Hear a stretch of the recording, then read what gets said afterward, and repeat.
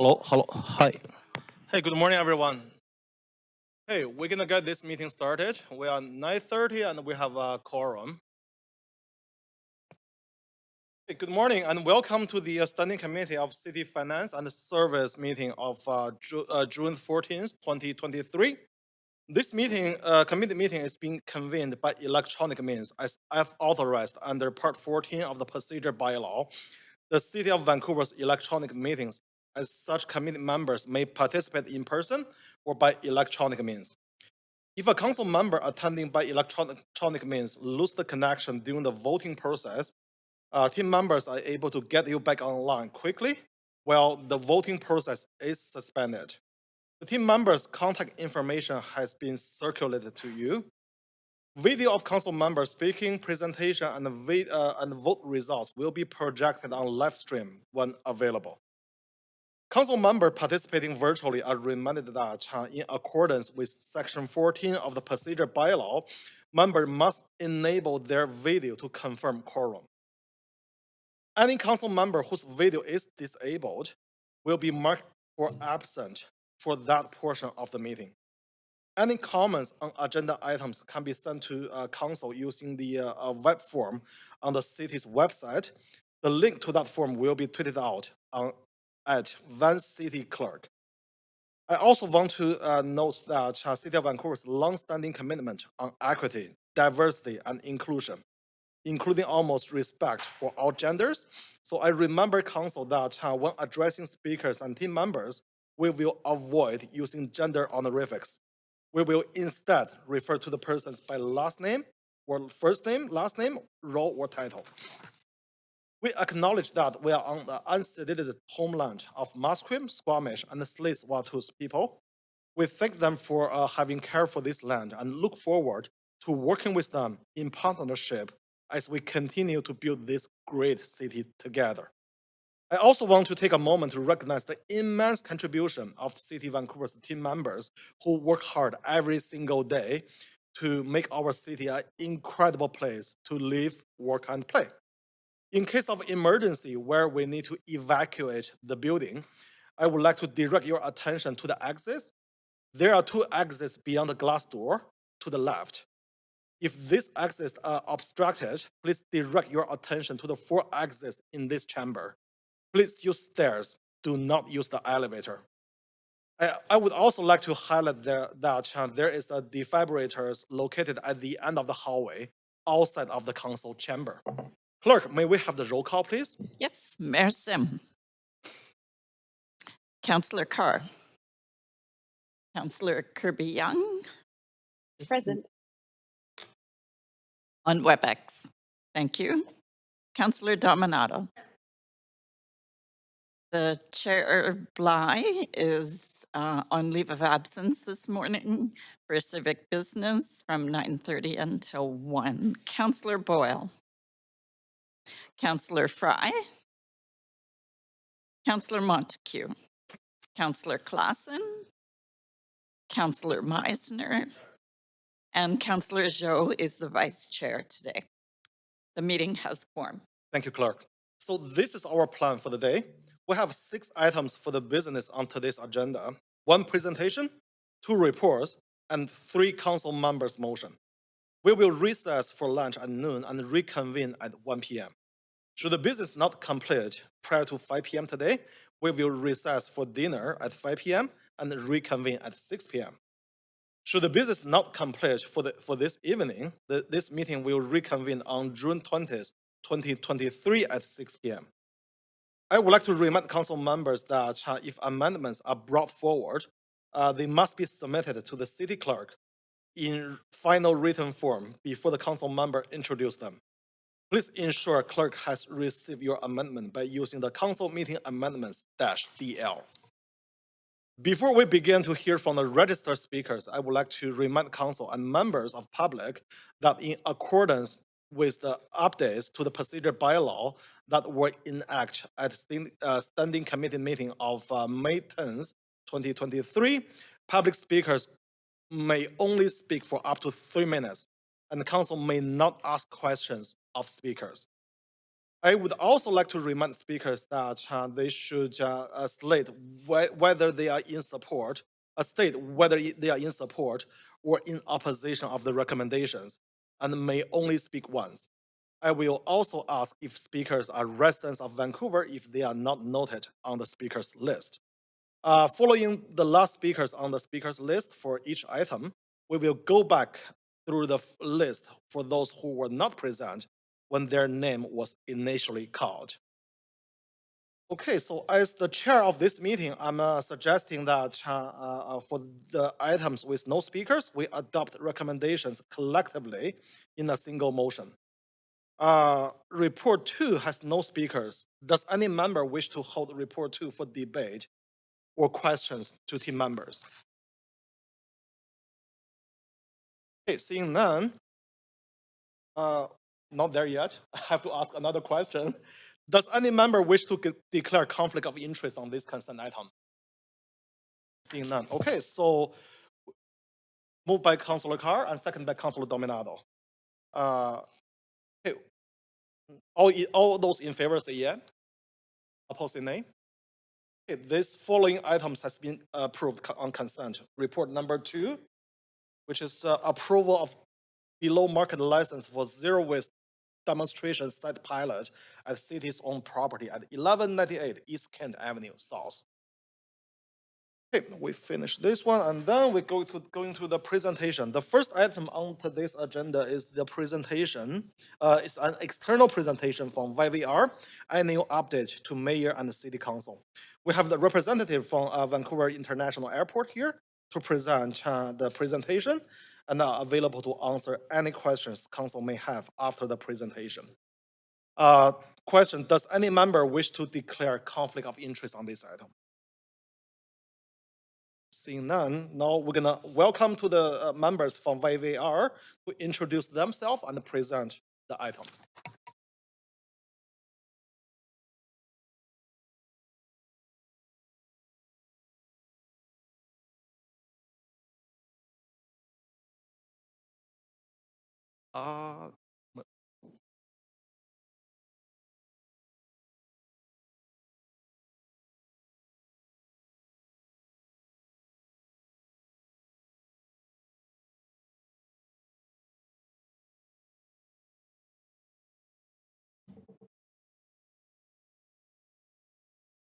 You got it? Thanks, Lenny.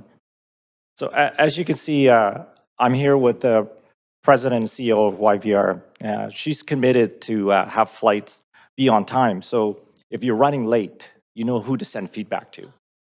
And Tamara, if you're running late getting to your YVR office and you're admiring the city's beautiful boulevards and parks, you know who to send feedback to. I'm Corey Sue. Good morning, Mayor Sim and members of council. Thank you for having us today. Last month, it was my pleasure to accept the position as the City of Vancouver's nominee to the YVR Board of Directors. I look forward to serving on the board. YVR's purpose is to serve our community and the economy that supports it. YVR opens the City of Vancouver to the world, enabling the flow of ideas, experiences, goods, and investments. Our residents and businesses benefit greatly from YVR's sustainable operations and global connectivity. In 2022, YVR in Vancouver continue to navigate uncertainty.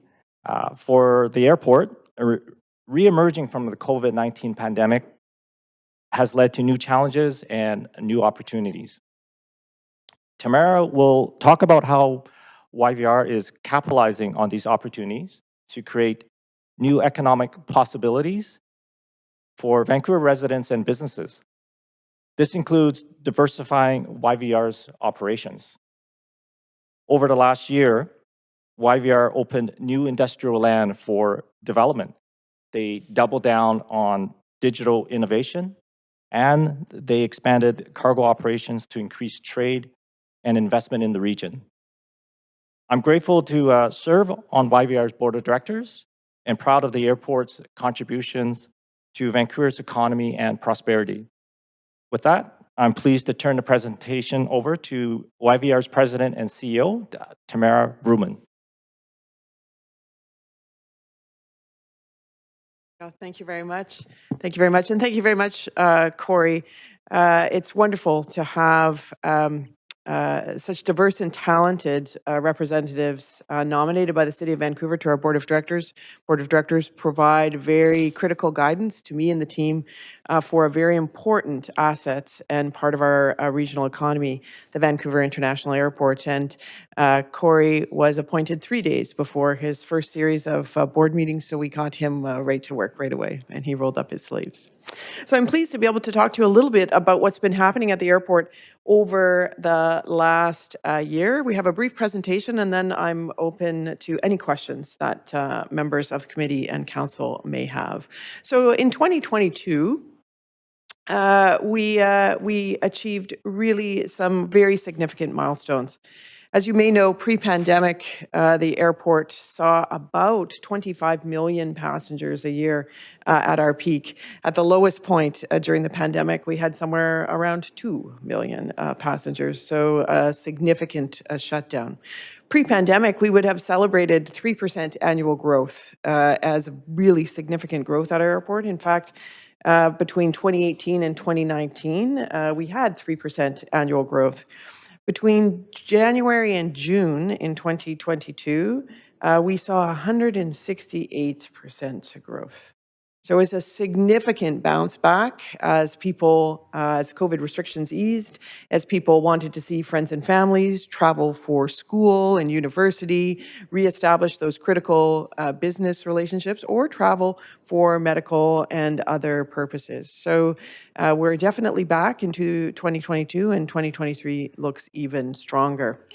One of the things that we did during the bounce back is we looked at across all of our operations, and we insourced our guest experience. Had been outsourced before, brought those in-house so we could better deploy people across our airport, giving them training and development opportunities.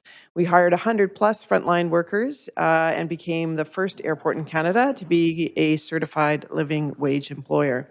It was really great to see, gratifying, that in periods of labor shortage, the brand of YVR and the reputation that we have held true. And so for those 100 positions that we hired, we had over 600 applicants. And of the 100 that we hired, speaking 30 languages, representing the best of our region. We also rolled out a new digital solutions, really using our new digital platform, Digital Twin, developed during the pandemic to modernize the passenger experience and make our operations more efficient. If you've been to YVR lately, you'll know that we have a very popular product that was piloted first of its kind in Canada and now rolled out to airports across the country, called YVR Express, which allows passengers to pre-book at a set time, CATSA screening in order to have shorter wait times and a more predictable journey for high volume periods, in particular during summer travel. We also did quite a bit to really build back the resilience that we experienced as a result of extreme weather in December in particular. So as you know, we had some very disruptive period of the 5 days leading up to Christmas in 2022. We were able to take those learnings, very proud of the work that the community did to support the airport during that time. We had hotels, restaurants stepping up to provide stranded passengers with accommodation at a very critical time, obviously over the holidays, representing the best of our region. You know, many of the passengers that were impacted by the weather in December were international transiting passengers. So they're passengers that maybe came in on EVA Airlines from Taiwan or JAL from Japan or from European carriers that were transiting through our city on to maybe Regina or Saskatoon or Edmonton to see friends and families for the holidays. So they literally were stranded at the airport. They couldn't go home. And having the community step up in the way it did showed the best of our region and the best of our city. So I want to give a huge shout out to all of those hotels, the majority of which were located in the city of Vancouver, for stepping up and providing assistance to those passengers into the airport at a critical time. In addition, Coming out of that period, we took the very important but unique step of completing an after-action review. So every time we have something happen at the airport, big or small, we always do something that will be known to you in an operational or emergency services businesses called a hot wash, which is a very quick review of everything that happens so we can immediately place learnings into our organization. But in this particular case, it warranted something more significant. And so we did a full after-action review, again, the only airport in the country to do so, despite many periods of disruption in 2022 in Canada, most as a result of weather. We hired an international aviation expert, ARAP, as well as took best practice from leading airports around the world to come up with a 25-point action plan and $40 million to really improve the resilience in the face of, frankly, increasingly severe and frequent weather events. It's not so much that we haven't experienced snow or excessive heat or smoke at YVR. It's just when we experience it and how frequently is becoming more and more prevalent. When we had the atmospheric rivers situation and the flooding in November of 2021, we were well prepared at the airport. We had done quite a bit of work in the summer to improve our resilience, and we're the only transportation node open for 10 days, connecting Vancouver to the rest of the province and the rest of the country. However, when the snow hit, it hit in December with an unpredicted amount, which caused our snow clearing operations and safe progress of airlines to be shut down because the snow accumulation on the aircraft wing was such that it was unsafe to fly.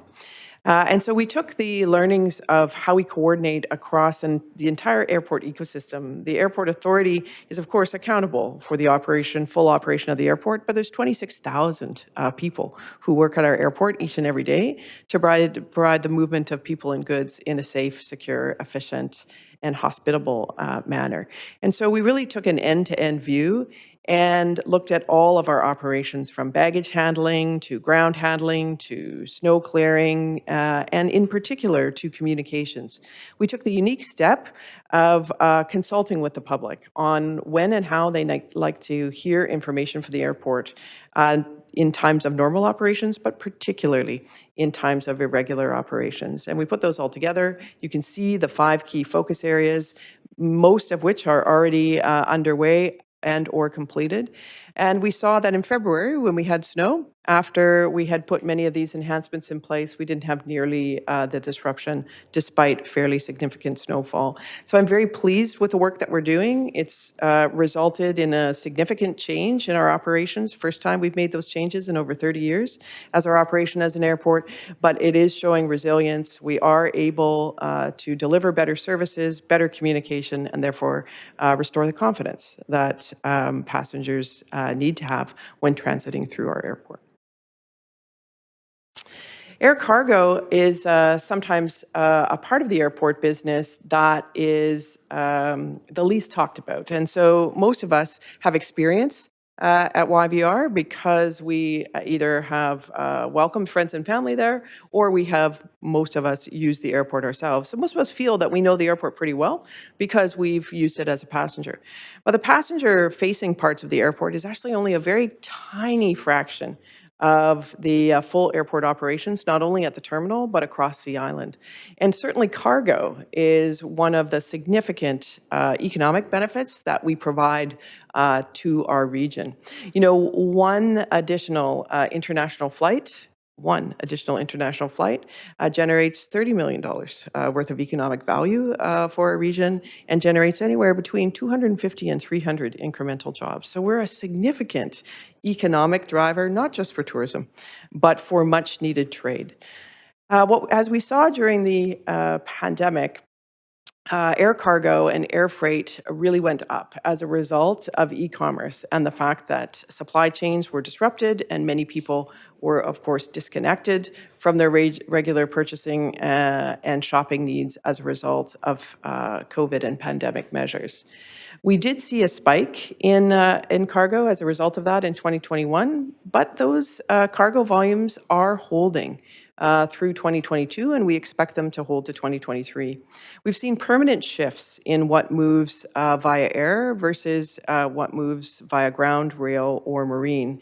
You may not be aware that the single largest airline in the world by number of aircraft is now Amazon Air. And so it is a very, very major part of the aviation business. At YVR, one of the things we did during the pandemic, and thanks to the City of Vancouver for your support, we for the first time redid and renewed our land use plan. That meant that we were able to free up 400 acres of greenfield industrial land in the north of Sea Island and further free up another 800 acres for commercial densification in the south to support our cargo, logistics, and overall airport operations. As you would know all very well, in the Metro Vancouver region, 400 acres of greenfield industrial land so close to a major transportation hub, so close to the US border, and so close to the major sources of population is a huge and significant asset. We're now working with many in the private sector and many businesses to talk about how best to develop that land to ensure it is for its highest and best use for the region. We've had a lot of interest in that land, everything from bioscience, life science, light manufacturing, logistics, storage, office space, green energy, alternative energy, and even some from the entertainment and movie industry, all wanting to co-locate next to a major transportation hub with the connectivity that YVR has. So we're quite excited about that opportunity going forward. In the south, however, which is where our current cargo operations are, they are frankly underdeveloped, and we as an airport authority have underinvested in them. So we're starting in a plan with a plan to both look at the long-term cargo operations in the south in order to facilitate greater access to supply chains for local businesses and local service providers, as well as looking at the long term about how we build out a more modern cargo facility. We started with some very basic investments there, but they are significant. We do have a $150 million cargo expansion underway. A lot of it has to do with pavement and increasing access for aircraft to facilities that are already there. But that investment alone will generate over $250 billion in domestic and international trade over the 20-year life of that investment. So these are significant investments that will improve the trade and the economic growth in our region. We also know that with the significant amounts of immigration forecast for our region, that the airport will increasingly become not only a node for trade, but also a node for passenger growth, as many of those new Canadians want to connect back to their home communities and their families abroad, as well as bringing trade and business relationships that are so key to our region. So we're quite excited about the cargo operations in the future. We think that they have a significant opportunity to complement the very successful passenger operations we have in a way that will bring value to the city and to the region. But we know that that growth has to be responsible growth, and we are a fossil fuel driven industry, and so it's very important that as we grow our airport, we decarbonize it at the same time. We are the first airport in North America to make a commitment to be net zero by 2030. A few short years from today, I'm very confident we will meet that goal. We're already well on our way. But while the emissions that the airport itself generates are significant and need to be decarbonized, the bigger opportunity, of course, is for the aircraft that land at our airport, as well as for the movement of the approximately 100,000 people who come and leave our airport each and every day. 26,000 employees come and work on Sea Island, and anywhere between 75,000 and 80,000 passengers come and use our airport each and every day. So we stand up and take down the population the size of a medium-sized British Columbia city, 100,000 people. It's different each and every day, and we not only does that bring operational and service opportunities, it also brings transportation and logistics challenges. So we're looking very squarely at the ground transportation aspect of our business, because we understand if we expand our cargo business, for example, you may not be aware that 50% of every air freight bill is actually ground transportation, which makes sense because, of course, the plane doesn't pick it up at your house and deliver it to your house, but it is a significant portion. And so if we're growing access to air services, either for passengers or for cargo, we must be thinking about ground access and the implications it has for our region. Sea Island is, depending on how you think about it, either at the end of the road or the beginning of the road. And so all access goes through the Metro Vancouver region, through neighborhoods, through parks, through school zones, through busy commercial and industrial areas that service not only our region, but beyond.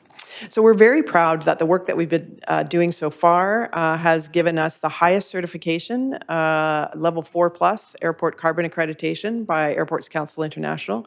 We're the only airport in the country to achieve that. And we have really been looking at those emissions for the airlines, needing to bring sustainable aviation fuel to our airport. And so I signed an MOU with the Port of Seattle and the Port of Portland. Both of those organizations operate both the air and the marine ports in their jurisdictions to collaborate on the provision of sustainable aviation fuel to our airports. You may not know that aviation fuel actually runs more north-south than it does east-west. Most of our fuel comes from Cherry Point. And so getting those supply chains working in collaboration with our neighbors to the south will be vital to getting an effective and efficient supply of sustainable aviation fuel. We've also been the lead test bed for the province of British Columbia in electrifying our light-duty fleet operations at the airport. And so one of the things that you may know as you travel, as you sit on the aircraft, you'll look out and you'll see all of those trucks and equipment that are moving around the airport that help the facilitation, the movement of people and bags, and also the taxiing and towing of aircraft. There is an opportunity to electrify and decarbonize that fleet. It's a significant contribution to the emissions at the airport, and we're very pleased to be the provincial and, in fact, national test bed for partnering with a local company that makes electric vehicle charging stations out of recycled batteries. And these recycling stations are semi-mobile. One of the challenges we have in an airport environment is it's not like charging stations, even for something like Canada Post or in a residential situation where vehicles sit in one place for long periods of time and then are used again. We have multi-use equipment. It's used by different people, left at one place, somebody else picks it up, moves somewhere else. And so the issue of electric charging has been a challenge for operations like an airport. So we're very excited about this technology where we are able to move the charging infrastructure with the needs of the vehicle fleet. We think it not only will decarbonize and create innovation and patents for local companies, which they can use elsewhere. We also think it can be extended not only to other airports across the province and across the country, but also to other industrial operators, be they mines, forestry companies, other port authorities, and so on. So we're quite excited about that and look forward to bringing those results to you later this year. Sustainable workforce. As we've seen, the people who do a lot of the essential work were really the hardest hit during the pandemic, and their value was always there, but really there's been a spotlight shined on it, and that is very, very true at an airport. You know, about 80% of the people and the jobs that make an airport, modern airport run, earn between about $18 and $40 an hour. So these are frontline roles. Often newcomers to our region and to our country will be employed there. People starting out in their careers, a lot of young people there, people transitioning careers, and also people coming from other sectors wanting a new service experience, particularly from the health and hospitality sectors. And so we found it was quite important to recognize that work. And that's why we were became a certified living wage employer. That has worked very well for us compared to other airports. We have had less issue attracting and retaining staff. As I mentioned at the outset, YVR itself continues to be a top-ranked employer. But we are working with partners across the airport ecosystem to ensure that we have healthy, family-supporting wages paid not only for the safety and stability of our operation, but obviously for the benefit of the region. We also were able to negotiate our collective agreement with our own staff and had it fully ratified. Without the need of a strike, which is unusual in our sector these days. But also we were able to introduce, thanks to the partnership with our union, significant improvements to that collective agreement that are unique. For example, we have for the first time, and we think it's the first of its kind in Canada, introduced provisions in the event of layoff, which we don't forecast anytime soon, but in the event of layoffs, that seniority will not be the only consideration in the collective agreement. We have introduced provisions protecting Indigenous hiring and diversity and inclusion hiring as well. So it's a more comprehensive view. Often what you see is that we take major steps back when industries need to restructure in diversity and inclusion hiring because of seniority, because many of those efforts have been newer than longer term. And so we're very pleased that the Public Service Alliance of Canada, the union that represents our staff, was keen to be part of this historic agreement. Musqueam, as you know, YVR sits on the traditional, unceded, and continuously occupied territory of the Musqueam. And we signed a historic agreement over 5 years ago, the Sustainability and Friendship Agreement, that really calls on us to embed reconciliation in everything we do in recognition of the original custodians of the land. We have had an excellent partnership with Musqueam. Musqueam has been a fantastic partner for us, both during the pandemic and beyond, supporting us in our operation, being patient with us in our learning, and really bringing huge value to the work that we do at the airport. We've now been able to integrate, for example, in some of our environmental assessment practices, Indigenous knowledge into our assessment of whether we have issues with pollutants on the north side, given that we are an industrial facility that operates in a very sensitive habitat and ecosystem on salmon, very important salmon-bearing river called the Fraser River. They were able to, when typical scientific knowledge couldn't give us the data that we needed to go back in time to understand where salmon had historically been spawning, we were able to integrate Indigenous knowledge, which made a huge difference to the way that we were able to plan, and efficiently plan, frankly, that part of our airport operations. We've also been, if you've been to the airport, we've been including more language, more Musqueam cultural icons. What you see on this slide here is the insertion of a Musqueam welcoming post. What we had in that location previously were 4 poles that came as part of Expo in 1986 from the Nisga'a. And while the Nisga'a poles were very important at that time, they were in a place that the host nation should have been recognized. And so through some very thoughtful work, including with the patient support of the family, the Nisga'a family, we were able to move the poles to a very significant and prominent location, but put the welcoming pole where it belongs. And so now, each and every passenger that gets off one of our flights and comes out the bottom there on level 1 for the international arrivals will be welcomed in a good way by a Musqueam welcoming post.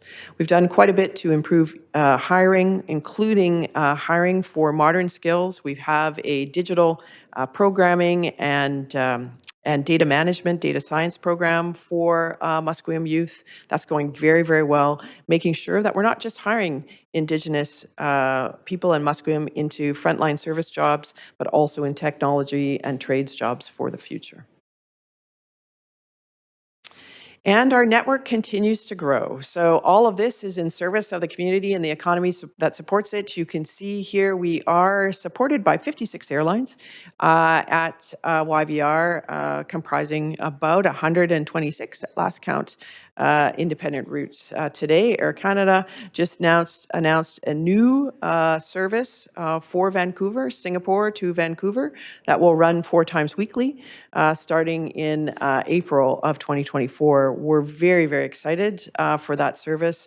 The demands for service to Asia continue to increase, as does the expansion of our network into the U.S. and beyond. We have a significant demand for flights to India.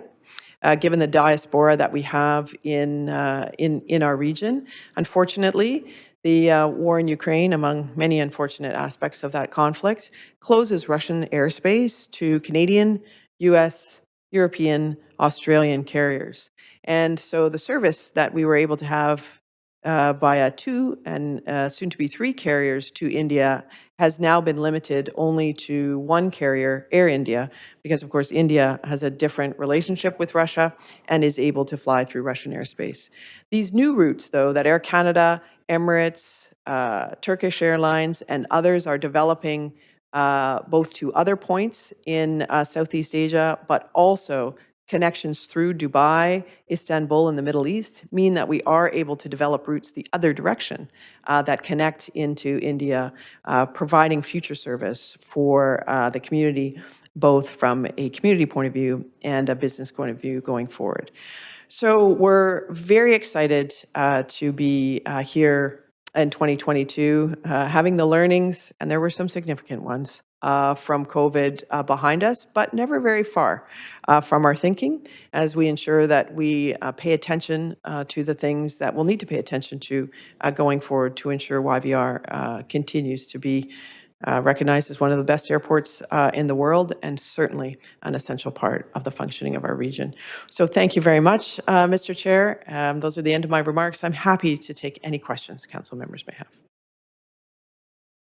Thanks, Tamara, and thanks for the amazing team at YVR. So, Council, now you have up to 5 minutes to ask question of the YVR's presentation. So I saw a few councillors on the queue. First one, Councillor Kirby, please go ahead. Yeah, thanks, Chair. Good morning, Tamara. It's always a pleasure to have YVR here. I have a few questions I wanted to touch on, and that was a really comprehensive update. And one was with respect to your comment around not just focusing on the airport operations, but sort of passengers and traffic that's coming and going. So with respects to trucks on site, and you mentioned the EV mobile charging, I wonder if, and prefacing this question around the port and their efforts, and obviously a challenging situation to potentially not have fuel-based trucks coming in and out of the port again, what YVR's reflection has been around that, if you've had any similar conversations around requiring EV on site or transitioning? We certainly have been doing a lot to take a look at the electrification of all of Sea Island. And so some of the things that we have introduced in addition to this pilot around, well, if we were to have different standards introduced with respect to how trucks, delivery trucks, for example, the energy sources that support them, would we have the infrastructure to support that alternative at the airport? So this pilot that I mentioned is a vital part of that. We also, though, are taking a look at different initiatives across the airport with respect to how we might be able to use biofuels. We use biodiesel in our own heavy-duty trucks. And how we may be able to make biofuels available. We've been doing quite a bit of research on the availability of biofuels sourced locally as opposed to international sources. You know, those feedstock and that supply is still not at the level and consistency that we would need to be able to source an operation the size of YVR, but we are very committed to be a lead purchaser, the first one out to be able to stimulate that market and the demand, because obviously given the resources that we have in our region and in our province, you would think that the feedstock, be it wood or be it a vegetable or other kinds of waste would be highly conducive to that. So the short answer is we're not at a place where we could confidently make those changes, knowing that alternatives would be readily available. We are looking, though, very, very closely at the operation of the ground part of our operations, including That's really helpful. passenger. I'm just going to jump in and keep going. Yep, sure. Because they give us a finite Yeah, amount yeah, of sure. time. So I appreciate that. The other one is really around a big interest in sort of the industrial work that you're doing, the 400 and the 800 acres in Brownfield, and opening that up. And not surprised there's a high level of interest, I said, on the Metro Van Industrial Lands Task Force.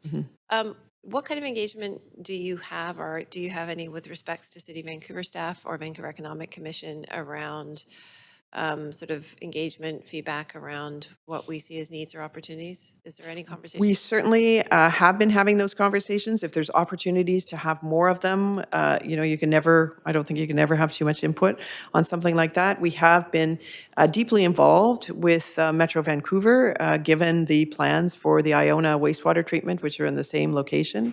And Metro Vancouver has been a great partner in agreeing to jointly fund the new Ferguson Road that will free up those lands for development, but also provide safer transit for people using that region, be they the community cyclists. It was a very popular cycling route and very dangerous with all the trucks back and forth. So we have a dedicated cyclist path there, as well as transportation. Okay. That's helpful. That's good to know, but not specifically with Vancouver Economic, but appreciate you welcoming that. And then the other one is just quickly in the last minute I have is with respects to the transit piece coming on and off. Is there dialogue with TransLink and any specific gaps that you see in terms of our ability to support on advocating for that? Yes. So the biggest issue that we have, the Canada Line has been transformational for the airport and a very, very important part of moving both our staff and passengers to and from the airport. The problem is it doesn't run 24/7, and we are a 24/7 operation. Lots of times for those first flights that leave at 6 in the morning means that our staff have to get there at 3:30 in the morning when there's not any service.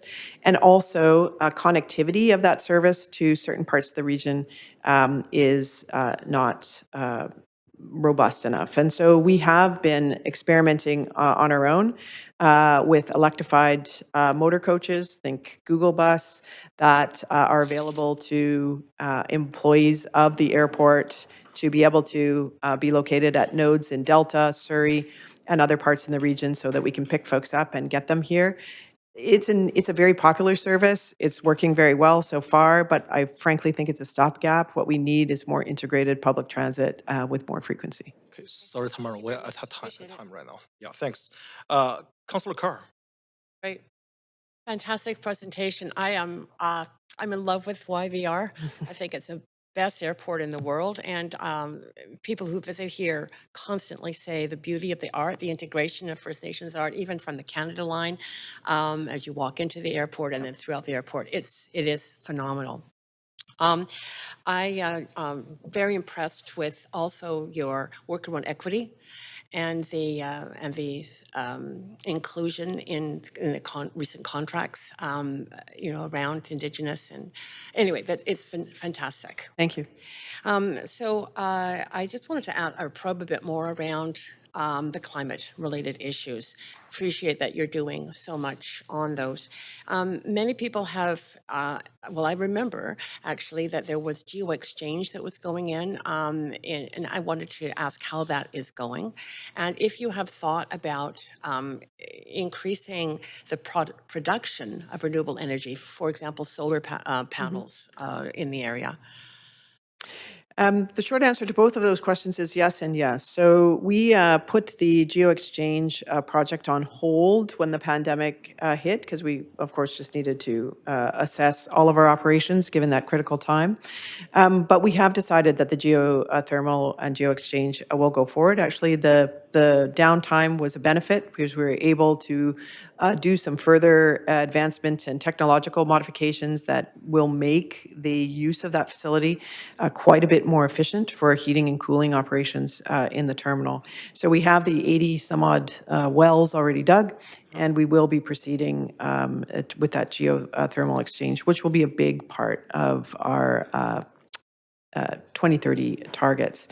But we have recently been in discussions with BC Hydro saying that if we were as an industrial operator to electrify everything that we do across the airport, and we were able to do that because, of course, we were blessed with sustainable power from hydroelectric power from BC Hydro, we would probably take up the majority of the new power that would come from Site C. We're such a large industrial user. So we don't think that that's in the interest of the region and doesn't really advance things very far.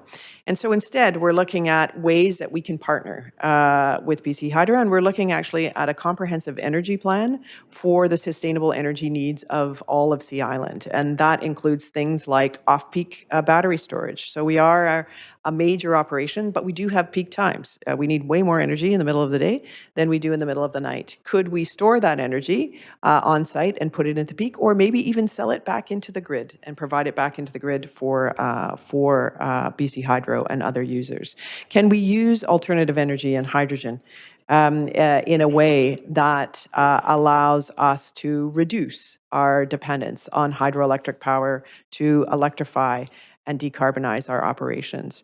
Is there opportunities for synthetic fuel? Is there opportunities for carbon capture and storage? Is there opportunities for other ways that we can use such a significant landmass in order, and such a significant energy consumer, in order to not only transition ourselves, but be a source of energy for the region? So we're at the early days of that thinking, but we definitely are thinking beyond 2030 because, of course, the point is not to be net zero on December 31st, 2030, but also on January 1st, 2031 and beyond. Yeah, fantastic.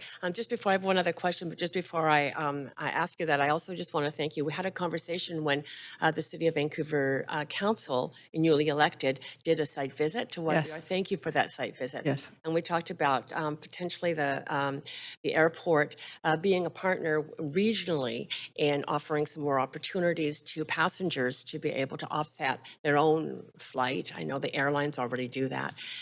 So thank you for your interest at that time, for sending a representative to a meeting between various bodies. It's a conversation we're starting. It'll take a while to develop, but thank you for that. Our pleasure. Support. Thanks for the invitation. Last question.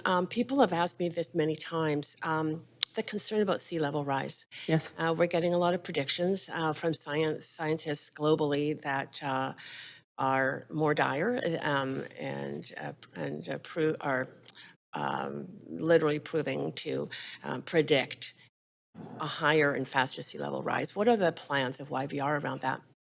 We certainly, given that we are located below sea level, we have for many years had a very intensive program to drain the ditches and elevate the height of the dike surrounding Sea Island. You know, historically, we would have looked at flood levels to measure how much we have to increase those dikes by 100-year levels, 200-year levels, but increasingly we're actually looking at 10-year levels because those are the ones where we've seen the most significant events. So we continue to do. Tamara, sorry to cut you off. We're already 30 seconds over. Yeah, sure, no problem. Appreciate Do you want that. a second round of question or? You know what? I'm okay. Okay. Yeah, thanks. Thanks. Okay, Councillor Clausen. Thank you very much, Chair, and thank you, Tamara. Great update. And congratulations on your consistent sort of top ranking globally. I'm still thinking of our tour, and we got to see the incredible displays and art and sort of placemaking that happened in the airport. I know that I consider both YVR and our port as two incredibly important economic drivers in our region. And I also see YVR as being a steward of the Vancouver brand internationally. So just based upon your work in private sector and YVR and government as well, how can the City of Vancouver and YVR collaborate and work together to strengthen and promote that Vancouver brand? I think there's, thanks for that question. I think there's more that we can do. We have been recognized for our work in that area, and sometimes that can make us complacent. The other day, I noticed, for example, that on our major advertising and display boards throughout the terminal for passengers arriving, we were promoting, not that there's anything wrong with this per se, but the province of Saskatchewan. So I think that we should be promoting our region a little bit more in the terminal. And so there's some very basic things that we would like to talk not only to Destination Vancouver and tourism about, but where do we want to be putting invest in Vancouver signs and opportunities, making sure that people, the 100,000 people that are at our airport each and every day, are seeing what the city is about, not just a beautiful place with beautiful art and high livability. We are all of those things, but a place to study, to grow your business, to make investment. And so I think there actually is a lot more that we can do together, just in the way that we communicate those messages, because we are the first place of entry for many, many people to our region and to our country. And we have some opportunities, I think, to free up and more localize the work that we're doing at YVR, not just for the city, but also for the province as a whole.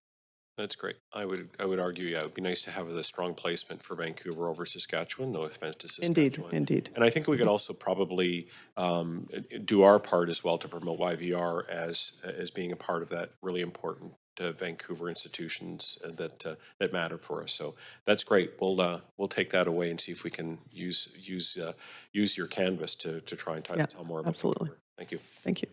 Thank you, Councillor Claassen. Councillor Boyle. Thanks so much. I had a bunch of climate questions and you answered most of them already. So appreciate your leadership and persistence on that front. I'm curious, am I correct in understanding the emissions that from the planes aren't actually counted in the emissions of the airport? That is correct. Who counts, where are those counted? They're not counted by a regional GHG count. Where? Yeah, so this is the classic thing around measuring emissions, as I'm sure you know from your own work and here at the city. So it's the classic scope 1, 2, and 3 emissions. So those emissions are counted as part of the emissions of the airlines themselves. Okay. You mentioned sustainable aviation fuel. Forgive me, but I don't know what that is. So sustainable aviation fuel is simply conventional aviation fuel that has a blend of biofuels. So just like a couple of decades ago, we started to put ethanol in gasoline for vehicles. It's the same concept. We put biofuels that come from recycled products or from grease or fat rendering or from wood waste, and we make those into biofuels, and then we blend them with conventional fuel. What's great about sustainable aviation fuel is a relatively small percentage blend, 3 to 5%, can significantly reduce emissions by 15, 20%. So they are a high impact. They also they essentially release water. And so the particulate matter, of subject of some concern these days, given smoke and other things, also is reduced. And you can do that without having to change the engines of aircraft. And so unlike hydrogen, which requires a whole new plane, sustainable aviation fuel can be used in modern aircraft.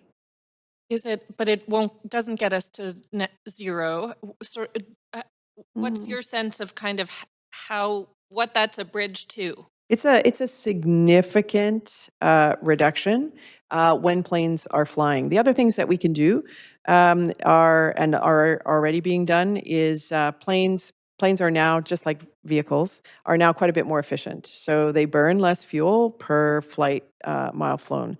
Also, a lot of emissions actually occur when aircraft are on the ground. And so by having electric generators to ensure that when aircraft are at the gates at our airport, they plug into the hydroelectric grid rather than using their auxiliary power units, which are fossil fuel burning. When you sit on an aircraft, you're sitting on the aircraft and it goes, zzz, zzz. That's when at YVR they're moving from, that's a technical description, moving from fuel to electricity. So we can do a lot to help decarbonize. And then the final thing is the way that they take off and land. So just like a car, you're using accelerating in a certain way, burns more fuel than a more gradual takeoff of flight path. The same with respect to landing, how you use your jets landing, just like the brakes on your car or the accelerator, makes a difference how we design those flight paths. So modern aviation design is also contributing. So you put all of those things together and you get quite a significant reduction in emissions. Do you think we get electric planes by 2050? I mean, all of those don't, I guess, how do we get to zero? Yeah. Are we close? Yeah, so electric planes, certainly, as you may know, we already have a prototype for an electric plane, electric de Havilland Beaver, a float plane by Harbour Air, first of its kind in the world. Really exciting local success story in that direction. We do think that short flight aircraft will be the most likely to electrify. We just simply can't get batteries that can store enough and are light enough to put in a long haul aircraft. And so that's why we're looking at other ways to decarbonize flight. But we're super excited about the work that Harbour Air is doing. It's world leading. I'm going to try to squeeze in one more yeah, question, sure. though. I'm also very excited about that Yeah. project. YVR recertified as a living wage employer for this year, Yes. including contract workers. The contracts, we are implementing that over a phased period. And so for contractors that are under direct contract to the Airport Authority, over 8,000 employees covered by those contracts, Sorry, we're Tamara, moving in we that are at direction. time. For the broader contracts, it'll take 2 or 3 years to implement. Okay, but we'll get there. Yep. Thank you, Councillor Boyle. Mayor Sim. Hey, Tamara, it's so great to see you. And I just want to put out there, when we look at YVR, it's actually a role model organization, world class on multiple levels. So thanks for inspiring us. Thanks, Mayor. A couple of questions. So I had the opportunity to tour FedEx way back in the day, and I was totally blown away by the fact they actually had de-icing equipment and snow removal equipment in Memphis. So they planned for all these, sort of black swan events. Yep. What are the 2 or 3 things that we're working on at YVR, in addition to everything that you're already working on, that you can disclose? With respect to winter? Or just in general, and in particular, it was pretty impactful when you mentioned that one international flight contributes $30 million to the economy. That will lead into another question, but like the stakes are incredibly high, not just for travel, but for the economy of the region and by default the country. Mm-hmm. So we certainly are doing some work now on the cargo side to consult with shippers. So everybody from Abcelera to agriculture, high value agriculture, to Canadian Tire, which is the largest single shipper of goods in our country, and everybody in between, to try and understand, just like we understand passenger forecasts, where the future demand is going to be and how we can use technology to improve it. So one of the things that we're working on there is, again, with a tech company, to use AI to improve the way that we coordinate the arrival of goods. Right now, it's very analog. A plane arrives, a truck's waiting for a plane, waiting for a box, waiting for a guy to load it all up. It's as it would have been 30 or 40 years ago.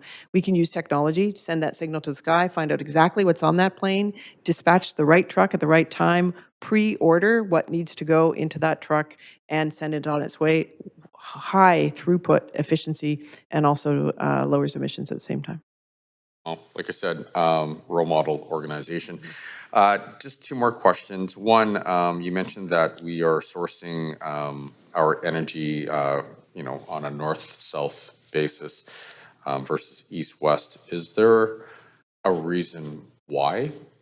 Like a big reason why we're doing that? Yeah, it's interesting. Aviation fuel has not been a major product that's been produced in the western part of the country, and so there has just been more efficient and more proximate facilities closer in Washington State. I also, though, can say that when it comes to sustainable aviation fuel, the state of California definitely leads the way in terms of providing a low carbon fuel standard that's efficient for industry and gives certainty for producers, such that most sustainable aviation fuel is both produced and consumed in the state of California. So we're prepared to be the first mover in the country and along this trajectory, but we do need that kind of regime to bring the stability of price and availability and supply in order to get more sustainable aviation fuel in our region. Okay. And the final question, just because the stakes are so high, not just for, individual travelers, but for our economy, is there anything that the city of Vancouver can do to help YVR and you lobby to the province or feds or the powers that be to accelerate the expansion and the support of YVR? We're talking to your staff on a regular basis, and we give a huge shout out. The City of Vancouver staff have been very, very supportive to the airport. I guess there's several things I can think of with respect to bridges that need to be replaced and transit that needs to be improved. But probably the number one thing that I would ask that you do, and I encounter it every day, is at the provincial level in particular, but also the municipal level. People think of the airport, because we're federally regulated, as a federal entity, where of course we're not. We're a private, non-share capital corporation, which is why we have representatives on our board nominated by the City of Vancouver. And so we're a little bit out of sight, out of mind. I've shared that same stat with senior elected people in the province of British Columbia, and they were, to use your term, blown away by 30 million for one flight. So I would just ask that you think about us as the huge economic generator that we are, and the platform for a lot of things that we're trying to do at the region. We have a reputation for innovation. We have a risk appetite to test things. And if they work at the airport, chances are they're going to work other places. So keep us in mind as you're thinking about some of the challenges in the region. We're here to help. Thank you. Thanks, Tom. Thanks, Mayor Sim. Councillor Fry. Thanks, Chair. Hi, Tamara. Thanks for joining us, and thanks for running an awesome airport that we're all super proud of. The conversation with NavCan around the arrival routes, and obviously that brought a lot of consternation from our friends in the Tri-Cities. Yes. And I know it's expected to roll out in fall, but is that still on track? And can you kind of explain why the route changes and what aircrafts it because I know it's not all aircrafts, it's some aircrafts, and it's about efficiency. Right. So the beginning of this work, thank you for that question. The beginning of this work actually started in 2016 with a safety review of our airspace by Canada's Navigation Authority, and they do those, from time to time, as you would expect. That safety review revealed what I think we probably see ourselves as we think about our region. We are among some of the most complex airspaces in the country, if not the most complex, because the movement of float planes around the end of Sea Island and the low level, of course, at which jet aircraft take off and land creates some complexity from an airspace point of view. So it's 100% safe today, but as we look at increasing mobility and short mobility and electrification of short flights and the increase of float and helicopter and potentially e-plane traffic and e-helicopter traffic, combined with increases in traffic from YVR, we can see that there is a safety issue with the sort of organically organized airspace that we have. And so what the Navigation Authority said is we need to clean that up, have straighter corridors. When you think about it, the airspace is just like the road network in the sky. You need traffic lights, you need roadways in 3 dimensions in order for the safe transit of aircraft. That resulted in changing to the arrivals pattern, not departure, just arrivals, which had descent starting on a narrower path, but farther east than it does today. So that eliminates a whole pile of overhead air traffic for regions, White Rock in the south, Surrey, over low-lying areas. But for areas like Capitol Hill in Burnaby, where there's some height, or in Port Moody, where there's height, where they've never had aircraft before, it does create the potential for lower flying aircraft than what they've seen before in order to obviously avoid the mountains. But Navigation Canada just gave us a briefing yesterday, and they have really taken the consultation to heart. They're busy reviewing it and seeing what adjustments can be made to minimize the effects of noise on those communities and some communities on southern Vancouver Island in particular, pushing even more traffic out over the water. And we expect that they will be back to the public with some of their thoughts, including areas in need of further consultation in the fall.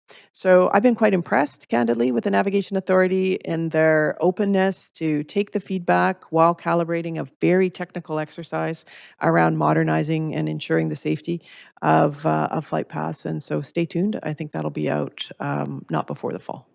Okay, well, that's a super helpful update, and thank you for that. I'm worried because the mayor was talking about flying cars coming soon the other day, and I'm like, oh my gosh, then what will we do with her? I'm just teasing. Thanks, Tamara. Thanks. Thank you, Councillor Fry. It's my turn. So thanks, Tamara. So two quick questions.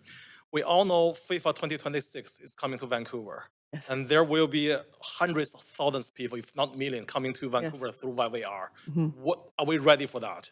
We absolutely have started those preparations. We're very excited. We signed on to say that we would put resources and talent not only into ensuring our operation was ready, but also given the significant role we played during 2010 to share our learnings with others across the region. We've also reached out to airports who have recently hosted FIFA events to see what learnings they have had, and those will be integrated into our plans. But we're super excited. It's going to be a great celebration, a huge event for our region, and absolutely, we'll be ready. Thank you. Yeah, that's great to hear. You know, Council is really looking forward to work with YVR to make sure the passengers are coming to Vancouver in a very good experience. Okay, the second question is, I think you mentioned YVR has done a very good job in terms of the snow removal in the winter condition. I know City of Vancouver, we are facing a very different setting, different issue here, but what advice you can give to us so we can improve our snow removal in winter? Yeah, well, certainly resilience is key, right? You can have all of the snow removal equipment in the world, but if the people can't navigate the roads to get to it, they can't use it, right? So it really involves, we have, and we did during the winter event, have a hotel and accommodation space. A little bit easier for us. We actually have a hotel at the airport to ensure that staff were on site when weather events were forecasted. We also have been investing, and one of the first investments we made was in better weather detection and forecasting equipment. You know, the broad regional forecasts that we have don't help when you're deploying specific equipment for specific situations. So I'd really encourage you to have like micro information and micro sites so you can calibrate your snow removal and weather preparations to the neighborhoods and the regions that would be most affected. You know, what happens at the top of Point Grey Hill looks different than what happens at the bottom. And so it is that precise that we need to be in order to deploy our equipment and our people to the greatest effect to ensure that people can not only move efficiently, but also safely. Thank you so much. We're going to follow up with our staff. Thank you so much. Okay, seeing no other people on the line, I think this item is for information only, so there's no decision of council required. That concludes our external presentation on the agenda. Thank you, Tamara. Thank you. Yeah, thanks very much to council. Always appreciate your interest and your support.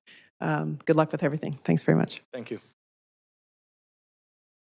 All right, so now we are moving to the second item on the agenda is our report. So the first report on the agenda is the climate emergency action plan, additional and accelerated climate measures. Does any member wish to declare conflict of interest? We still have quorum here.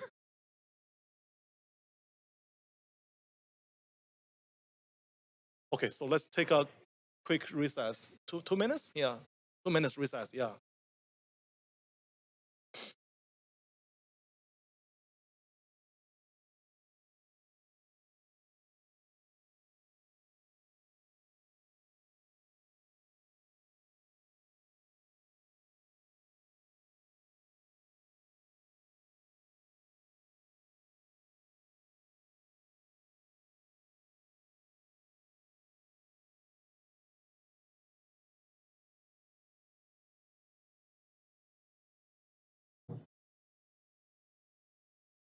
Okay, yeah, perfect.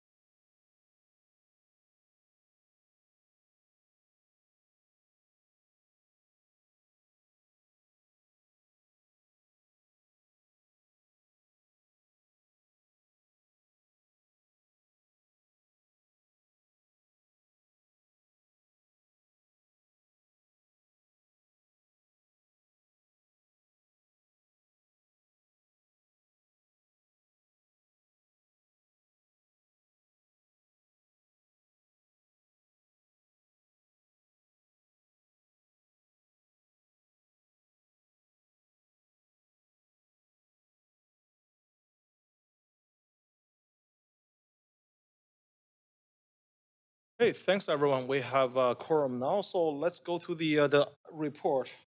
The first report on the agenda is Climate Emergency Action Plan, additional accelerated climate measures. Does any member wish to declare conflict of interest for this item? Okay, so we have team member here to introduce the item, so please go ahead. Good morning, Mayor and Council. I'm Matt Horn, the city's Director of Sustainability. Today, Brad Bedelt from our team is going to be presenting 8 new measures to support the Climate Emergency Action Plan. We're joined today by colleagues from Engineering, Planning, Finance, and Vancouver Economic Commission, which highlights, I think, the breadth and cross-cutting nature of the climate change work.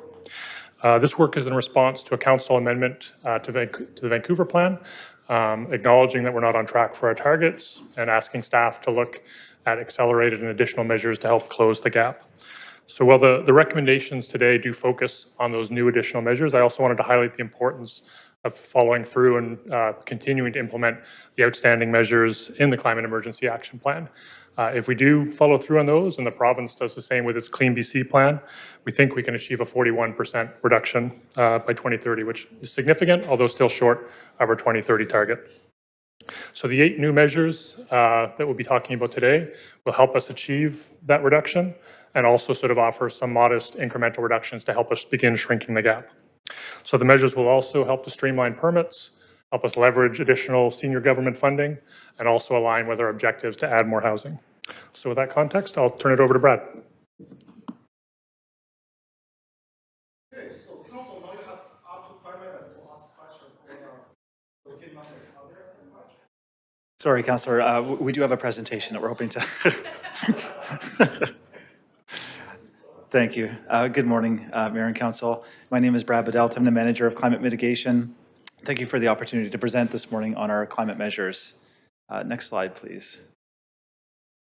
Before I dive in, I wanted to acknowledge first that we are on the unceded traditional territories of the Musqueam, Squamish, and Tsleil-Waututh First Nations. I'm honored to live and work on these lands that they have stewarded for many millennia.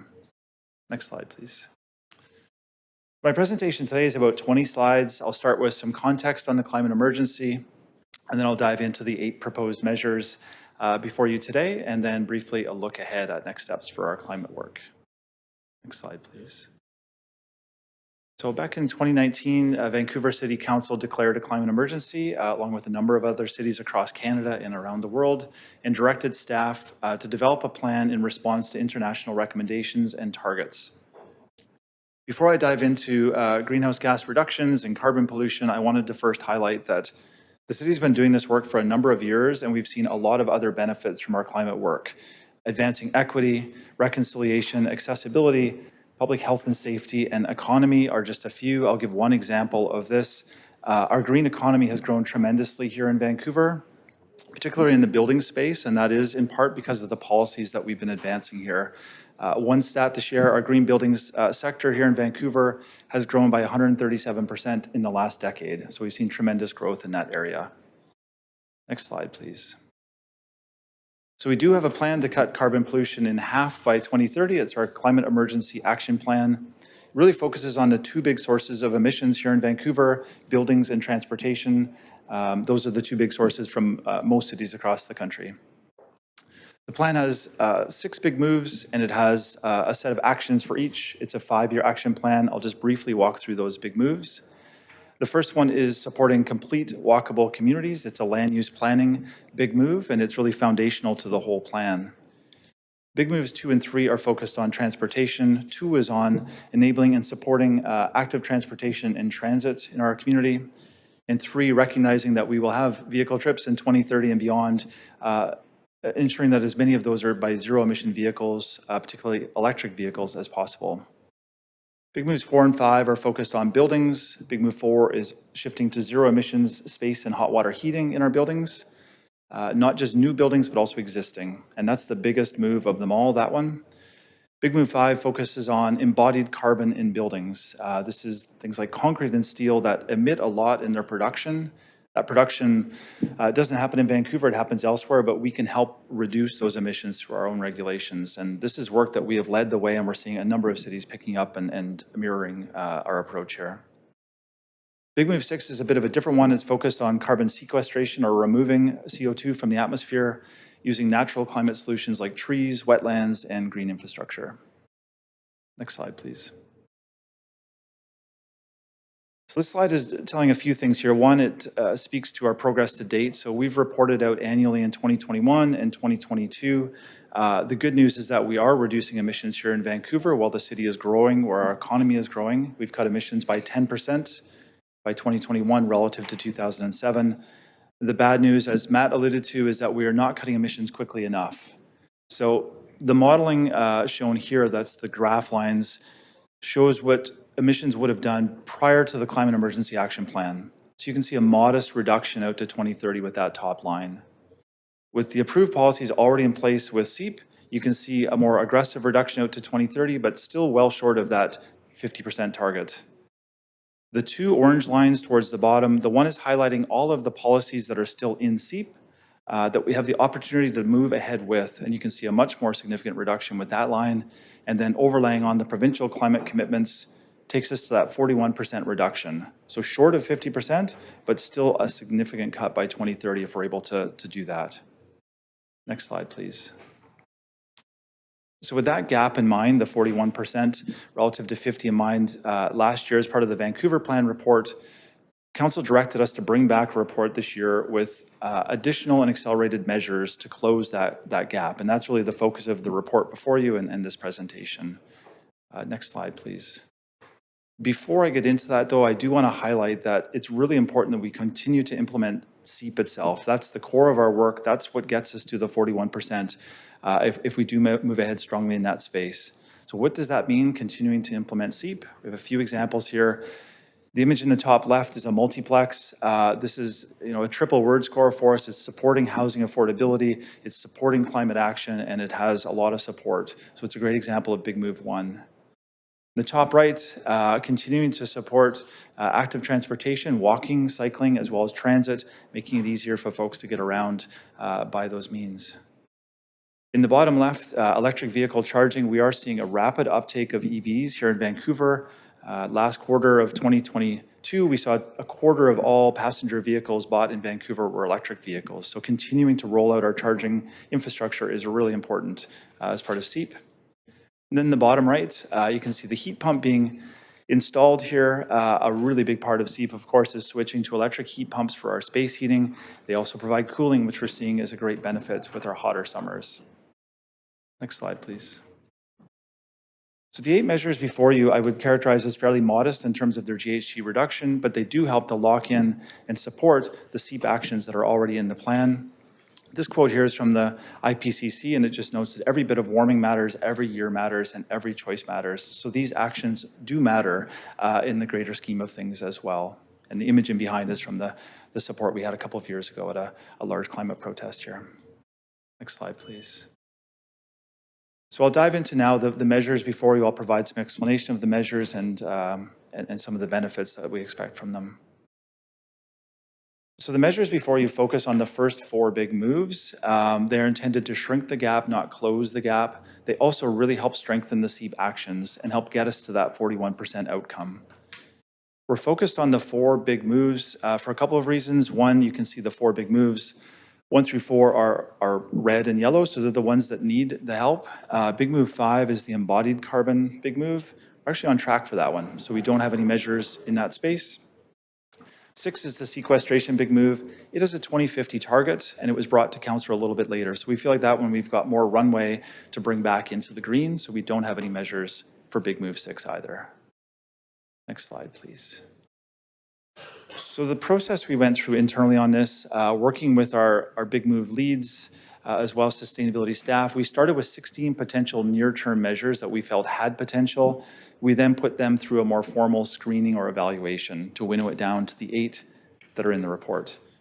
The screening that we went through was, first of all, the carbon pollution impact. How much could this help the SEEP action reduce carbon pollution? We looked at resource implications. These measures all had to be able to be explored within existing staff capacity. We looked at alignment with government mandates, equity opportunities, which are flagged in the appendix of the report, and other benefits to these actions. And that's how we landed on the 8 that are in the report. Next slide, please. In terms of the timeline and kind of what happens with these, so we are here today on June 14th. If this report is approved and the measures go forward, there are several of the measures that will have to come back to council. And I'll flag those as I go through them, but they will require more technical analysis. They'll require more stakeholder engagement, so we will come back to council for further direction on them. There's a few that are quite straightforward to move ahead with. The intent, though, is that they will all be moving ahead prior to the next big SEEP update, which will be in 2025. And that's our big opportunity to close the gap. So with that in mind, I'll dive into now the proposed measures, starting with Big Move 1. I'll speak first to the co-benefits and then the specific actions. So with Big Move 1's measures, we have the opportunity here to accelerate housing delivery and affordability. We also have the opportunity to streamline processes, and you're going to hear that kind of throughout this presentation. We really look to opportunities to streamline processes to encourage low carbon choices. Next slide, please. So within Big Move 1, we have two actions. The top one highlighted with the darker shading is the more significant from a GHG perspective. The first action is aligning existing community plans with the Vancouver plan using a climate lens. So we know that there's a number of existing community plans that are out of sync with Vancouver plan that we need to go back to update. We know that we'll look at them through a variety of lenses, infrastructure capacity, proximity to rapid transit being a couple examples. We would like to apply a climate lens to that work as well when we do this prioritization and bring that back to council towards the end of this year. The second action here is around the idea of streamlining, I would say. It's streamlining electrical services for missing middle housing. We've heard loudly through the multiplex process that pad-mounted transformers in particular are a big barrier for builders and developers for multiplexes. We've started the conversation with BC Hydro on that, and we're going to continue working with them to try to reduce the cost burden and also reduce the space burden of pad-mounted transformers, and also ensure that the responsiveness of applications is timely and consistent through BC Hydro. And I'll say that BC Hydro has been an excellent partner to date with us, and I expect will continue to be as we implement this measure. Next slide, please. So moving to Big Move 2, this is the active transportation Big Move. Here we have an opportunity to provide low-cost, safe, reliable transportation for all Vancouverites. There's a real equity opportunity here. A lot of Vancouverites don't own a car. This measure really helps them get around the city. It also helps save all of us money by not needing to take as many vehicle trips. The second piece I'll highlight on this is there's an opportunity to leverage senior funding here. This is an area that I think if we're well positioned for, we can certainly leverage the funding that we put into it through senior dollars. Next slide, please. The measures put forward for Big Move 2 are a little bit different. They're both focused on funding. The reason behind that is Big Move 2 is more investment heavy for the city. It often requires us to build stuff, whether it's a protected bike lane, a pedestrian signal, improving a sidewalk, or a bus bulge for transit. It's a lot of infrastructure. And it saves residents money. That's the other side of this ledger. This is the big move that we see a lot of savings for residents. The two measures we put forward are bringing forward funding opportunities for council through a few different streams, the mid-capital plan being one opportunity to see if we can find additional money for this area. The second one is looking to the province, and not just ourselves, but working with other governments to advocate in a fairly strategic way to leverage more money from the province. The province has a clean transportation plan coming out this year. They don't have a dedicated active transportation fund for cities. We think they should, and this measure is pointing towards that. Next slide, please. Big Move 3, this is the EV Big Move. A couple of co-benefits here. The province has a sales mandate for electric vehicles. The mandate is that 90% of vehicles sold in BC, passenger vehicles, will be EV by 2030. It's a really aggressive mandate, and we're seeing EV uptake happening very quickly. We have an opportunity to ensure that our residents are able to charge easily in alignment with this mandate from the province. The second benefit here, again, gets at streamlining, ensuring that there's minimal overhead for trades and that permitting for our EV charging goes through smoothly and quickly. Next slide. We do have an infrastructure plan for EV charging across the city, both on public and the private side. It's the EV ecosystem strategy. It was done in 2016, so it is getting a little bit old. The measure here is to update that strategy in alignment with the province's ZEV mandate. That ZEV mandate was just brought out last year, so it's new information for us to catch up to and likely improve upon our EV ecosystem strategy. The second one is around improving our permitting for this. It points to both our own permitting as well as working with BC Hydro on this piece. We have a working group with Hydro specifically on EV charging now, so it would be continuing to implement that work.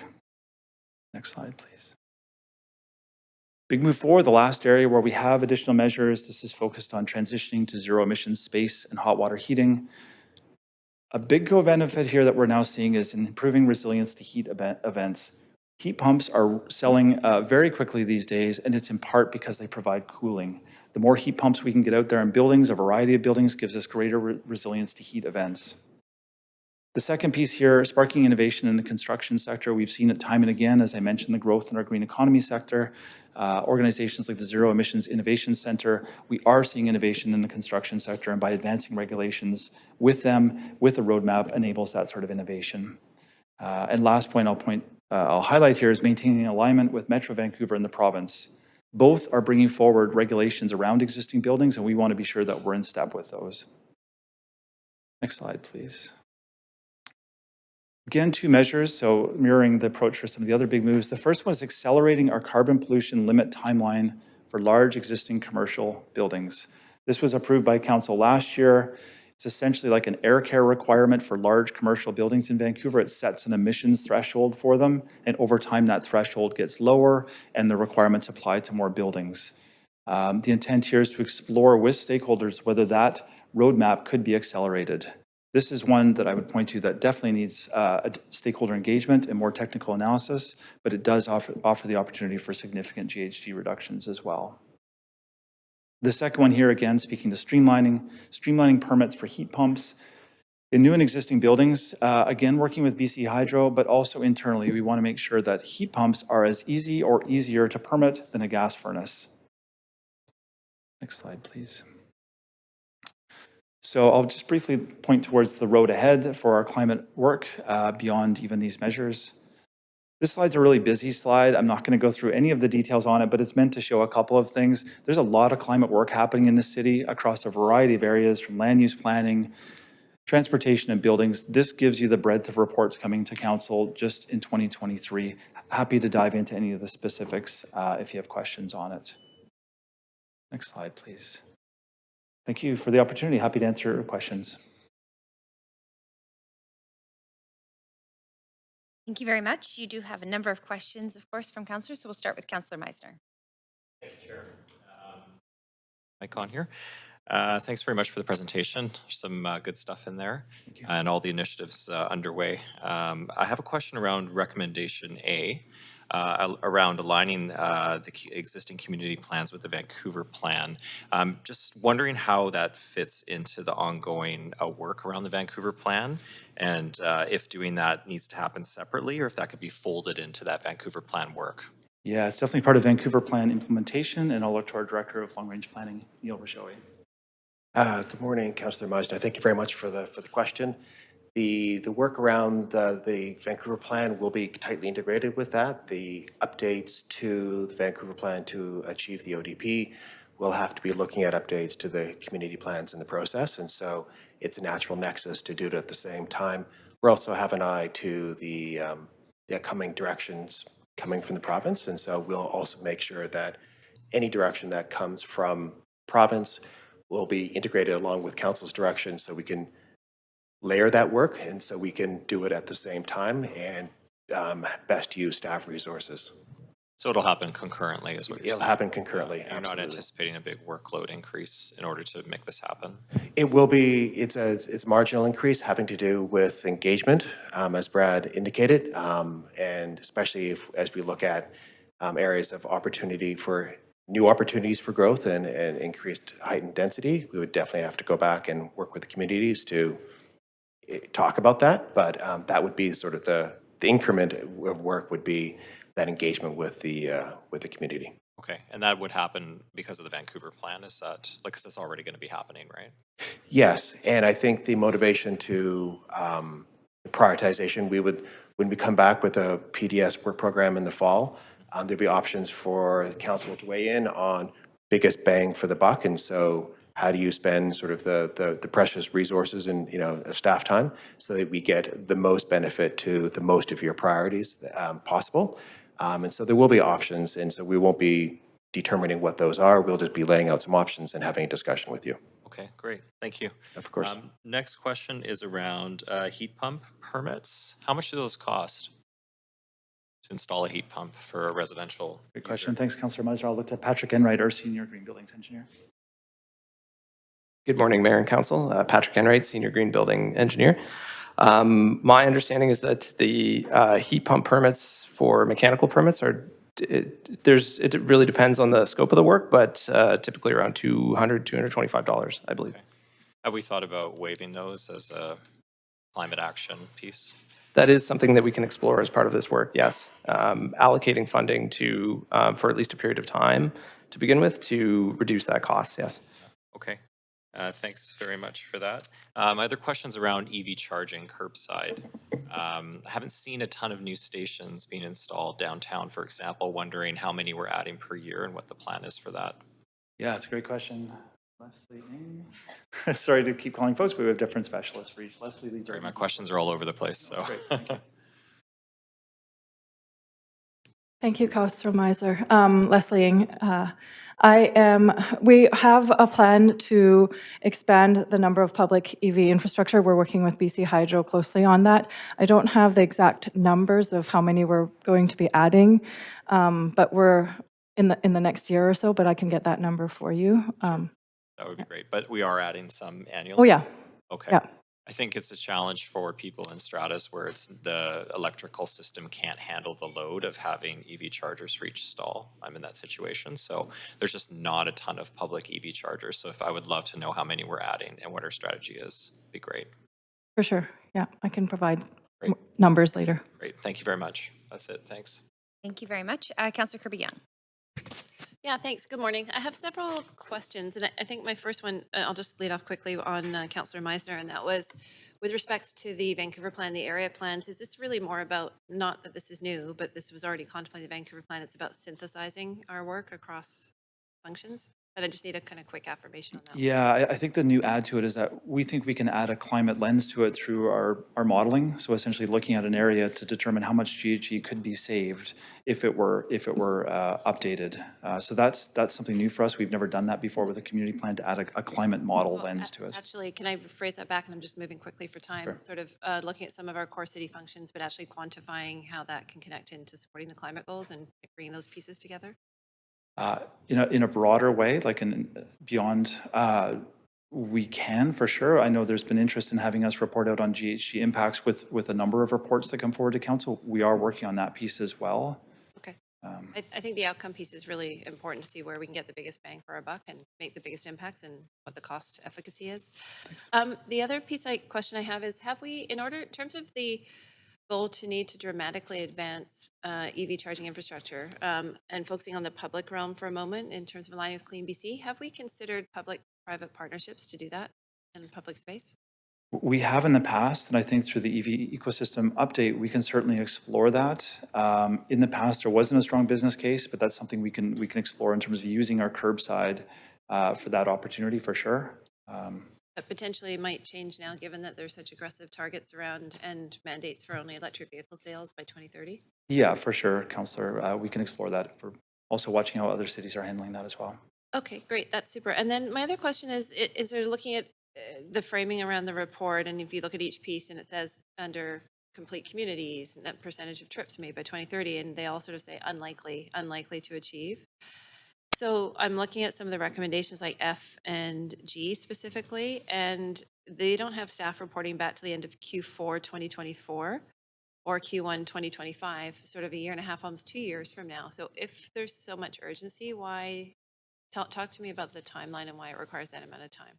Yeah, the ones that are pushed out a bit further simply require more work by staff, likely more stakeholder engagement or community engagement. So it's just a function of like how much time will it take us to do that work properly and bring it back to council with the information that you need. And in some cases, there could be budget implications. The EV ecosystem work is a good example of that. If we're going to expand our EV charging, exploring private partnerships for sure, but there could be resource implications there. So that the ones that are pushed out further just require more work at the staff level, in addition to continuing the work of SEEP, which again is that's the core work that gets us to 41% at this stage.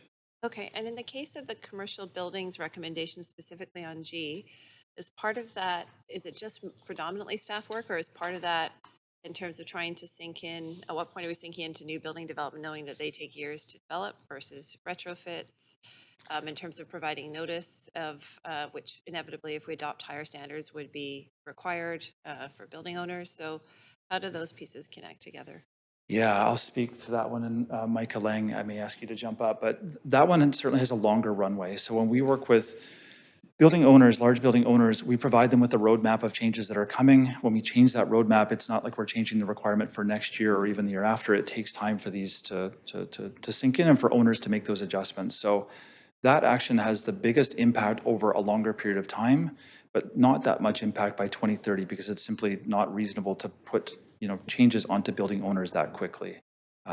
It will require a lot of stakeholder engagement. It could lead to big outcomes over time, though. Okay. But you feel like that's the amount of time that's needed to do that work?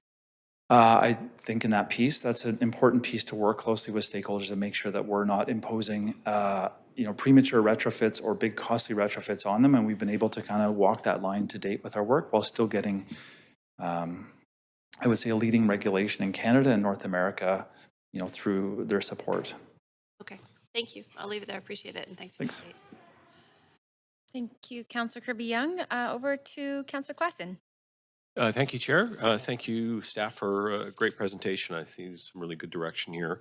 And with regards to the community plan integration, I did notice yesterday Teresa O'Donnell acknowledging that some of the plans that we have, which are like 20, 25 years old, are probably due for a refresh in terms like for Kensington, Cedar Cottage, and Dunbar, and other communities. I just want to focus in on the complete and walkable communities objective here.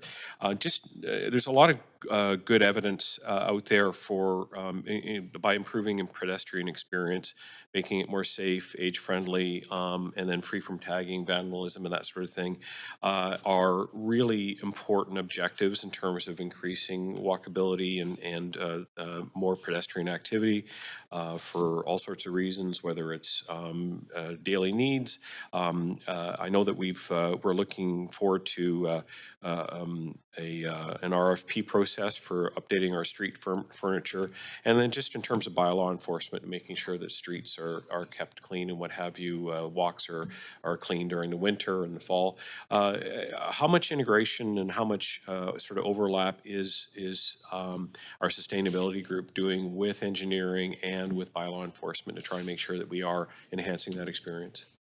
Yeah, I'll answer a bit, and I'm going to look to Paul Storr, Director of Transportation, to add, but we work very closely with transportation, with Paul and his staff. We meet on a regular basis to make sure that we're interconnected with our work, and I mean, our success depends in part on transportation, so we certainly try to support them as much as we can.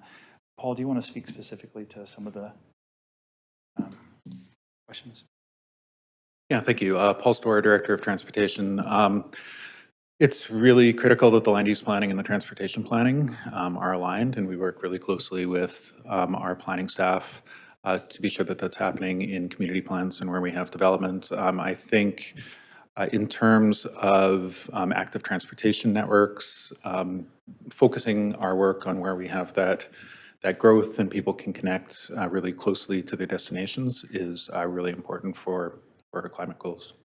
And there were a number of other things there that we're continuing to improve in terms of how we, address things out in the public realm. Okay. I knew staff was doing that work, but I'm just wondering if there's ways that we could shore up. Again, I feel like we perhaps let things slide a little bit during winter when we get snowfalls and we get a lot of leaves collecting on streets, making them, creating tripping hazards and slipping, and as well, making sure that we are valuing the cleanliness of our high streets. And again, that requires our small business operators. And so again, I'm just sort of thinking of work that we can do to communicate that better. Okay, thank you for the comments. we can get back to you with what we have in stream on that. Very good. Thank you. Great, thank you very much, Councillor Klassen. Over to Councillor Carr. Thanks very much. So I noticed in the report you talked about the fact that if all the CEP measures were done, we'd get to minus 41% by 2030. But your actual projection right now is only a 15% reduction by 2030. So tell me, what are the biggest things that we could do as a council to increase the chances of getting to the 41%? That's a great question, Councillor Carr. I'll speak to it and maybe look to Matt if you want to add to this piece. So the biggest pieces are continuing to move ahead with the building regulations. A big move forward. There are reports slated for later this year and in early 2024. Those are really important pieces of work. They move the dial the most of any of our work within the CEP space. Active transportation and transit is another big one. We've been doing this work for many, many years. We just need to continue doing it, as efficiently and reaching new communities as possible. EV charging is going, I think, very quickly. In some cases, for myself, it seems faster than maybe I had ever expected. The province is now moving into a mandate for light, medium and heavy-duty vehicles as well, so we're going to start to see that space shift. So EV charging, supporting it both on the private and public, is a really important piece as well. Those are the core elements, I would say. Yeah, it's all about housing and transportation. Got Correct. it. Yes.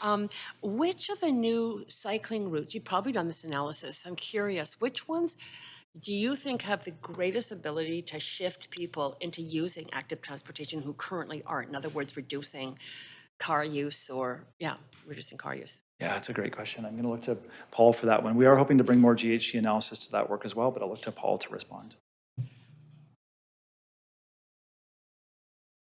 Great, thank you for the question. We have the Granville Connector work that's progressing right now that is really closing one of the really big gaps in the active transportation network, both for walking and cycling. We are going to be providing a update to council shortly on our active transportation plans coming out of CEP.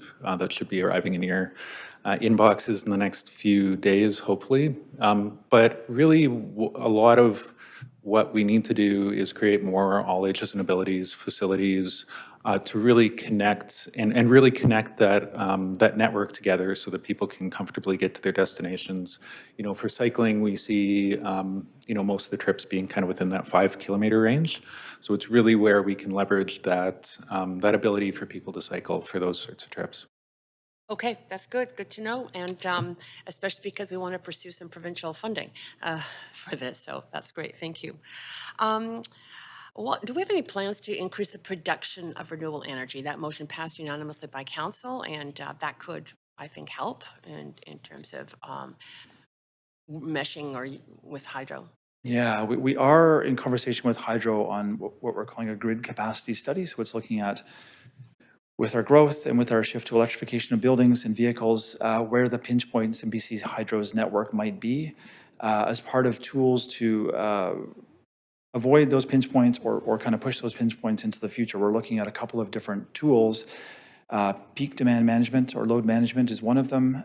On-site renewable generation will be another tool that we'll look at as a way to lessening or moving those pinch points into the future. That's the main space I would say that we are exploring that piece from the motion. Interestingly, I was deputy mayor and hosting a delegation from Sweden.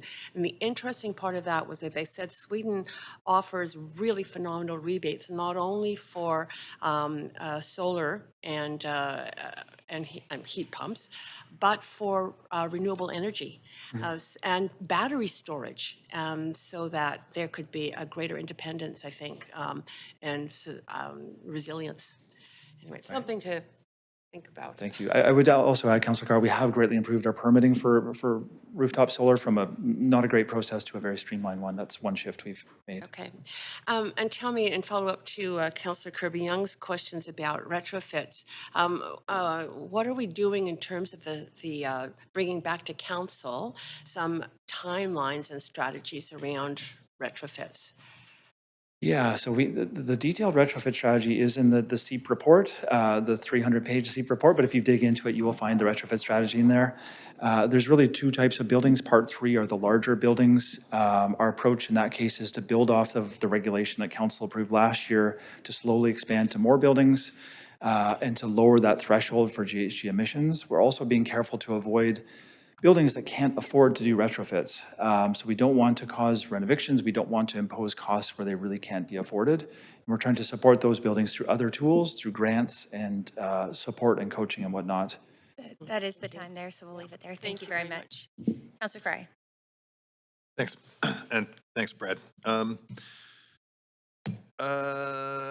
Recommendation H around reducing barriers to residential heat pump installations, working with hydro and stuff. Where's the industry at on this? Or do we have trades ready to scale up by Q4 2024? Is there?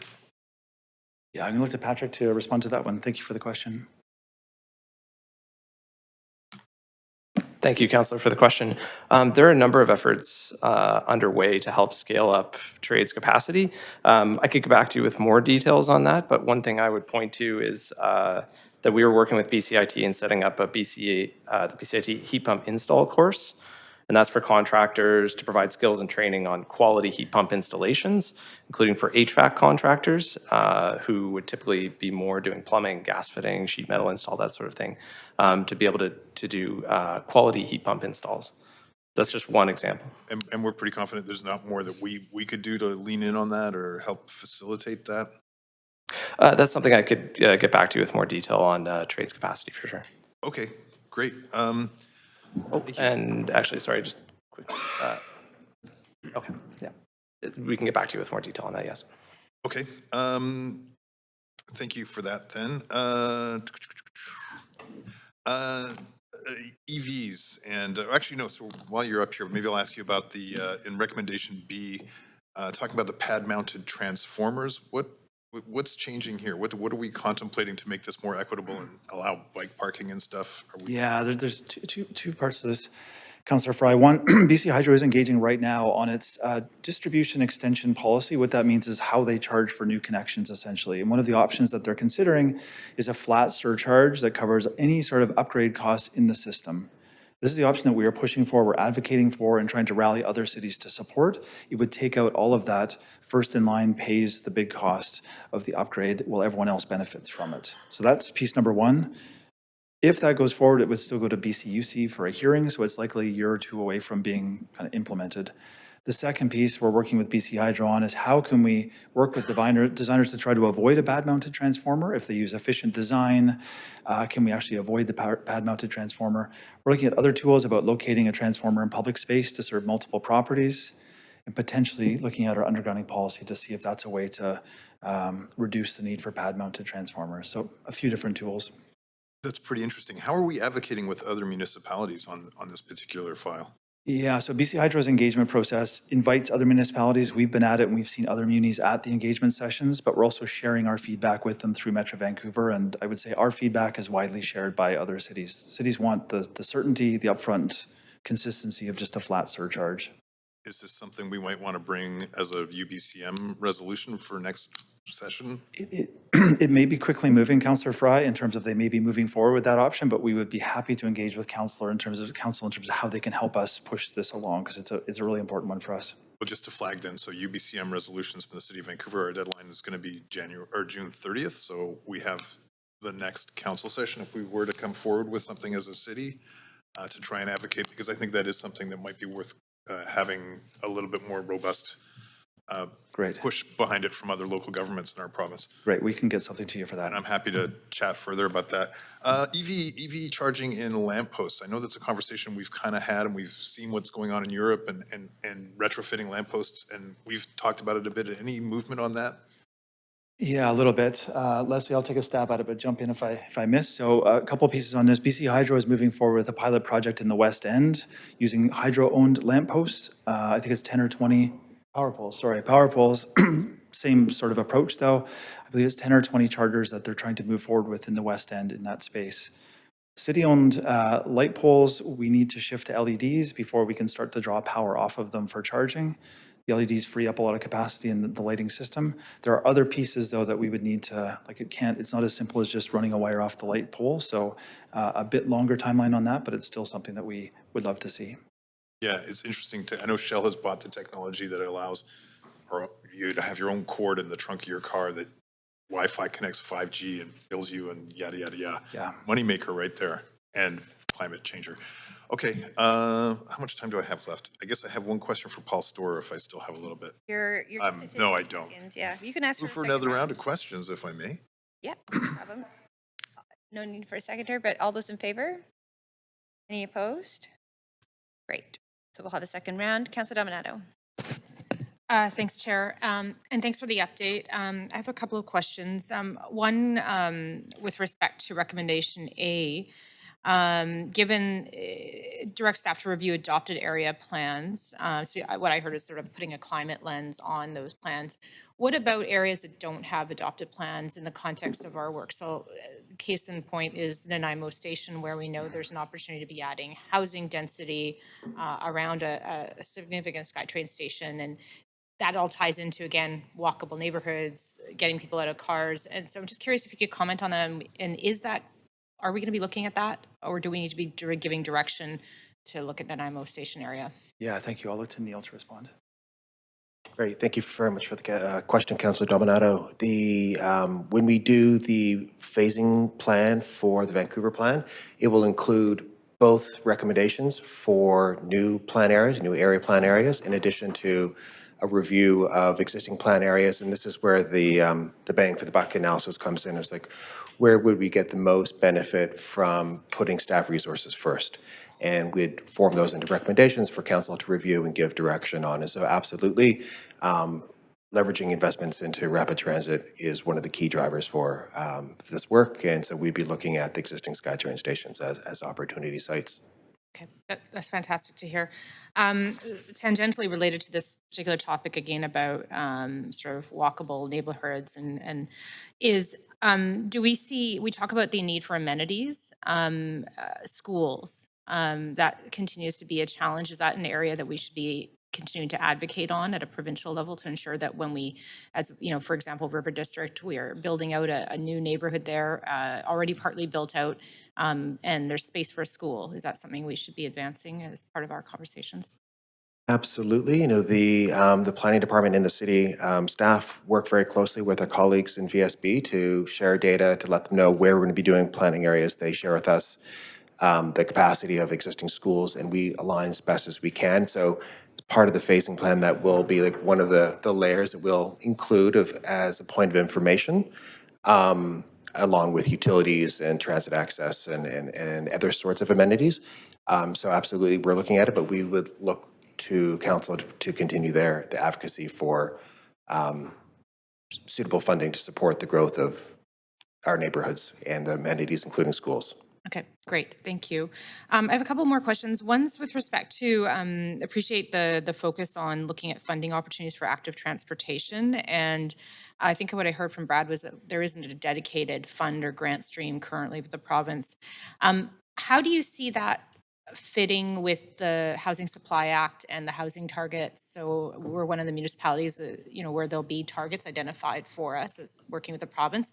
Do you see an opportunity to say, here are these are the targets you want us to meet around housing, you want it to be delivered around transit, but we also need to support active transportation? Is there an opportunity to have that conversation as part of the housing targets? Yeah, Councillor Domino, I'm going to take that more as a suggestion. We hadn't thought of that. I think it's a great idea. So as far as our advocacy, we could certainly work with Neil and his team to bring that into the mix as well. It's a great idea.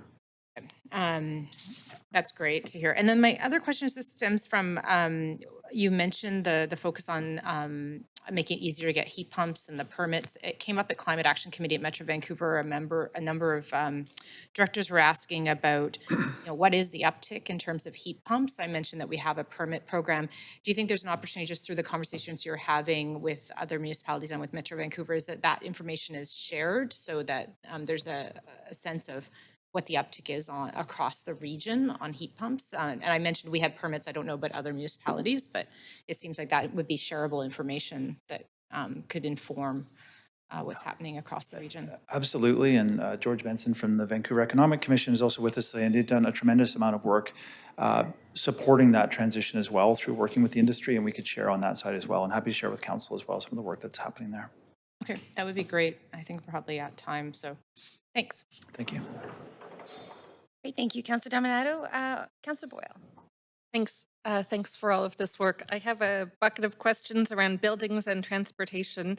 On the buildings side, can you, I know this is sort of connected to climate and a number of other equity issues we deal with. Can you update us on the work to require cooling in buildings? Yeah, absolutely. Patrick, do you want to step into this one? Thank you. Thanks for the question. I can speak at least to the proposed regulations for 2025 for large buildings.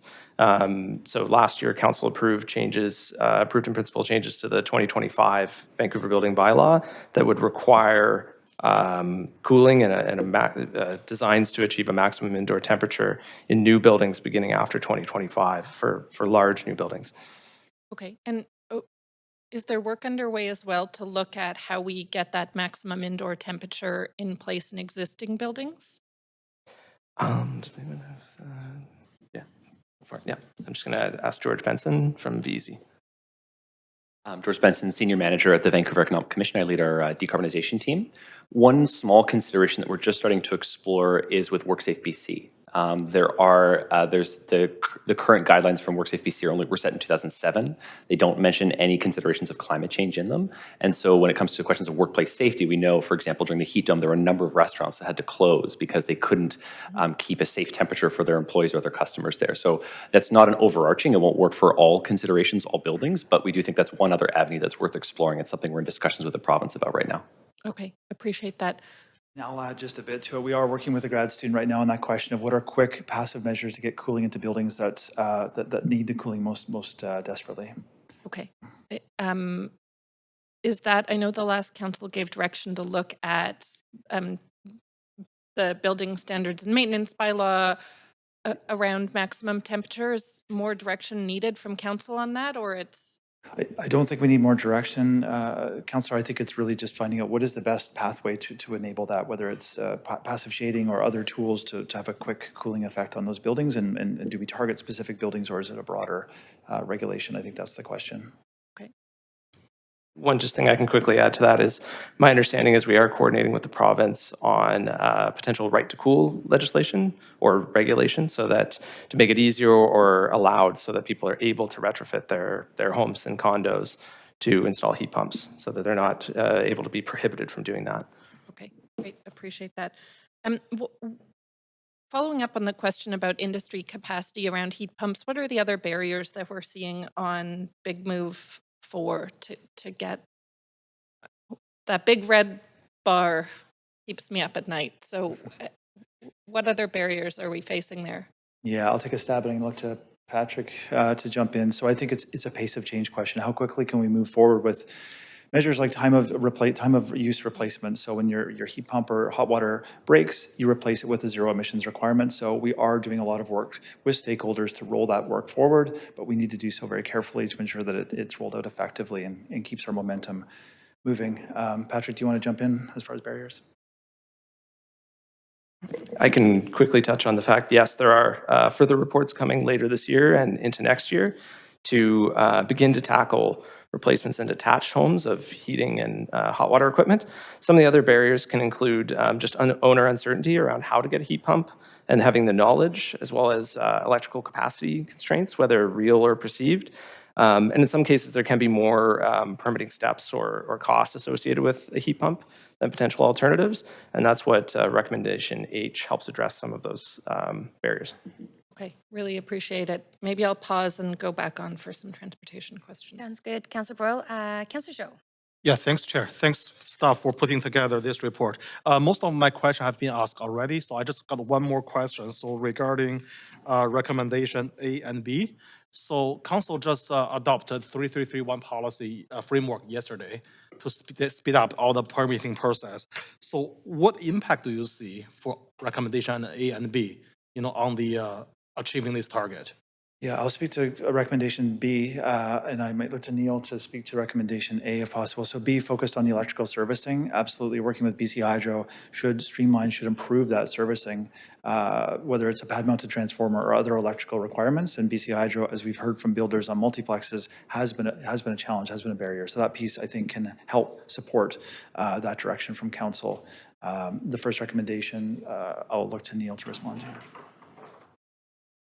Thank you very much for the question, Councillor Joe. The impact on recommendation A would be really to, once the planning process and the policy is in place, an applicant would be able to come in and receive a permit that much more quickly as a result of yesterday's decision, yesterday's direction. And so you would still need to open up the opportunities, expand the range of options for applicants to come in across the city to make a development application, but once they do, the direction yesterday would allow them to proceed more swiftly.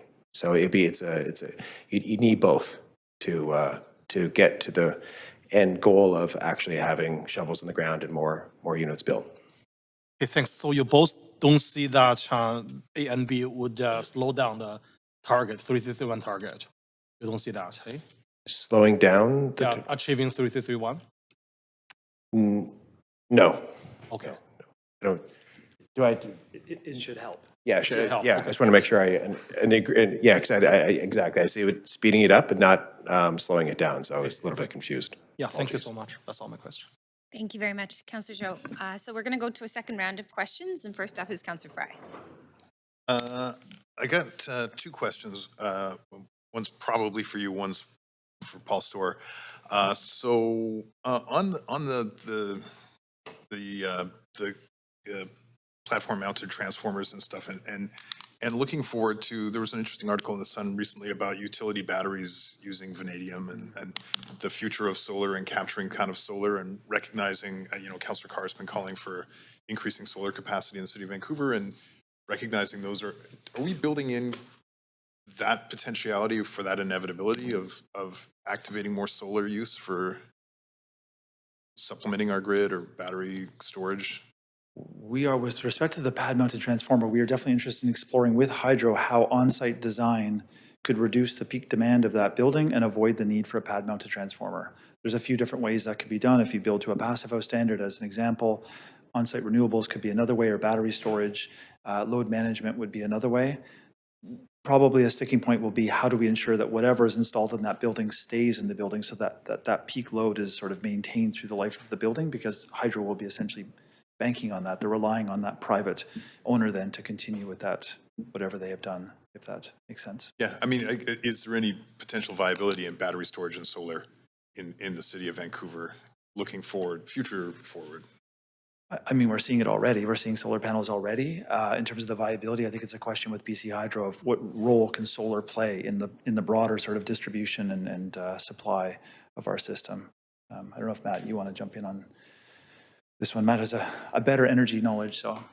Just one really quick addition to that question. So historically, BC Hydro has been really focused on the generation of energy and not too worried about the capacity in the system. That's really started to shift. So things like batteries, solar, I think we'll see more and more prominent in their planning going forward. So historically, they haven't had a lot of incentives or really been that interested in them.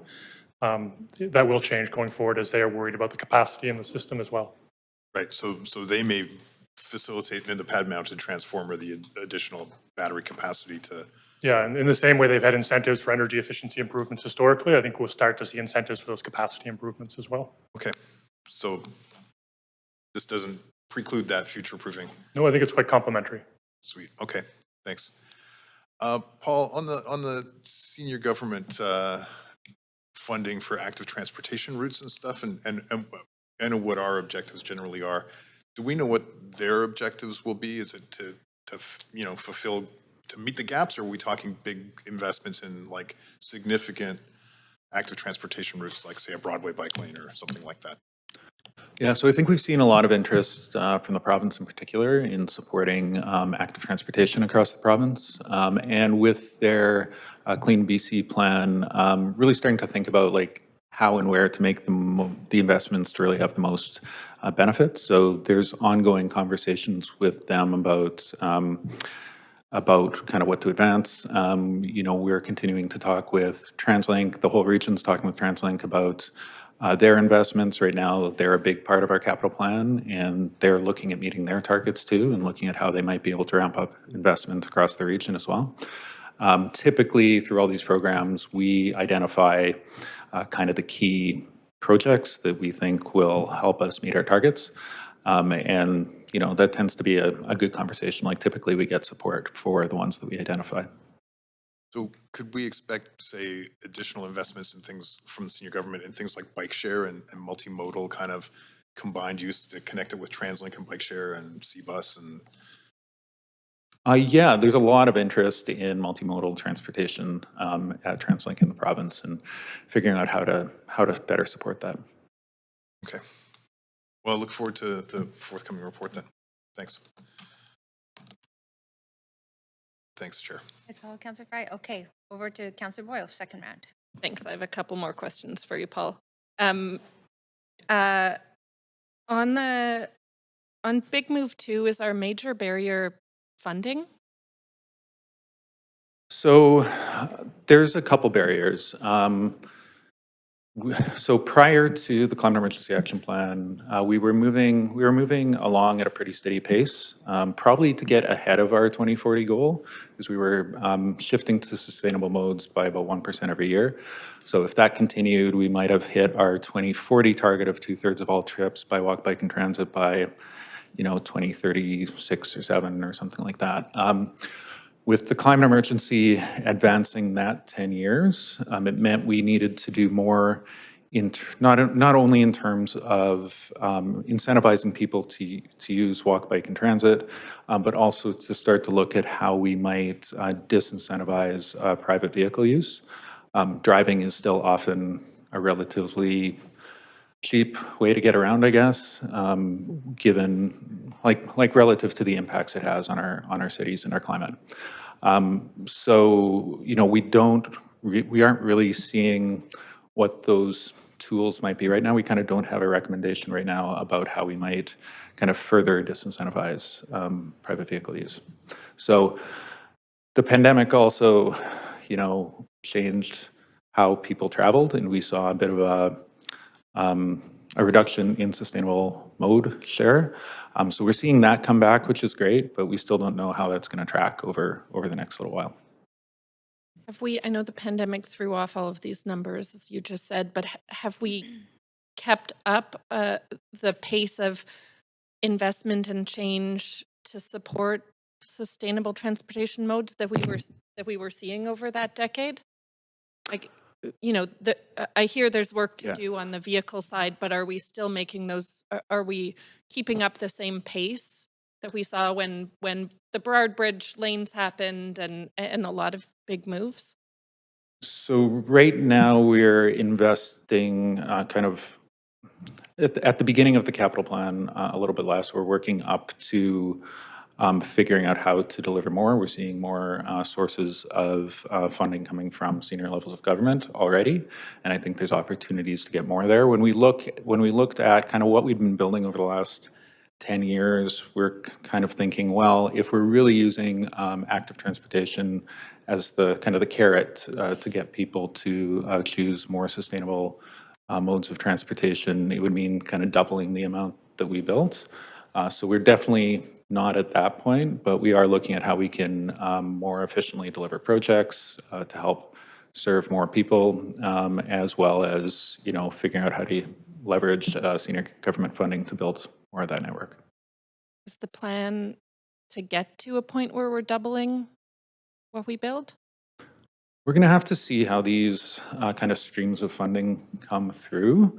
When we send our active transportation plan to council shortly, that kind of outlines what we think the routes are across the city that would really help support that mode shift that SEEP is looking for. We don't have the funding to do all that currently, and it would actually be difficult for us to ramp up to do that, but it's kind of the outline of what that would look like. Okay.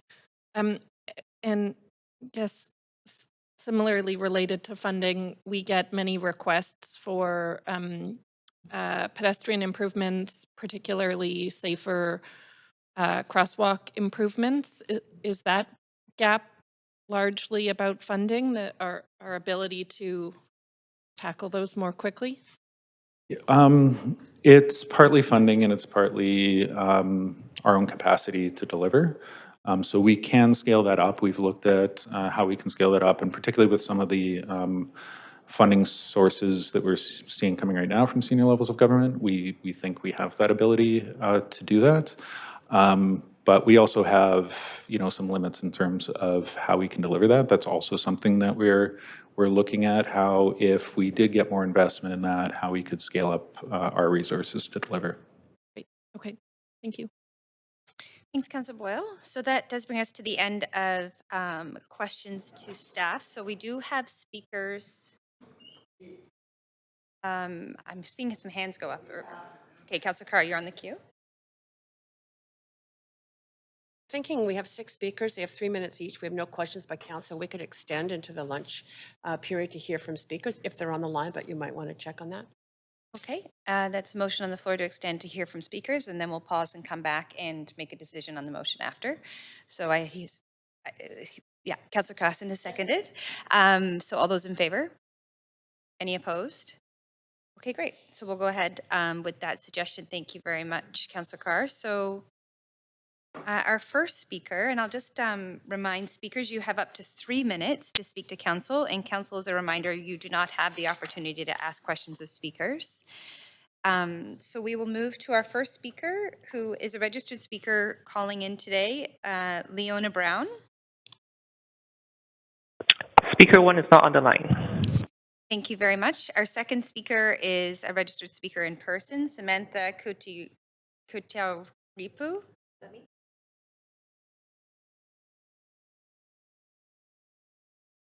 Okay, please come on up to the microphone.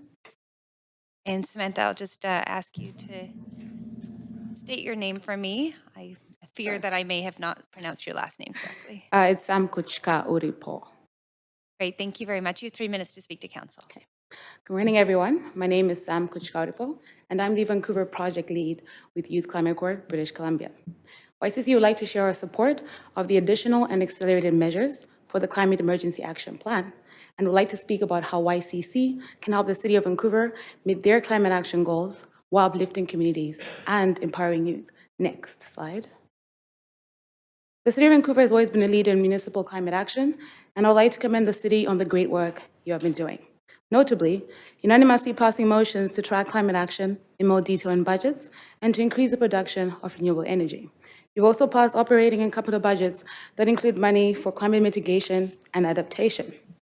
However, despite these and other efforts, YCC is worried that the City of Vancouver is not on track to meet your targets to reduce greenhouse gases by 50% by 2030. The actions and decisions we make today around climate will affect young people throughout their lives. So let's work together to secure a future for them. Next slide. YCC is a climate action program that has been operating across BC since 2020, and our goal is to create good, dignified green jobs and training for young people ages 17 and 30 to reduce emissions and build resilience in communities. Next slide. We are currently operating in 6 communities across BC and are delivering programming with the City of Nelson, the Regional District of Central Kootenay, and the City of Kamloops. Next slide. YCC has been working with local governments in BC to help them transition from climate planning to implementation. And we've been working with stakeholders such as the Vancouver Economic Commission, Vancouver Coastal Health, Zero Emissions Innovation Centre, the Vancouver Hastings Climate Action Team, led by Minister Nikki Sharma, and city staff to develop programming in the City of Vancouver for a crew of young people to work throughout the summer and into the fall. Next slide. There's a need to rapidly scale up existing climate action projects and mobilize communities to act now to reduce emissions and improve resiliency to the heat and climate. Our Vancouver program will provide a facilitated introduction to the trades for youth. Buildings need to be decarbonized, and a skilled workforce is required to do that. It will scale up the City of Vancouver's efforts for community mobilization through education on incentives and the benefits of retrofits and decarbonizing. It will also develop mutual aid networks for vulnerable individuals to provide them with support during extreme heat events. Next slide. Youth Climate Corps British Columbia are wanting to scale up our work in Vancouver and are currently looking for funding and partnerships. We would love to discuss how we could partner with the City of Vancouver and accelerate the city's climate action plan. Next. Young people need good, meaningful jobs in climate action and can build leadership and resilience in communities across Vancouver. Thank you for your time. And thank you very much. That was perfectly timed. So we will be moving to speaker number 3, who is registered as in person, Tim Kekot.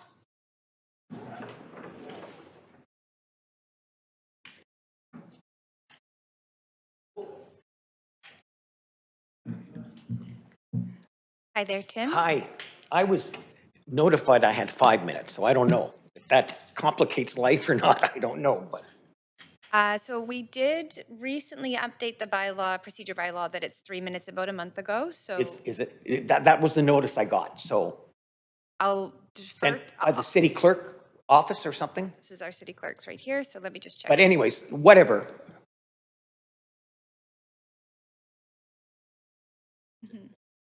Right when the bias. Yeah, okay.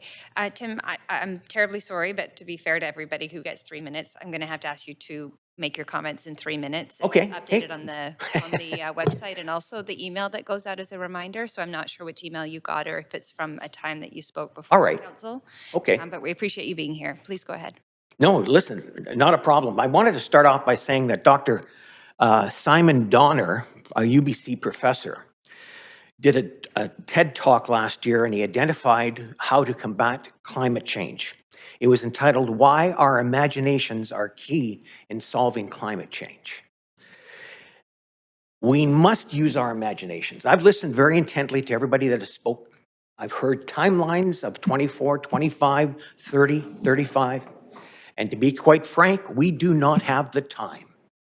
It's not going to happen overnight, but it has to be moved in a positive direction.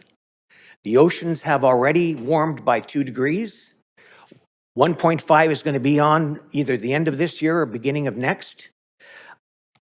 I'm concerned because science has already said that the ice flows, they can't stop the melting. And it's going to be 1 meter in rising water. We live in the ocean, okay? And it's going to affect us. No ifs, ands, or buts about it.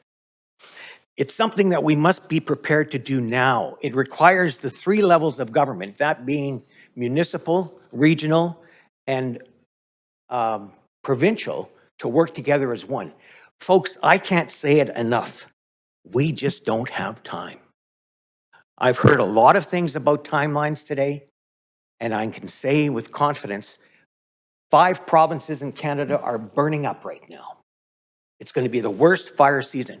What have we done to protect Stanley Park, the endowment lands? Because they also, too, are going to be a center of attention with fire. Air pollution has killed more people in the 20th century than all the wars combined. What are we doing now? Not tomorrow, not next week, not next year, but now. I've prepared a report that has analyzed a comparison between the state of Washington and the province of BC. And I have reports here for all 10 councillors as well as the mayor for you to please look at, because it's going to give you information to explain how some lives could have been saved and how going forward lives can be saved. So I'm going to share this with you because I've only got 30 seconds left. Tim, actually, we can, we're happy to hand that out. Oh, thank you very much, Councillor Meisner. And you have about 20 seconds to wrap up your comment. Okay. Yeah, thank you. You know, I know you've got 1,000 million things on your plate. I know that.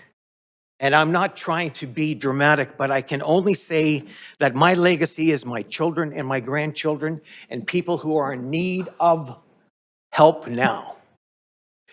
I have confidence in this group of people. I do. And I know you're going to do your best.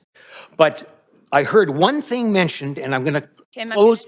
I'm going to close by saying this. Tim. The World Bank, AJ Banga, just recently said, embrace the private sector. Okay, We can't do it all. Okay, thank you very much. And you're very welcome to send in your full remarks to council. Oh, beautiful. Thank you. Okay. Very happy to see that. Thank you. Well, thank you for allowing me to speak. Very appreciative of you being here. And please, if there's any questions about the report, I've been reaching out to talk to you. I've got a plastic solution, one-time plastic solution as well. Okay, thank you very much. Okay. We are going to move to speaker number 4, who is registered as a calling in, Neelam Chadha.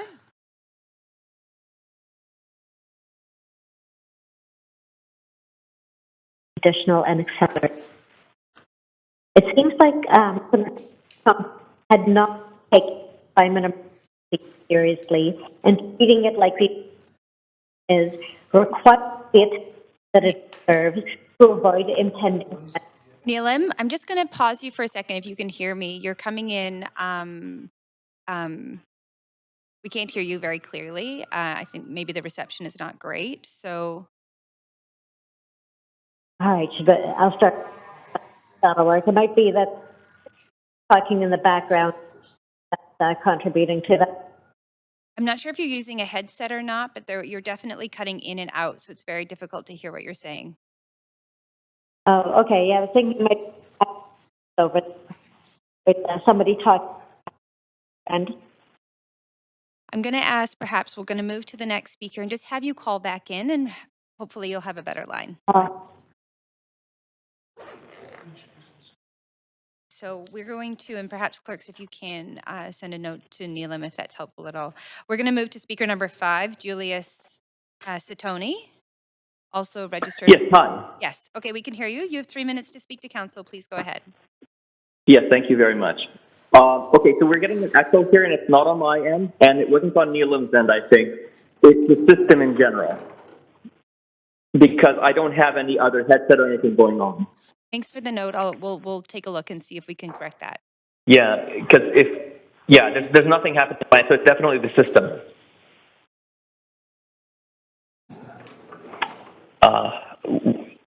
I'm not sure what to do about this because I'm calling in as I usually do, and I don't have any other backup microphones or anything. Is it better now?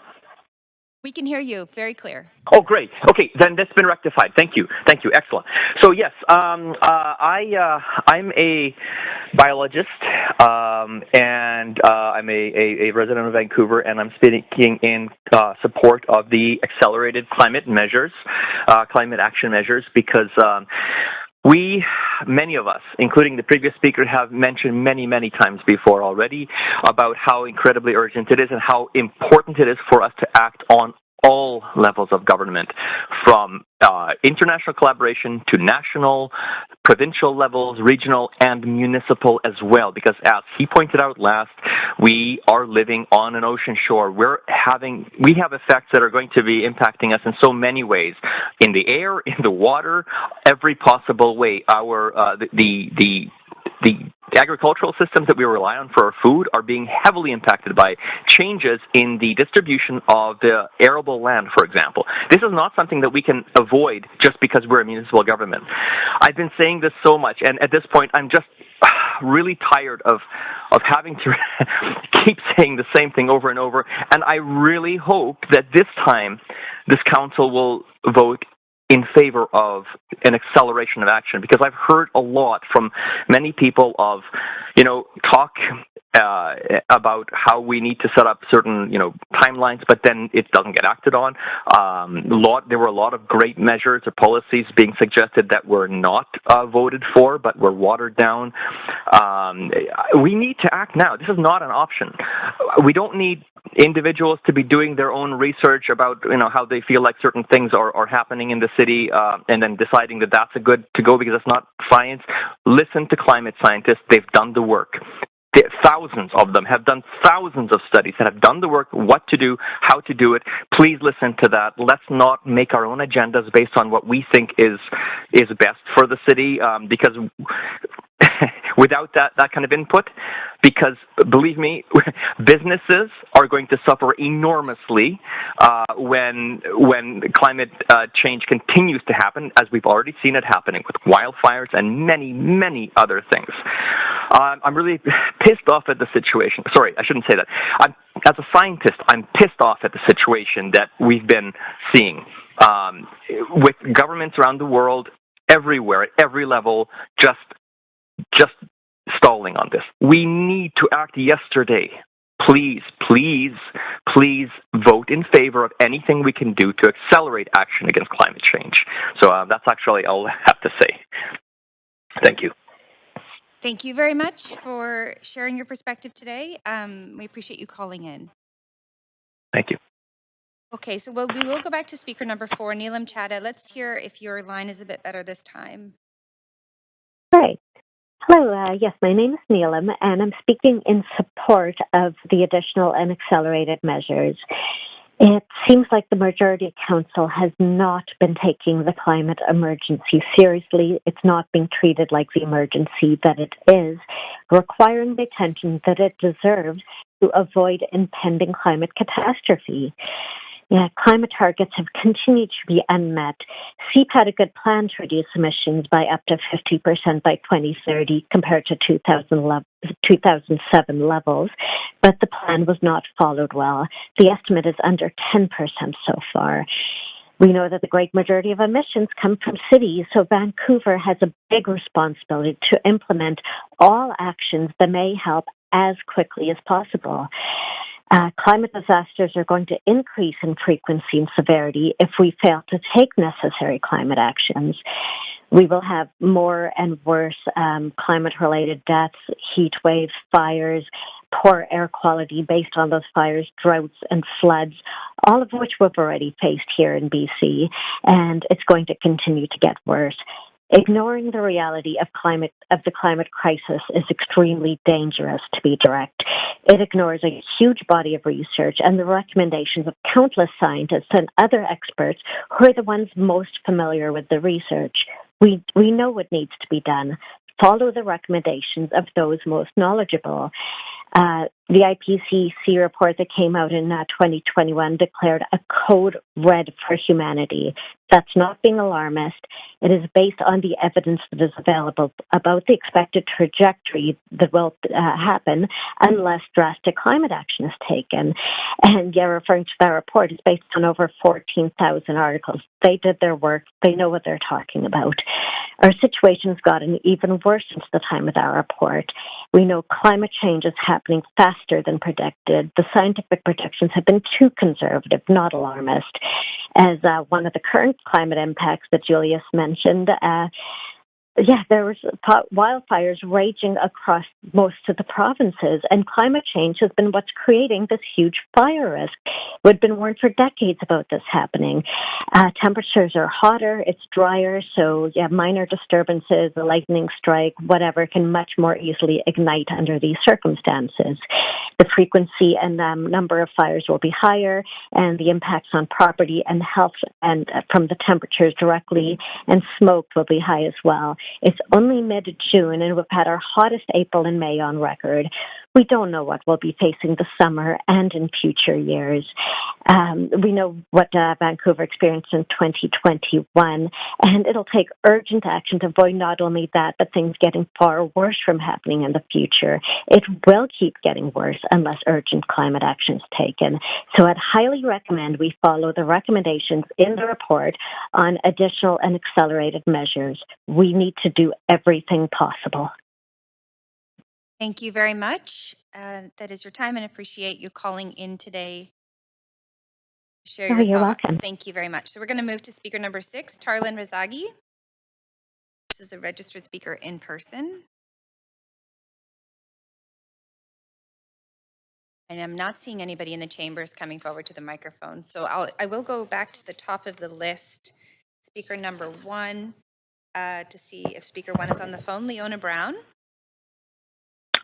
Not on the line. Thank you very much. So that does bring us to the end of the speakers list. So we'll now recess for lunch, and we'll be back at 1 o'clock.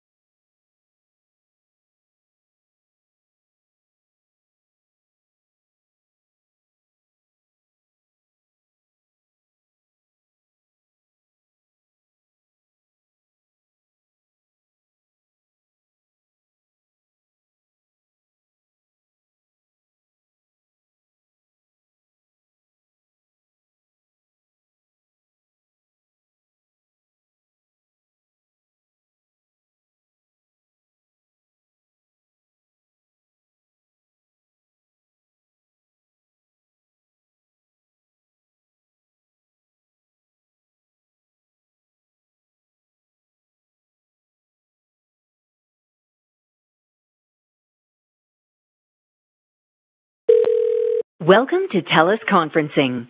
To join the conference, enter your access code followed by the number.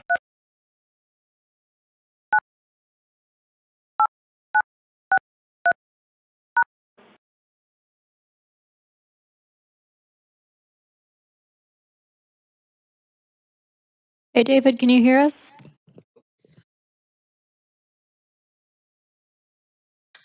Yep, I can. Perfect. Thank you.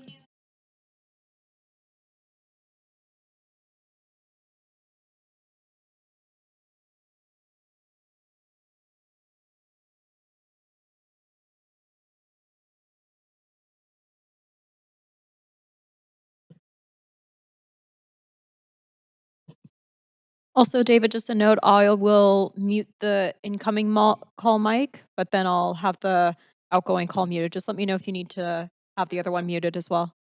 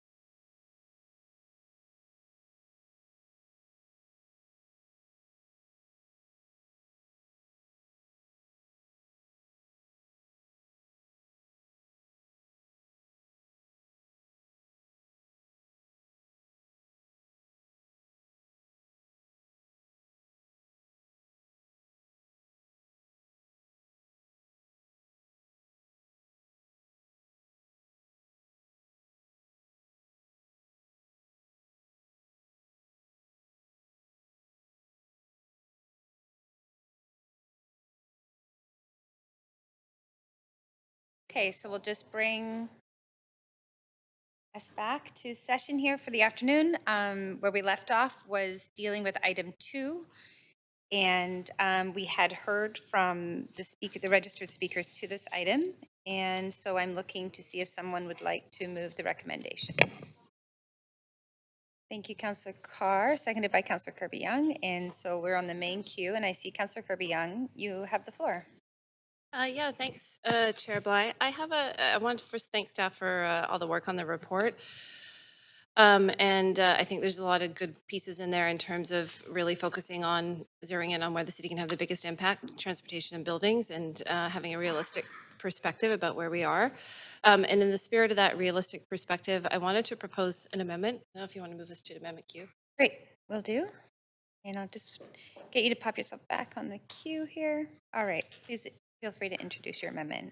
Yeah, thanks, Chair. And I think we heard that when you look at all of the different pieces in terms of the big moves there, we heard oftentimes sort of the preface statement that we're unlikely to meet those goals. And we also know that part of the environment has been changing, particularly around the need for an increasing demand for electric vehicle charging infrastructure, with the province mandating a full sale of electric vehicles only by 2030, increasing demand on that side. And we heard from speakers such as Tim Cadeau earlier around embrace the private sector. And so the spirit of the amendment, and I'll just read it quickly for the record, is further that council directs staff to explore the potential for public-private partnerships to expand EV charging infrastructure in the public realm in light of the significantly increasing need, and given the strengthened senior government regulations for EV-only sales, and that staff bring a high-level assessment of potential and considerations and report back to council by the end of Q4 2023.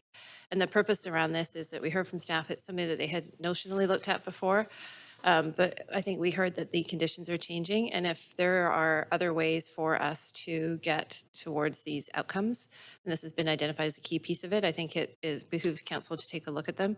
And so I'd like to have a bit of a high-level assessment of what that potential looks like, and so that's the spirit of the amendment. Thank you, Councillor Kirby Young, and we do need a seconder. Thank you, Councillor Meisner. Councillor Carr to the amendment. Thank you. I will support the amendment, although I do want to just state very clearly that typically I have not been supportive of public-private partnerships, and I've noted for council's information that any of the work that I've done in Europe shows that public-private partnerships have led to increased costs to consumers, and that literally hundreds of municipalities in Europe have bought back district energy systems, for example, to get the prices lower and to increase reliability. And we have seen some indication of pricing problems.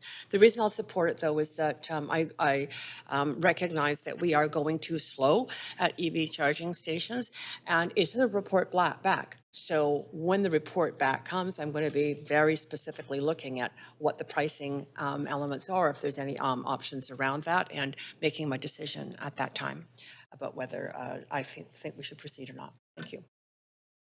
Thank you, Councillor Carr. Councillor Klassen.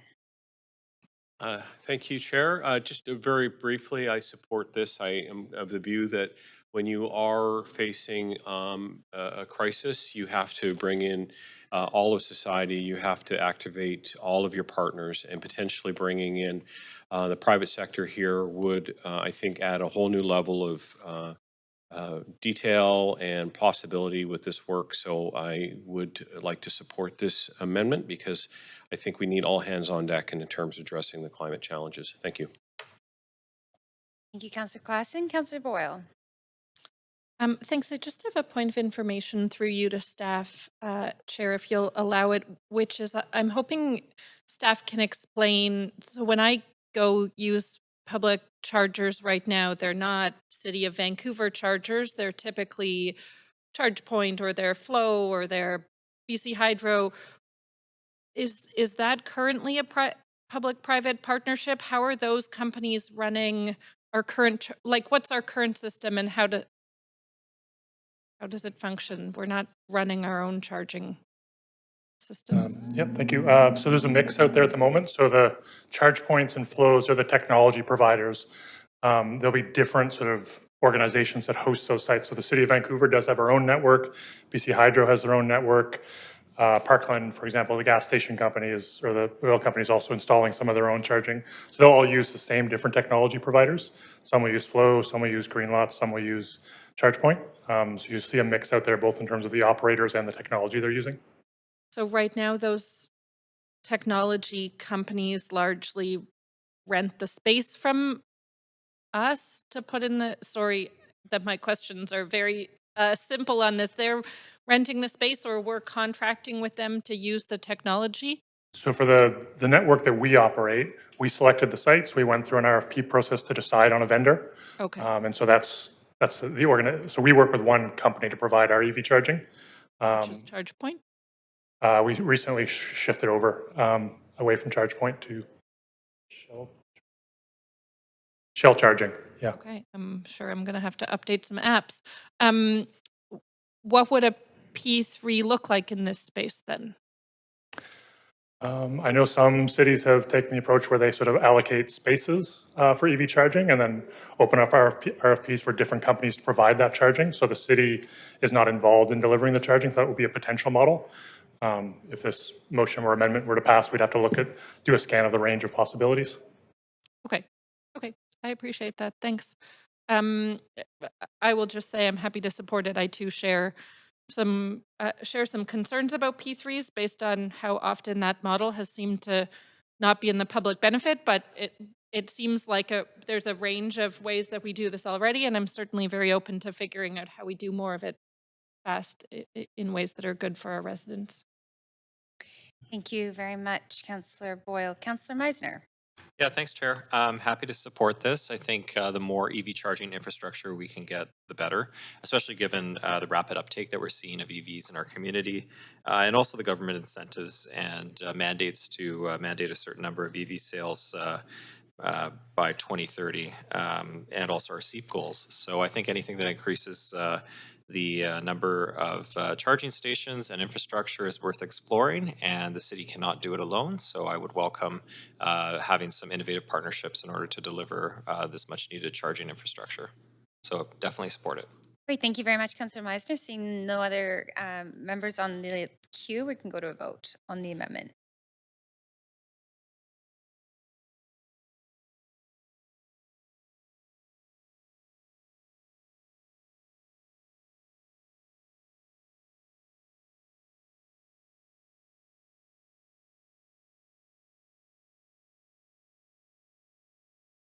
And that motion does pass with unanimous support.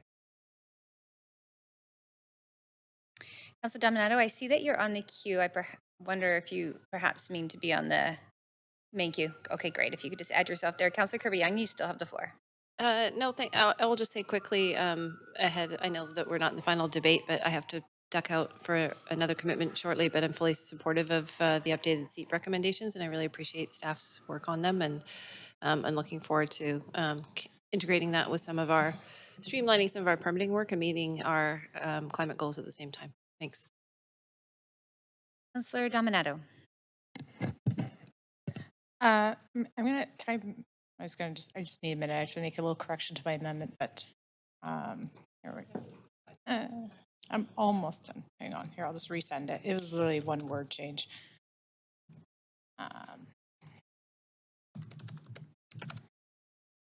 There we go. Send through. If I can go ahead.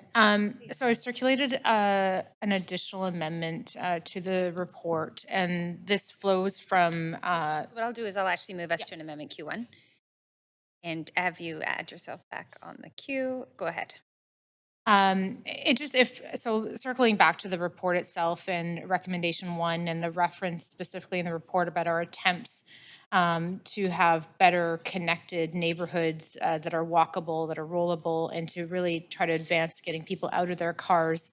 One of the things that we hear repeatedly is that the importance of community amenities. Councillor Kirby Young, for example, has raised the issue numerous times around the importance of having local grocers that are walkable within distance of our homes. We have some neighborhoods where that is not possible. The other issue we hear repeatedly about, particularly in growing neighborhoods and denser neighborhoods, is school and school infrastructure.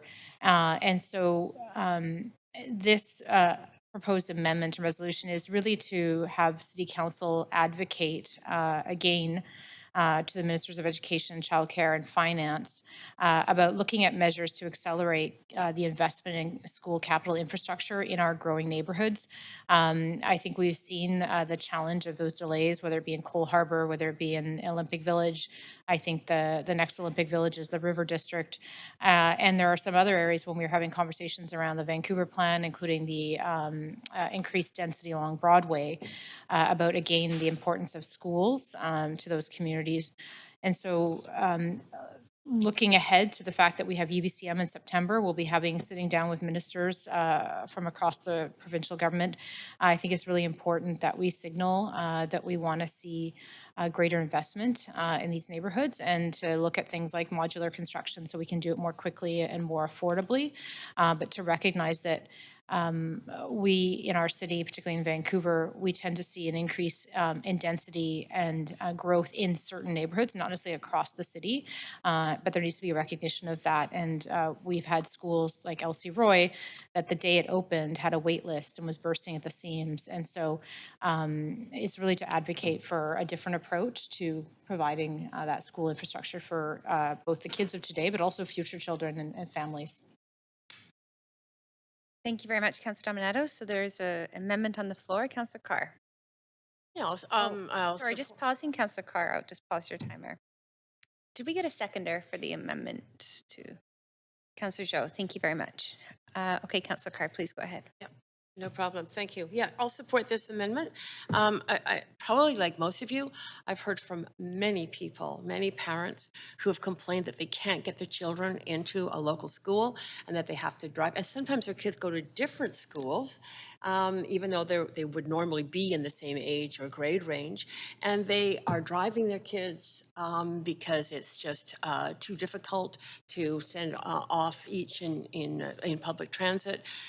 So we are generating GHGs by not having complete communities, and I think schools are central points which do have a lot of people coming and going. So I think that advocating for the faster building of schools by the Ministry of Education, especially in neighborhoods where we are very much increasing the density of housing, is really a good idea. Thank you, Councillor Carr. Councillor Meisner. Thanks, Chair. Yeah, similar to Councillor Carr, go by any elementary school, even schools downtown that you see that are centrally located, there's a lot of vehicles dropping kids off. So we need to do what we can to minimize that. And I think ensuring that we have the right school infrastructure in neighborhoods is a key part of having livable, connected communities, which is the goal of what we're trying to do with the SEEP, is to create these walkable communities where everybody's daily needs are at hand. So I'd like to thank Councillor Dominato for bringing this forward, and very supportive of any additional advocacy that we can do to the provincial government to ensure that we're getting these badly needed schools for the families that we want to keep in Vancouver.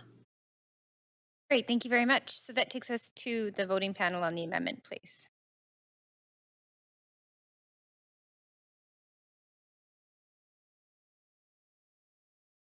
Just noting that Councillor Kirby Young is absent.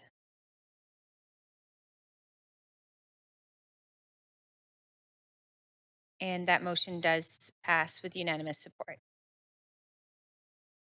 Thank you very much, Councillor Dominato. So going back to the main queue, anything further? Nothing further. Thank you. Councillor Boyle. Thanks. I'll be really brief, just to reiterate a huge thank you to staff for the heavy lifting and finding new and accelerated actions to recommend. I hear all the time, I'm sure our staff do and others around the room do, concern about the gap between our current trajectory and where the science tells us very clearly that we need to be. And folks across the country, across North America, are living the impacts of climate change really clearly and experiencing the massive and inequitable health impacts in particular, and impacts to vulnerable communities. So glad to see us, it sounds like, pretty unanimously moving forward on ramping up our ambition on this front. I hope that continues as reports come back, and that we continue to recognize that this is a responsibility of ours, that these decisions related to land use, related to transportation, related to buildings are very much within our jurisdiction, and that we have a responsibility to act just as every level of government does to do everything that we can to mitigate the worst of the impacts of climate change. Thank you, Councillor Boyle, and Councillor Carr to the amended motion. Yeah, just number one, I want to thank the speakers who both called in and came to speak, who spoke about the need for our jurisdiction as one of all of government jurisdictions, period, calling on us at the local level and of course senior governments as well to really ramp up our efforts. The science is so clear on this. Don't we all wish we had moved faster decades ago when we knew we should have been moving on reducing GHGs, and we're behind the 8 ball now. But I really want to thank staff for recognizing that we need to focus on what we can do. What are the best ways we can possibly achieve closing the gap on our emission reductions? And we're not getting to where we said we were going to get and set as an original goal, 50% below 2007 levels by 2030. But these moves, and I really appreciate the concrete moves that are going to change the dial and get us at least closer to those really important goals. Yeah, I really appreciate the detail with which they've provided us with in rationalizing why these moves are significant ones, and also the heads up that we've got another report coming before the end of this term, which can be another kind of setting of new objectives and, regarding how we can move the dial even faster. So I appreciate all that work. Thank you, Councillor Carr. Councillor Klassen. Yeah, thanks very much. And thank you again to the staff for helping us to move the needle forward even further. I just want to reiterate the fact that I firmly believe this society won't be led by fear, but the sense of hope for their future. And I believe that the urgency is real, but by making the goal of reducing GHGs integral to how we develop and maintain our cities' communities is going to be really important. I mentioned earlier on about the need for, if you're going to create complete walkable communities, you have to make the streets appealing. You have to make sure that the gardens are tended. You have to make sure that the environment is safe and age-friendly. So I think that we are all on track on that one, just keeping a line of sight in the fact that we are going to have to get everybody, all communities, to be involved in this effort to reduce our climate emissions. And I think that some of the items outlined in this plan are certainly going to help us get there. So again, thanks to staff, and I look forward to supporting this motion. Thank you very much. And on that note, we will move to a vote on the amended recommendations.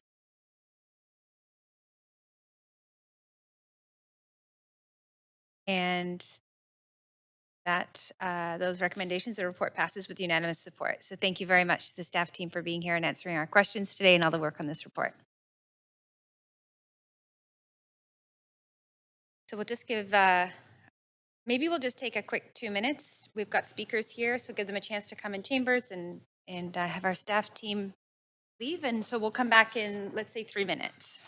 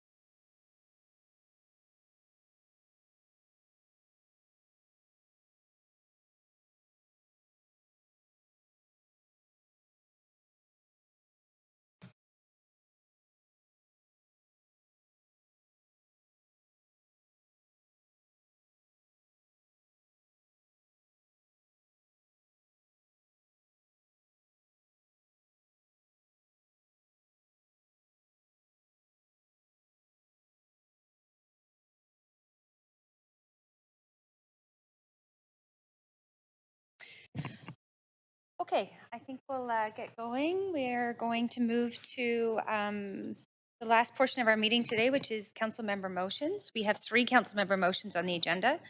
The first is requests for leaves of absence. The requests for leaves of absence are as follows. Councillor Dominato for personal reasons on June 15th and June 21st, 2023 from 6 to 10 and June 22nd from 5 to 8:30. Councillor Carr for civic business on October 19th, 2023 from 1 to 10 and December 14th, 2023 from 1 to 3. Councillor Joe for personal reasons on July 18th from 3 to 6. Mayor Sim for personal reasons on June 26th from 4 p.m. onwards. Can I get a mover, please? Thank you, Councillor Meisner, and a second. Thank you, Councillor Montague. So all those in favor say yay. Any opposed? Great, thank you very much. That motion carries. We will now move to motion A2, which is the second council member motion on the agenda, endorsing the Transit for Teens campaign to extend BC's Get On Board program up to age 18, and is moved and introduced by, or is to be moved and introduced by Councillor Boyle. I'd like to remind Council that in accordance with the updates to the procedure bylaw, May 10th, 2023, Council members have 2 minutes to introduce your motion, and there will not be questions directly to the mover of the motion, but of course those can be posed during debate. So I'm looking for a seconder. Thank you, Councillor Carr. So Councillor Boyle, you have a chance to introduce your motion now.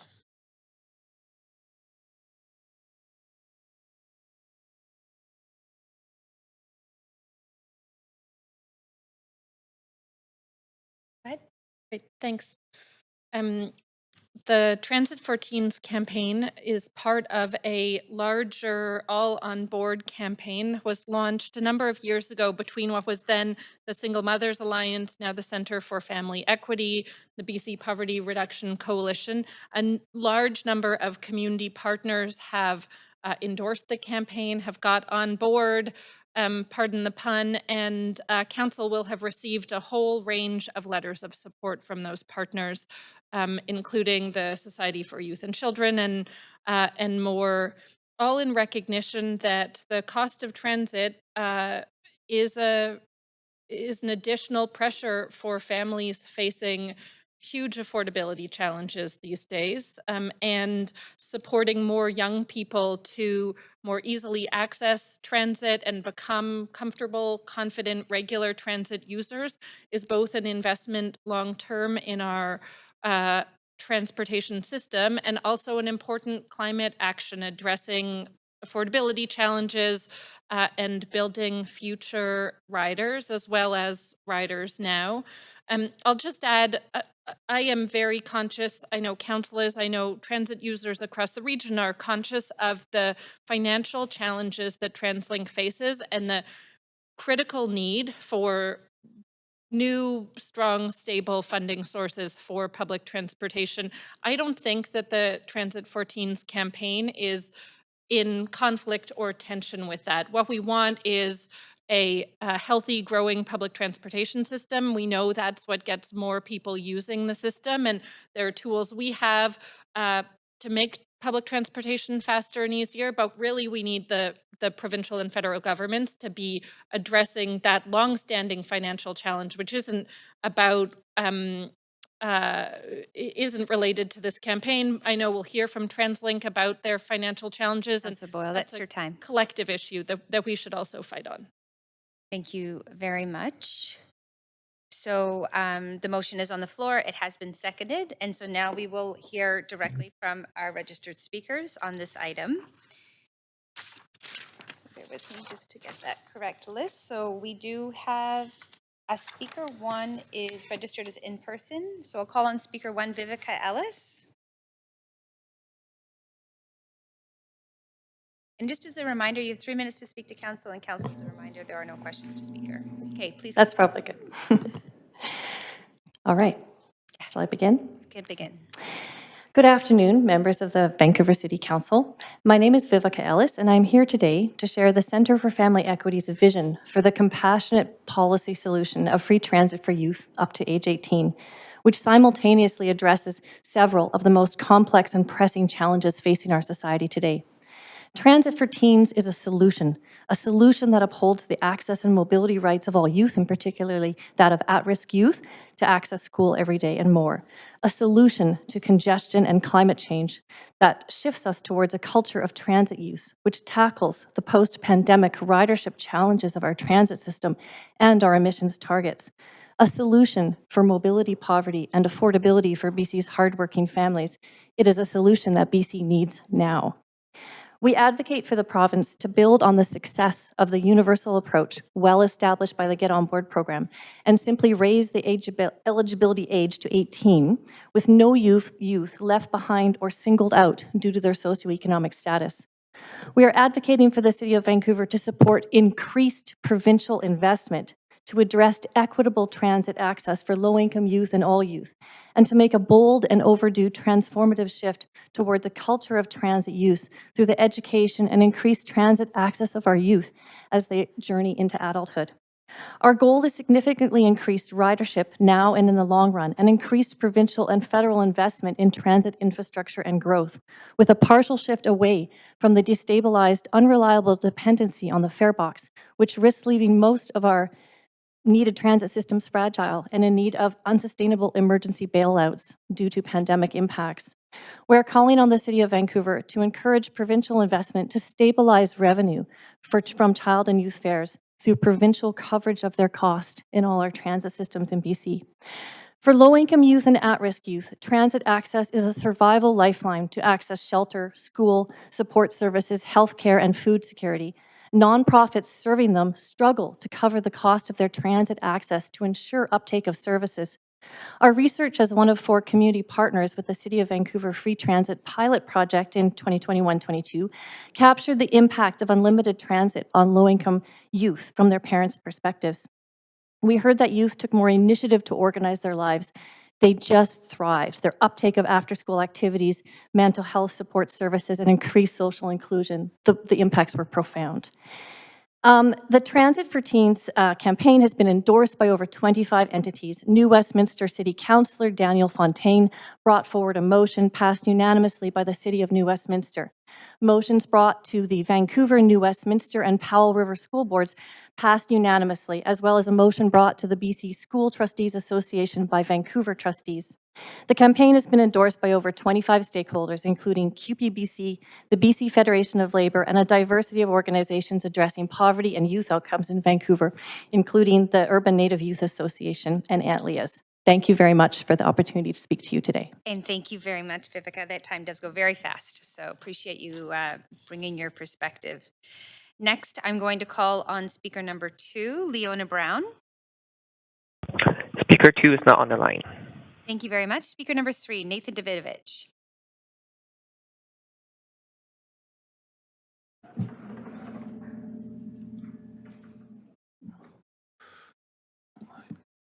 Thank you, Mayor and Council. My name is Nathan Davidovich, and I support the motion of Councillor Boyle. I support transit equity in fares, which we do not have in Metro Vancouver. I send you some supporting documents from the City of Richmond, 92-page staff report about transit.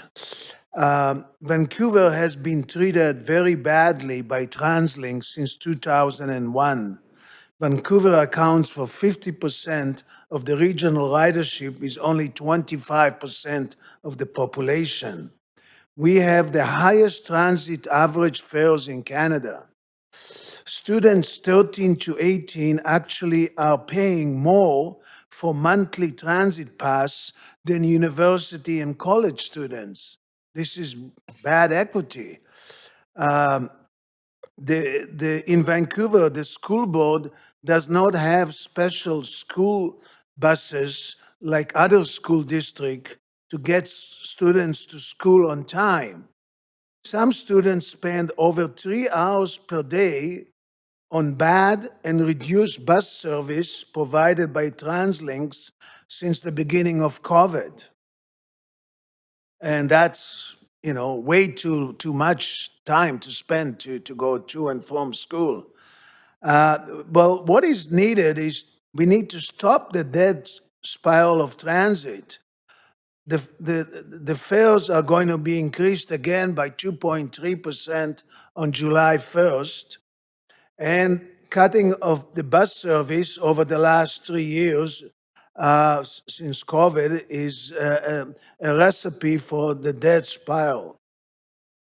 City Council, together with the Vancouver School Board, should independently audit the bus service provided and publish a proper report.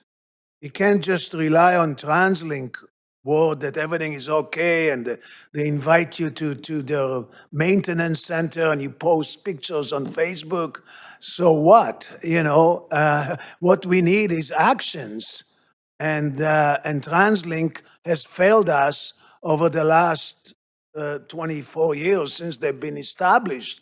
The quality and the quantity of the bus service in the city of Vancouver has gone down, not up.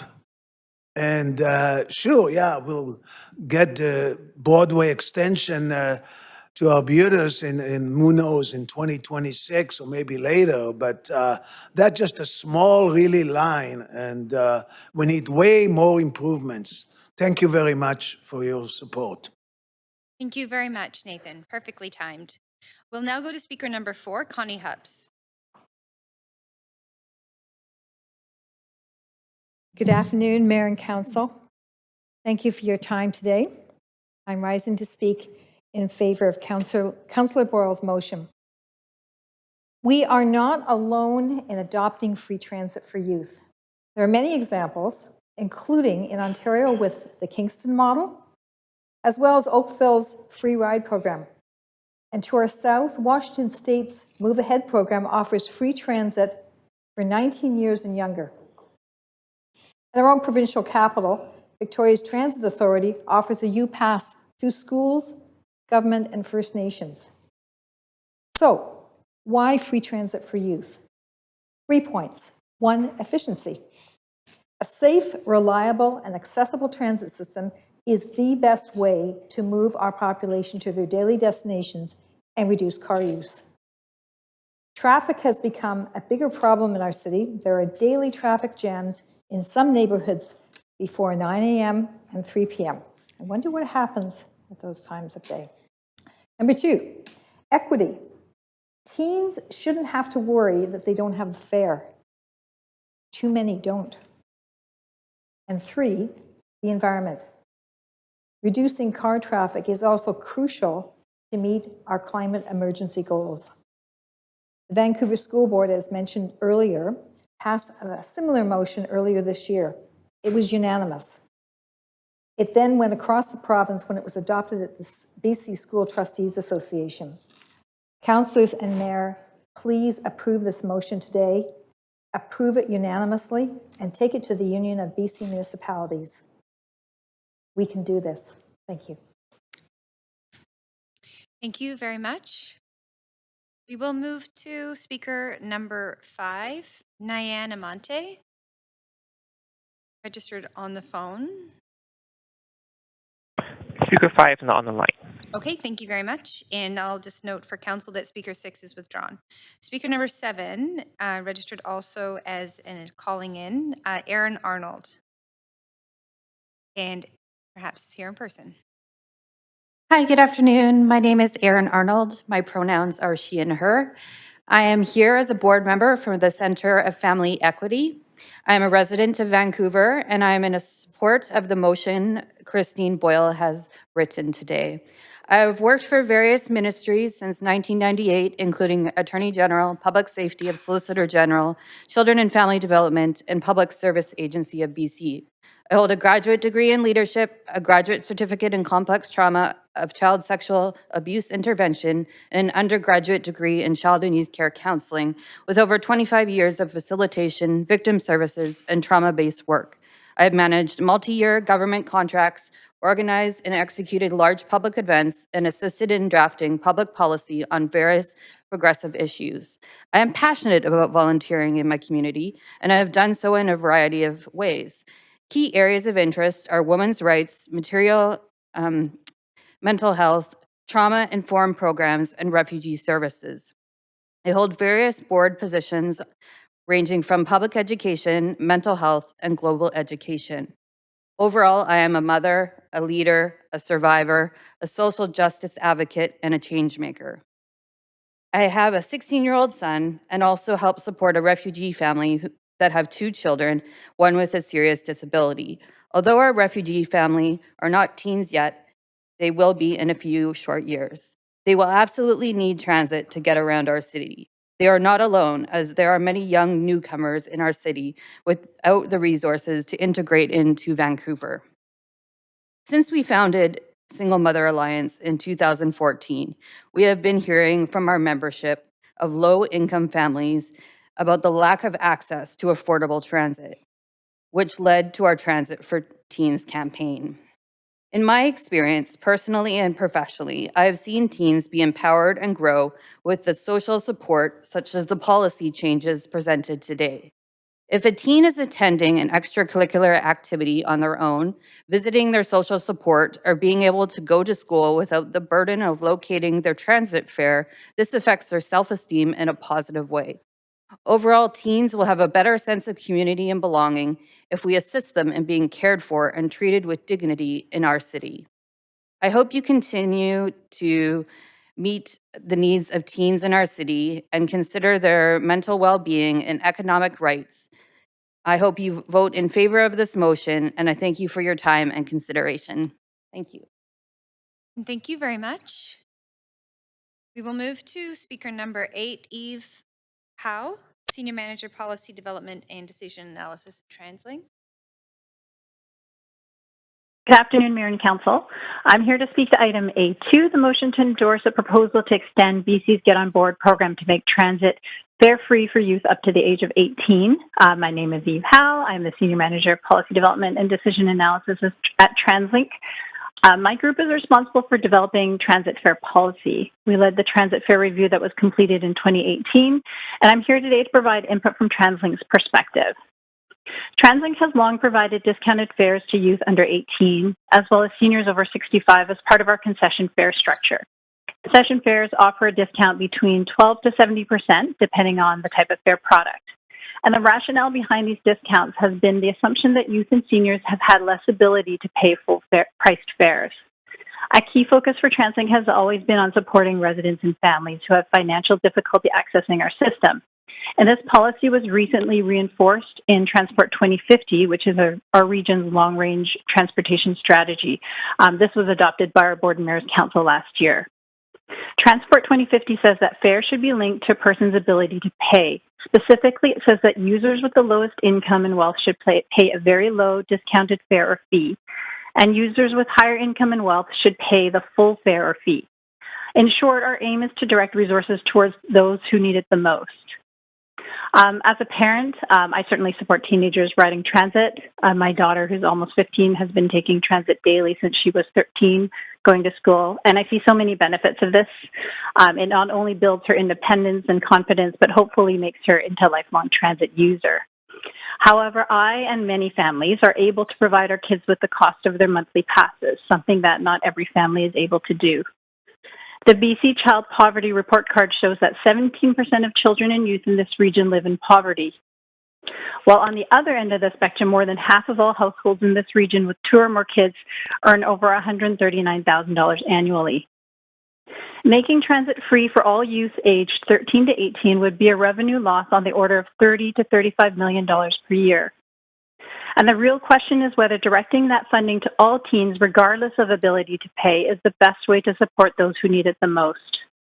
So while finding ways to teach teenagers the habit of transit ridership is an important cause, especially given our current climate crisis, TransLink does not recommend a blanket approach to free fares for youth based solely on age.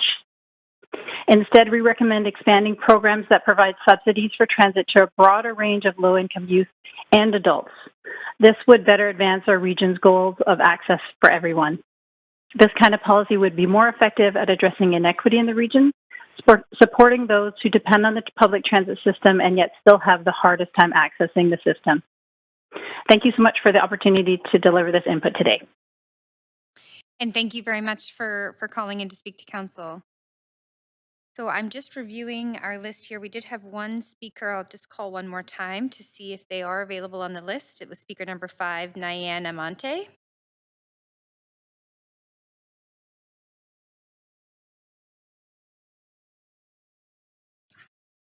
I'll also call speaker number 2, Leona Brown. Not on the line. Okay, thank you very much. So that does bring us to the end of the speakers list. So council, I'll take us to the main queue. And is there any discussion? Councillor Fry. Yeah, just happy to support this initiative in motion. And I note that it's getting a lot of support around the region as well. And recently, the New Westminster School District, SD40, passed this motion. And indeed, New Westminster Council unanimously passed this motion after it was led by Councillor Daniel Fontaine over there.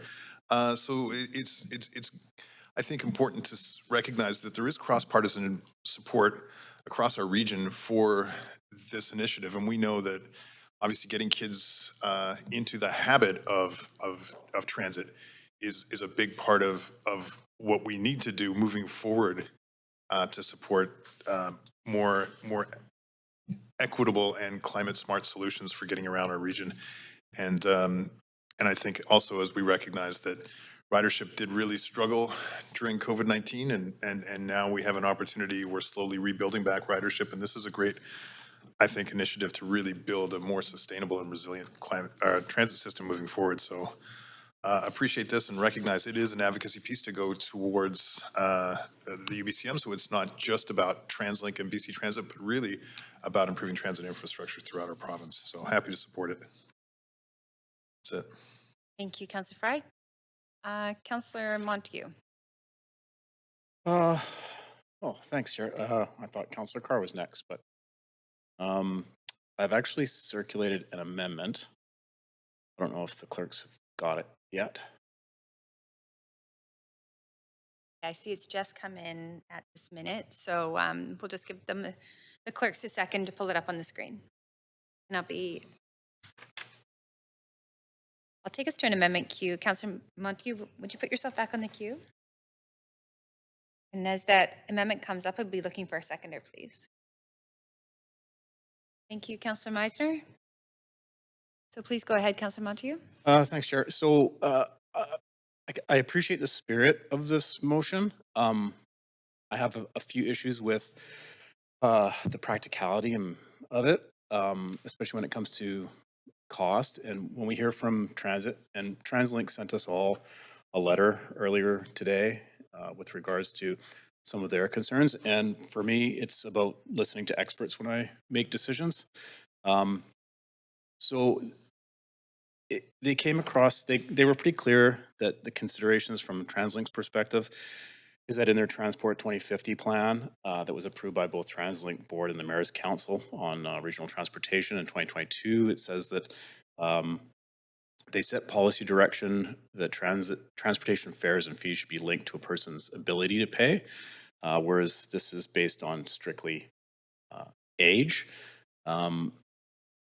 TransLink also mentioned that they also have discounted fares for youth under 18, 35% off for a single fare, 70% off for a monthly pass, and that making transit free for all youth aged 13 to 18 would result in lost revenue in the range of about $30 million per year. So Councillor Boyle earlier said that she didn't see a conflict with the financial issues that TransLink has right now, and I think it's a deficit somewhere in the several hundreds of millions of dollars. I do see a conflict when it's going to cost potentially $30 million a year to implement it. TransLink also mentioned that they just don't recommend free fares, and that in cities that have experimented with free fares, free public transit fares in the past, yes, ridership has increased, but at the expense of walking, cycling, and carpooling. And they also talk about just the practical implementation challenges in trying to figure out how old somebody is. So the amendment that I put forward removes the age aspect of this amendment and focuses more on expanding programs for low-income residents that include youth. And it focuses again on ability to pay. So for the record, I can read it. It just says that it be resolved that the City of Vancouver endorse the position of the Mayor's Council based on TransLink's 2018 Fair Policy Review to urge the provincial government to expand the eligibility of the BC Bus Pass program to allow all low-income residents, including youth, and further that Council request that the Mayor write a letter to the Minister of Transportation and Infrastructure, the Minister of Education and Child Care, the Minister of Social Development and Poverty Reduction, the Minister of Children and Family Development, and the Select Standing Committee on Children and Youth, urging them to work with the provincial government to finalize and secure funding and develop a plan that will expand transit fare discounts for all low-income residents, including youth, through an improved BC Bus Pass program. Okay, thank you very much. We've got a seconder in Councillor Meisner, and Councillor Meisner, you have the floor to speak to the amendment. Thanks very much, Chair. Yeah, I share a lot of the similar concerns that Councillor Montague does. I absolutely agree that we do need to do what we can to get younger people on transit and make it more affordable for younger people in particular and low-income residents. But I do share the concerns of TransLink and the approach here.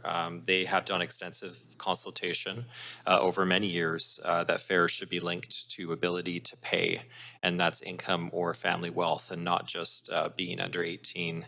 And TransLink has also endorsed working with the province on expanding discounts to low-income residents, children, and youth, and I fully support that. But I am concerned about losing $35 million a year. TransLink losing $35 million a year is what they estimate from putting this initiative in place, particularly coming out of the pandemic when ridership is still, has bounced back, but is still down.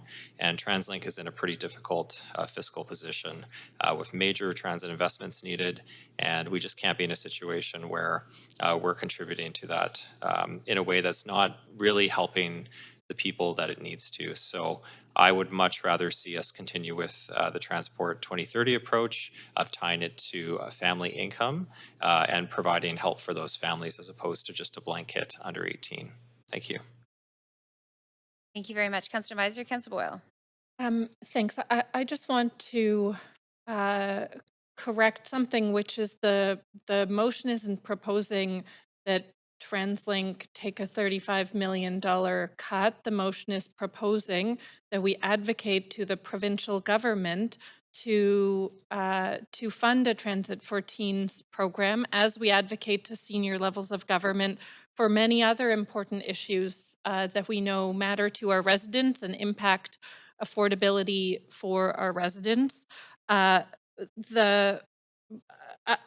very supportive as well of pushing the provincial government to expand eligibility of the BC Bus Pass program. Right now, it is very narrowly for people with disabilities on social assistance, and I think there are lots of important reasons to expand it. I'm really grateful to TransLink in pushing for that. I know it aligns with their equity mandate, but I can't support this as a strike and replace of the request to endorse the Transit for Teens campaign too. Again, these don't have to be in conflict with each other, and it's not about taking revenue away from TransLink.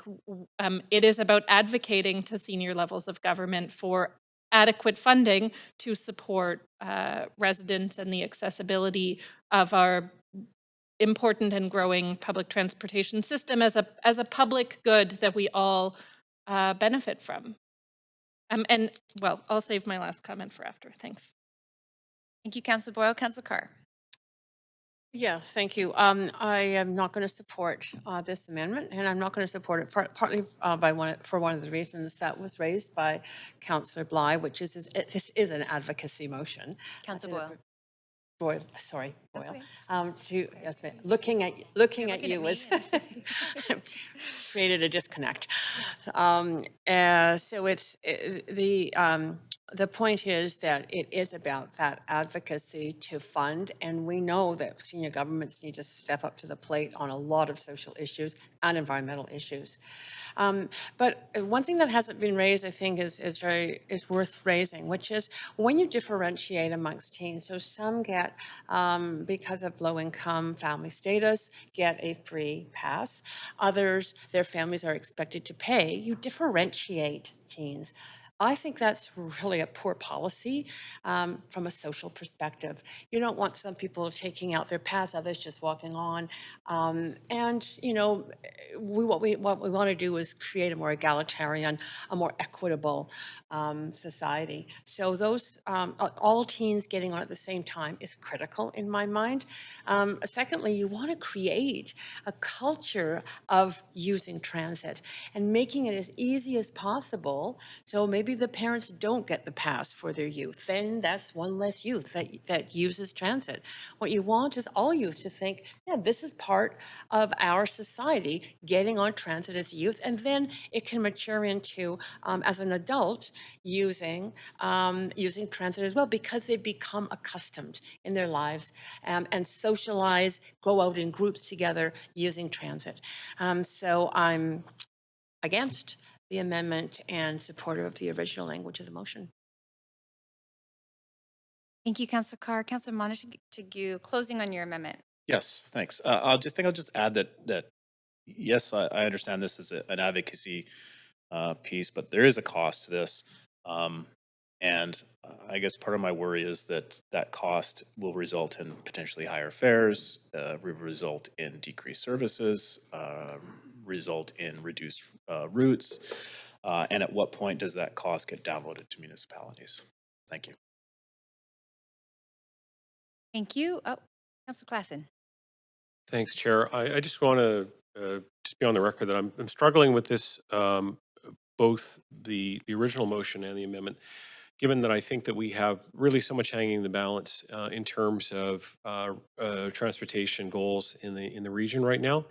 We're a new council. We have relationships that we're trying to develop with the Mayor's Council and with TransLink. It's clear from the voice that we heard from TransLink today that they are cautioning us and suggesting there is a better pathway.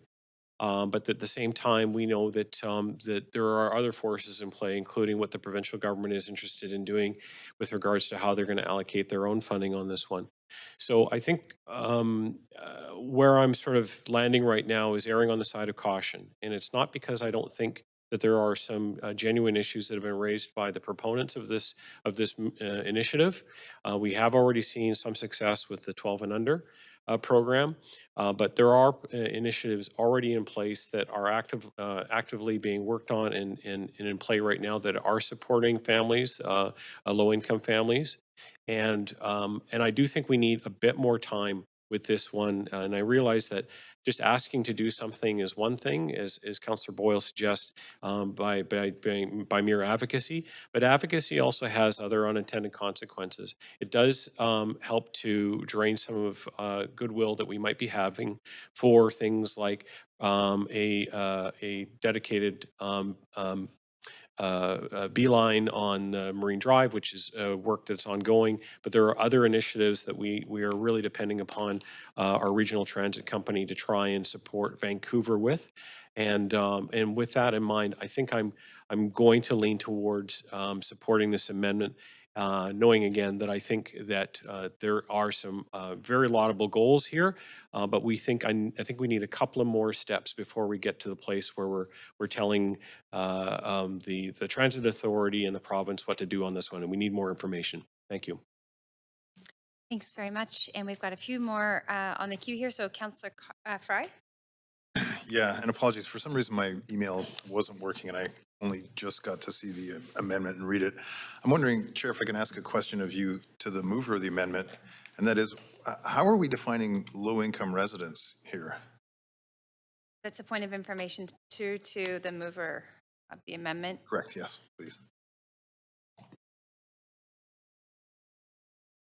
Thank you. I would just say that TransLink already has programs in place to identify low-income residents. I think the issue with the original with the original motion is that, again, how do we identify people who are under the age of 18? So I think we run into the some similar issues when it comes to implementation, but that's something that TransLink, I'm sure, has the ability to do.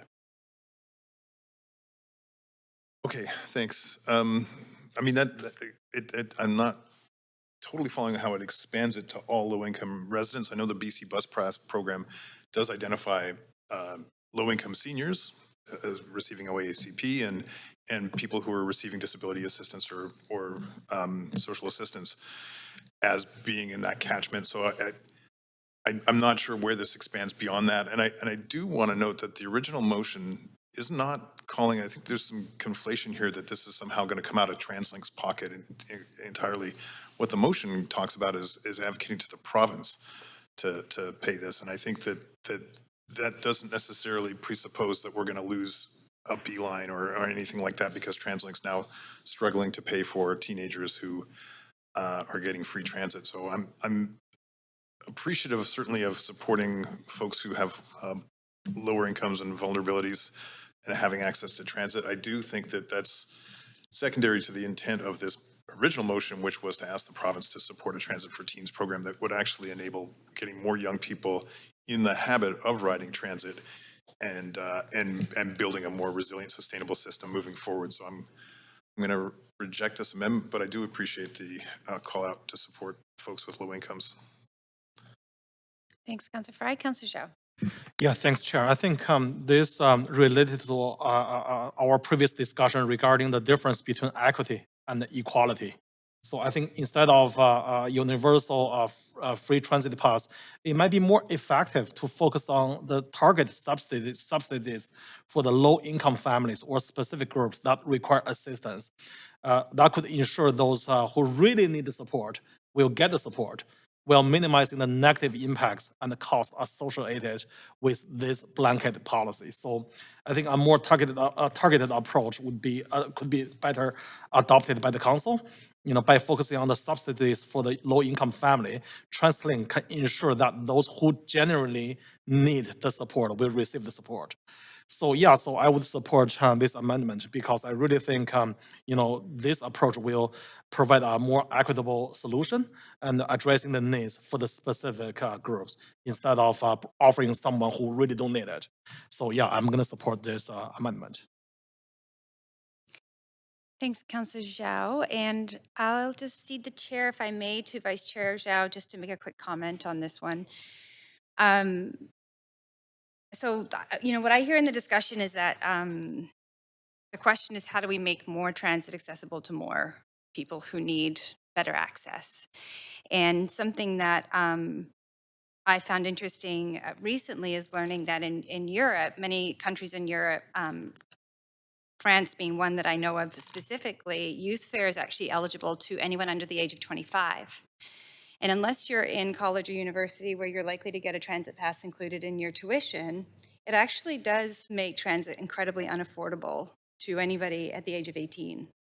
And they're looking at jumping up from $58 a month to over $120 a month, which makes Uber, Evo, other ways of getting around more desirable. So I think advocacy in that respect is important. I think the goal is to make transit more accessible to more people, generally speaking, and there's a few ways to do this. My concern is that by strictly making transit free for all ages under 18, that eventually transit will become too expensive for other groups that fall outside of that category. And I think we've seen that time and again. So regardless of the advocacy for the province or the federal government, I think there's a lot of work happening there. And I don't see that this motion precludes that advocacy from happening.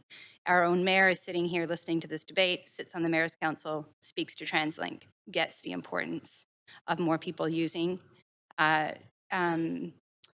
transit, generally speaking, across the city. And personally, I'd like to see some of those considerations for youth fares extend beyond the age of 18, recognizing that they're still in school, they're working part-time jobs. It's an incredibly unaffordable region, generally speaking, when you're just getting out of school and minimum wage jobs.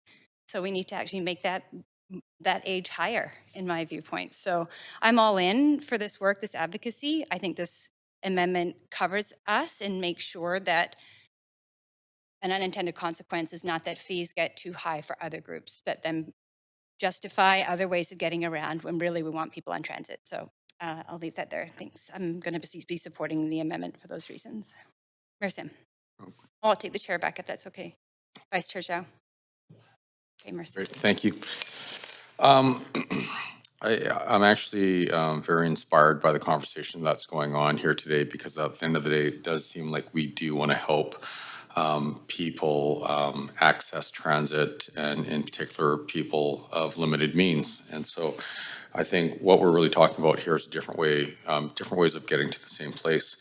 As Councillor Bligh mentioned, I do sit on the Mayor's Council for TransLink, and I'm deeply concerned because, you know, regardless of how we got here, we have some significant financial challenges at TransLink, and if we do not address them, we're not going to have a great transit system for anyone. Now, I think you know, in the spirit of having transit accessible to people of limited means, I think a blanket approach, in my opinion, isn't the most effective way, because we are basically subsidizing families, individuals with a lot of means and giving them free transit. And at the end of the day, there is no free lunch. We have to fund these things one way or the other. While I would love to go to the provincial government and ask them to subsidize it, even if they did agree to it, we are reliant on future provincial governments in the future to maintain that subsidy. And at some point in time, we can't guarantee that. So unless we can guarantee it for the next 100 years, at some point in time, someone else is going to have to foot the bill. Councillor Montague reiterated what TransLink, the representative from TransLink, mentioned. It could be a $30 to $35 million hole that we're creating. And to put that in perspective, if the residents of Vancouver had to pay that that tax, it would really translate into a 3 to 3.5% additional property tax increase per year that's already being funded by people that have means, that can actually afford and quite comfortably afford paying transit. So I'm deeply concerned, because when we make it harder to fund transit, at the end of the day, someone has to pay for it. And if it's the taxpayers of Vancouver or even of the province, at the end of the day, it will hit all the residents of Vancouver. We will feel them in additional taxes, including people of limited means. And for that reason, I will be supporting Councillor Montague's motion, because it's a lot more focused. It helps people with limited means, and it's not just individuals under the age of 18. It's a little more broader than that. So I will be supporting his amendment. Thank you, Mayor. Over to Councillor Boyle.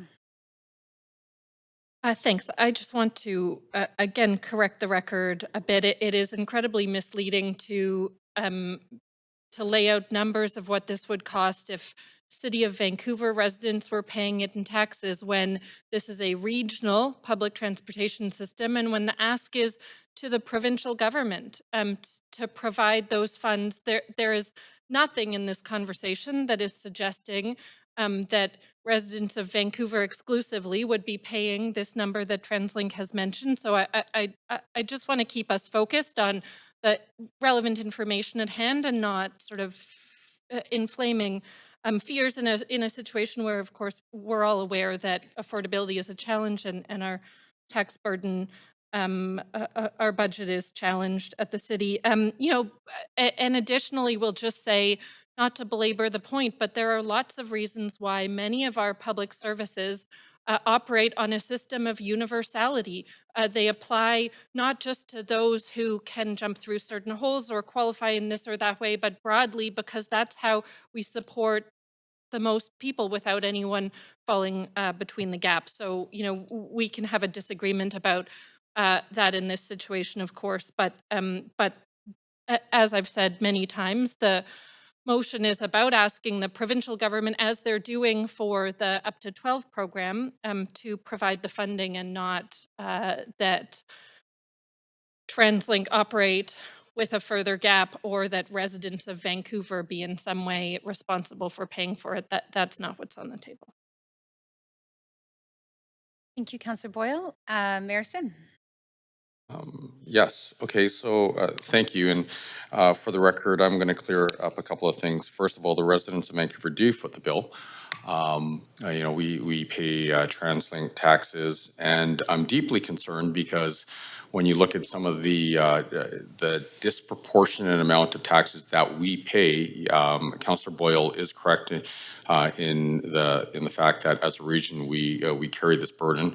But there are conversations around having an additional tax on parking, as an example, throughout the region. Problem is, Vancouver's pretty much the only city in the region that charges parking fees. So we will be funding disproportionately these things. The money does have to come from somewhere. And like I said earlier, if we can guarantee that future successive provincial governments will be funding this, it would be a lot more palatable. But even then, when the provincial government pays for it, how do they raise money? Through taxes. And guess what? People in Vancouver, regardless if you're rich or not, if you're a property owner or you're a renter, you will pay these taxes. So it's just coming from a different form. There is no free ride. And so I will be supporting Councillor Montague's amendment because it actually goes, it's a lot more focused, and I believe it achieves what I feel this room wants to achieve, which is providing more transit options to individuals of lower means. Thank you. Thank you very much, Mayor and Councillor Fry. Well, I just have to weigh in as a longtime UBCM rep to just reflect that this is a provincial construct. This is not exclusive to TransLink. This is about BC Transit. This is actually what the whole Transit for Teens and Get On Board campaign is, because at UBCM, we're not going to take a regional concern like TransLink and deal with it and dispose of it at UBCM. So I just want to preface by saying this is a province-wide conversation. And I think what's also getting lost here is this notion that, like, we all want to support low-income people, but the low-income construct that allows for a bus pass basically says you need to be on welfare or a senior on old age security. It doesn't address the working poor. It doesn't address people who are, and that's independent of the actual Transit for Teens, but I think that we're conflating very different issues. And there is not an income means testing that allows bus passes for folks who are, you know, living in Surrey and washing dishes in Vancouver and having to take a night bus back and pay, 3 zones to get home. We don't have a construct in any sense that deals with that, and that's certainly not acknowledged in this amendment. And I just want to take us back to the idea of what Transit for Teens and Transit for Young People is hoping to achieve, and that's getting people into the habit of taking transit, not stigmatizing transit so that it's just the people on welfare who get the free pass, but actually it's just an easy, equitable, effective way to get to and fro and really changing behavior habits. And I think that's the piece. And again, the ask is for the province to address this funding. And I think as we've debated and talked about the climate emergency, it behooves us to really look at how do we get people out of single occupant vehicles, which we know is still a significant driver of climate change. When you look at this, the cars on the road, the majority of them continue to be one person, one car, eating up a lot of space on roads. And we keep nibbling around ideas about how we get people out of single occupant vehicles. We keep nibbling around the edge around how we get more people to use public transportation as a means to affect greater change and address climate. So I just want to bring us back to what this motion, my impression of this motion in the beginning was really this is about getting people into the habit of riding transit. So leaving it at that. Thank you very much, Councillor Fry. So we are going to leave it there and move us to a vote as I see no one else on the queue.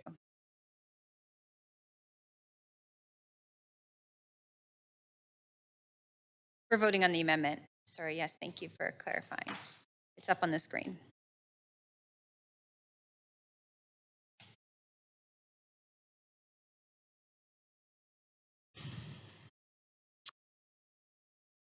And that motion does pass with Councillor Dominato, Councillor Zhou, Councillor Montague, Councillor Klassen, Mayor Sim, and myself in support. So sorry, I should be reading the opposition.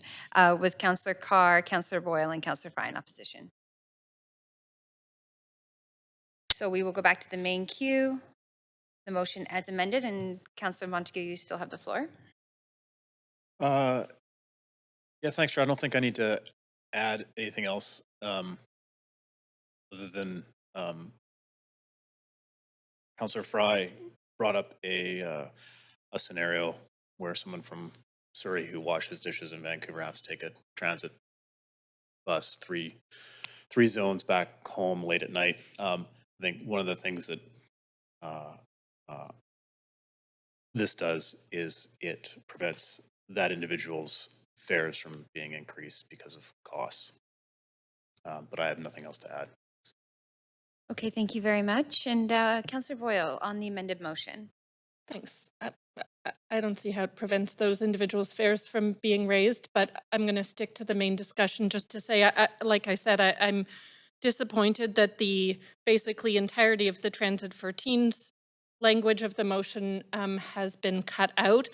And I'm very supportive of the recommendations around expanded eligibility for the BC Bus program. I think those are important advocacy pieces as well. Again, it's sort of disorienting to hear that we shouldn't advocate on this one piece, but we should advocate on this other piece. But I am for both of them. So having voted against the amendment that took out the Transit for Teens portion, I will still vote in support of the whole motion. And I will continue to be an active advocate of both of those these pieces, both of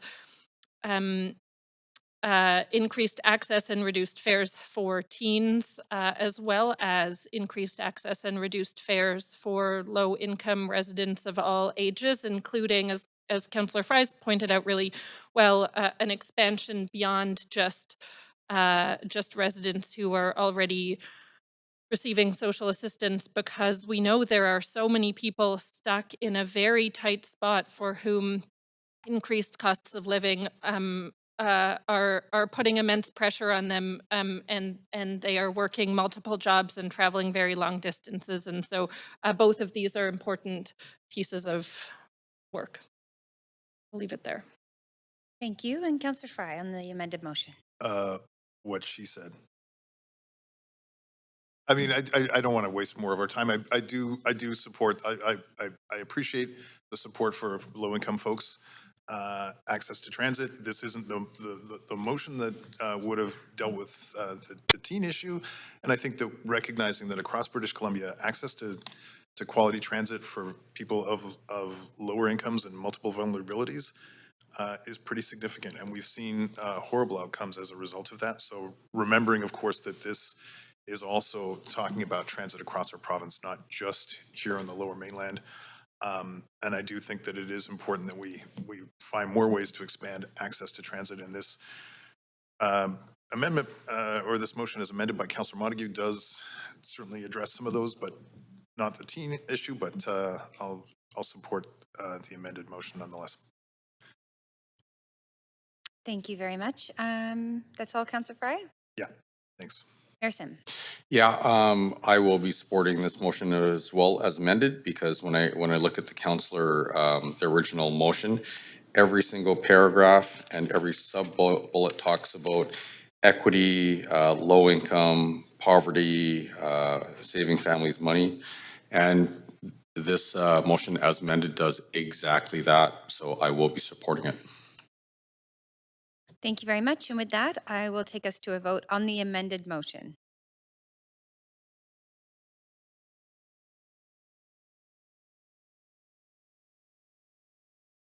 And the motion passes with unanimous support. So thank you very much, Council. We will move to, and thank you very much, speakers, for being here and speaking to Council today. We will be moving to motion A3, support for the Filipino Cultural Center in Vancouver campaign.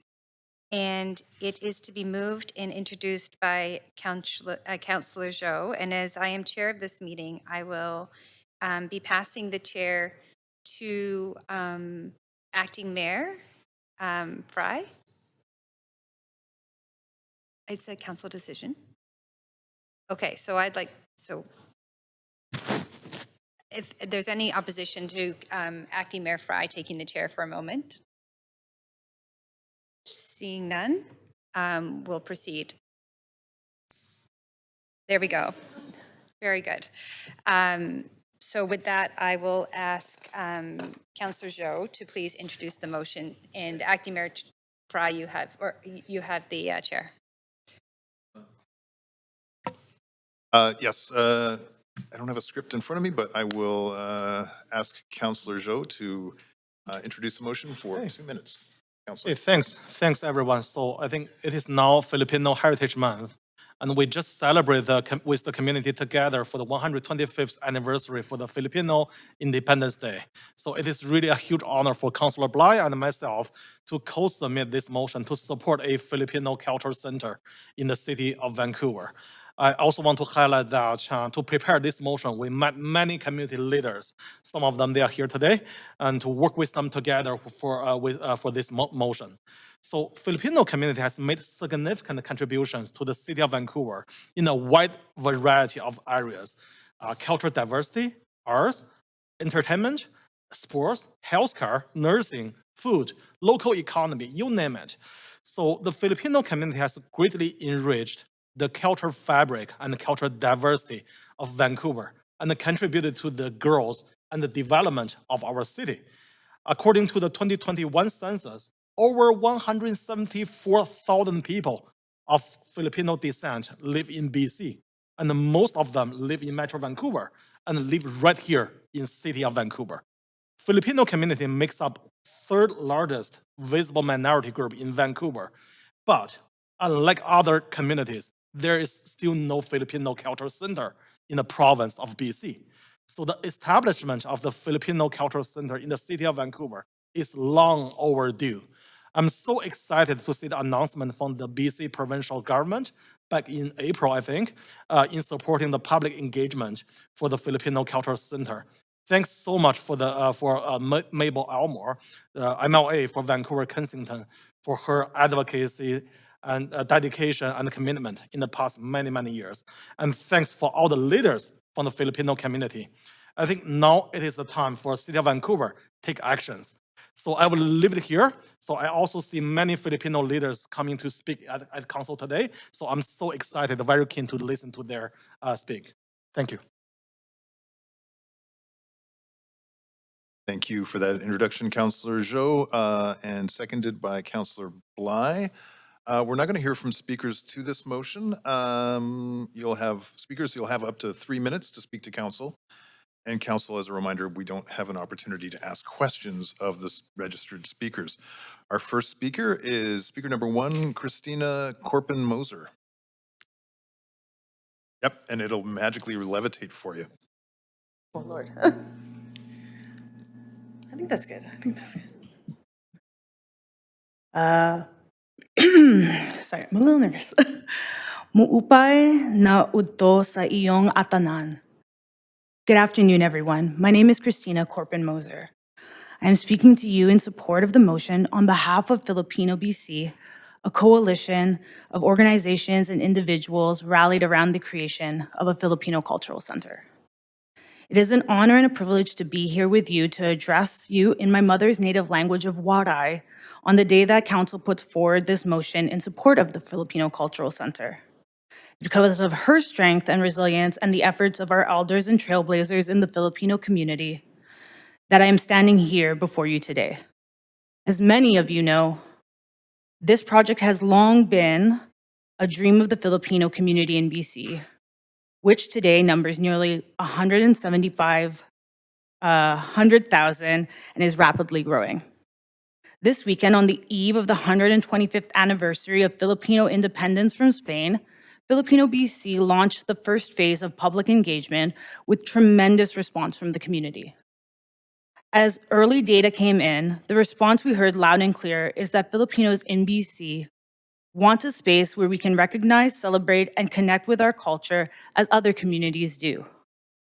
Importantly, it echoed the need for a center to be built in the spirit of Bayanihan, a space that is by Filipinos, but for everyone. a cultural space that embodies the shared values and needs of not just Filipinos, but deeply rooted in our broader local and global community.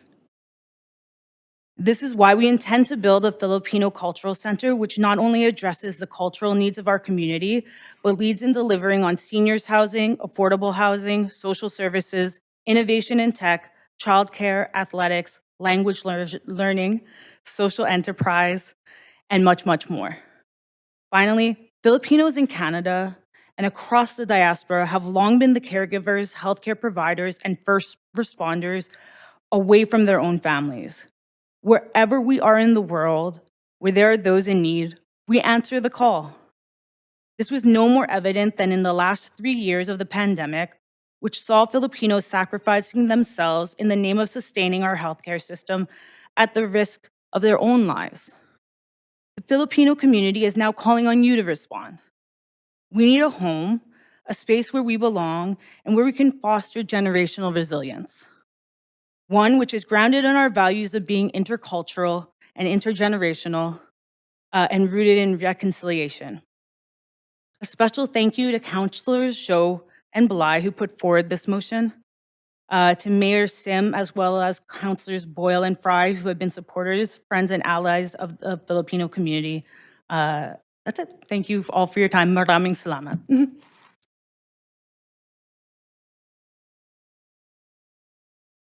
Thanks, Katrina. Next speaker, speaker number 3, Antonio Ortega.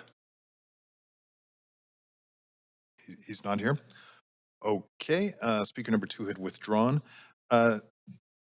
Next speaker, Ching Kolobong. Mabuhay.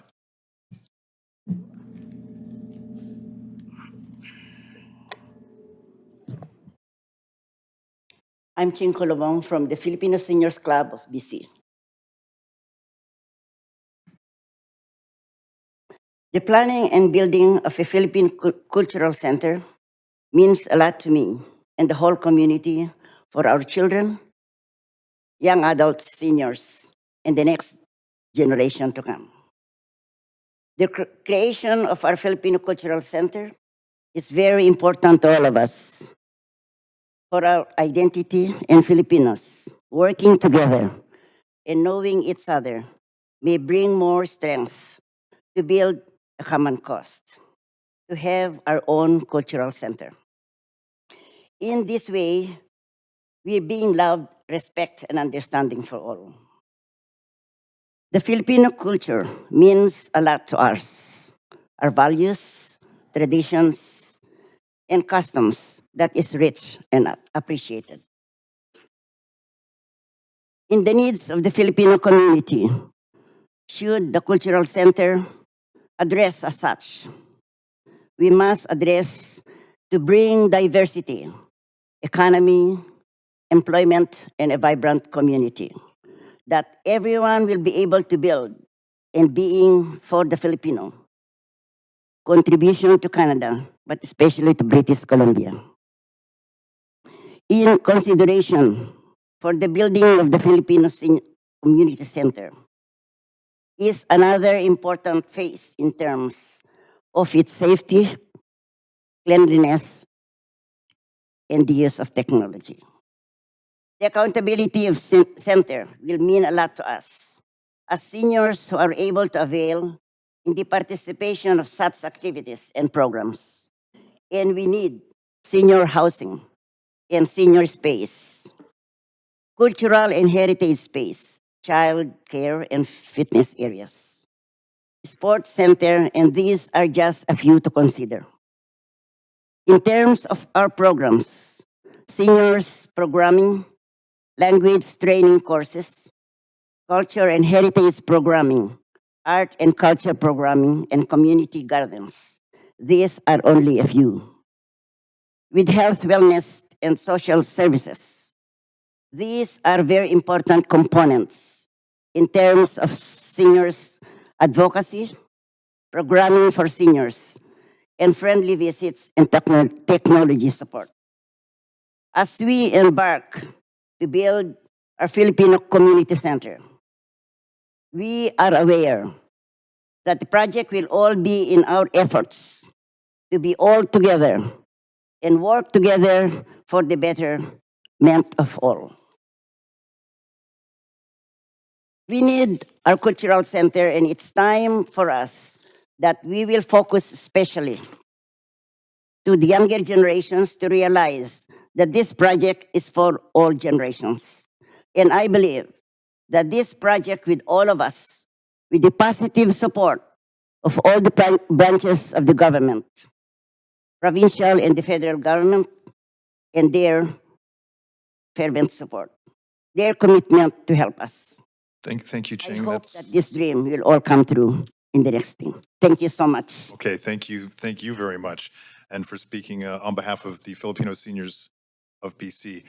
Next speaker, number 5, Lena Vargas, founder, president of the Diversity and Inclusion Support Group of BC.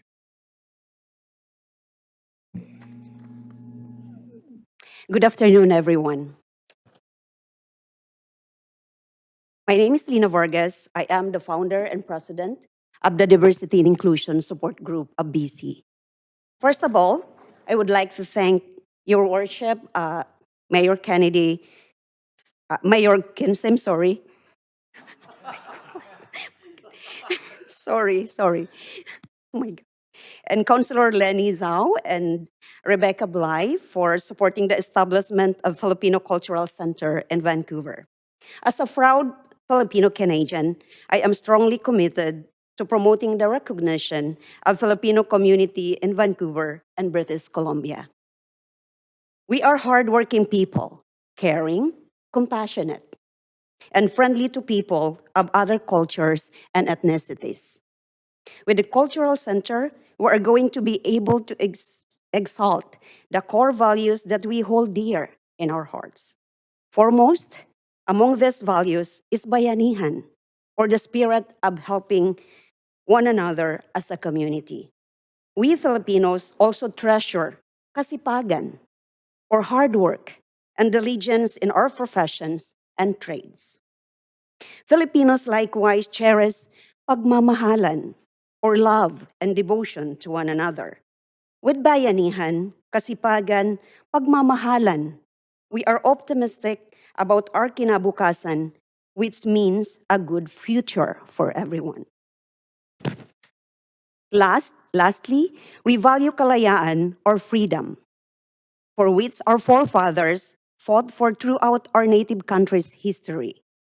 I also want to commend BC Premier David Eby for directing Lana Faufan, Minister of Tourism, Arts and Culture and Sports, and Mabel Elmore, Parliamentary Secretary for Anti-Racism Initiative, to advance the creation of Filipino Cultural Center.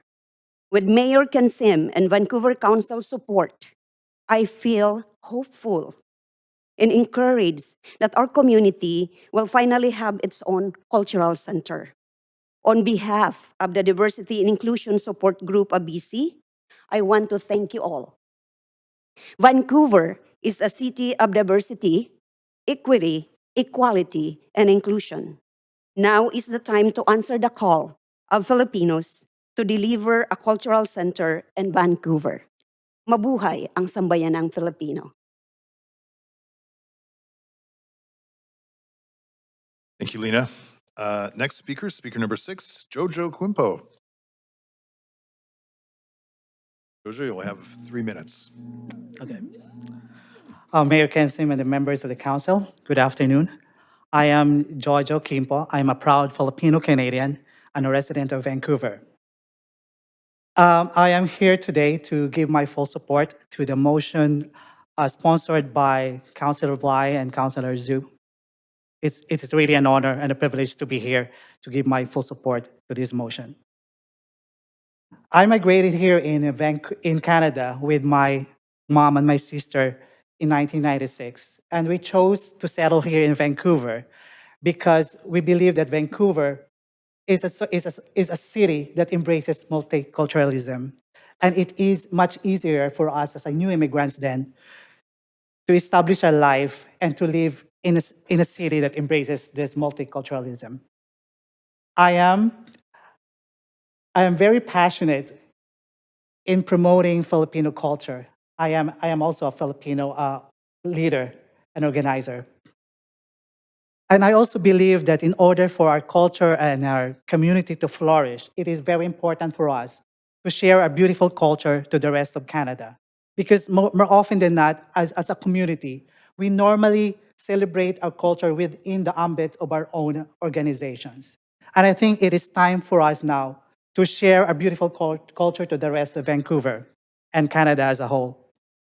When I was the president of an organization at the time that celebrates Ati-Atihan Festival or the Philippine Mardi Gras, I made sure to invite the mayor at the time and the councillor because it is important for us to engage the government in order for our community to be successful.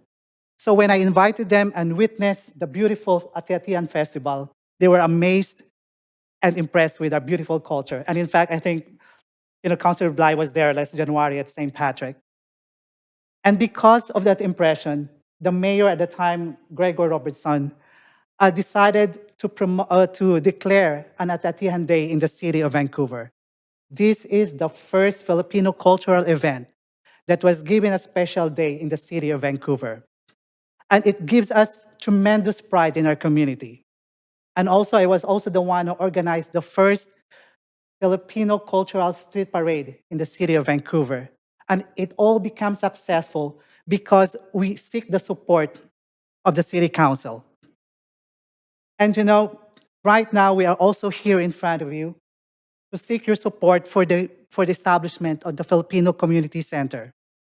For so many years, the Filipino community dreamed to have a Filipino Community Center. We dream to have a tangible establishment or a structure wherein we can preserve and celebrate our culture, our values, and our traditions. And I firmly believe that this time, with the support of the municipal city, we can achieve this goal.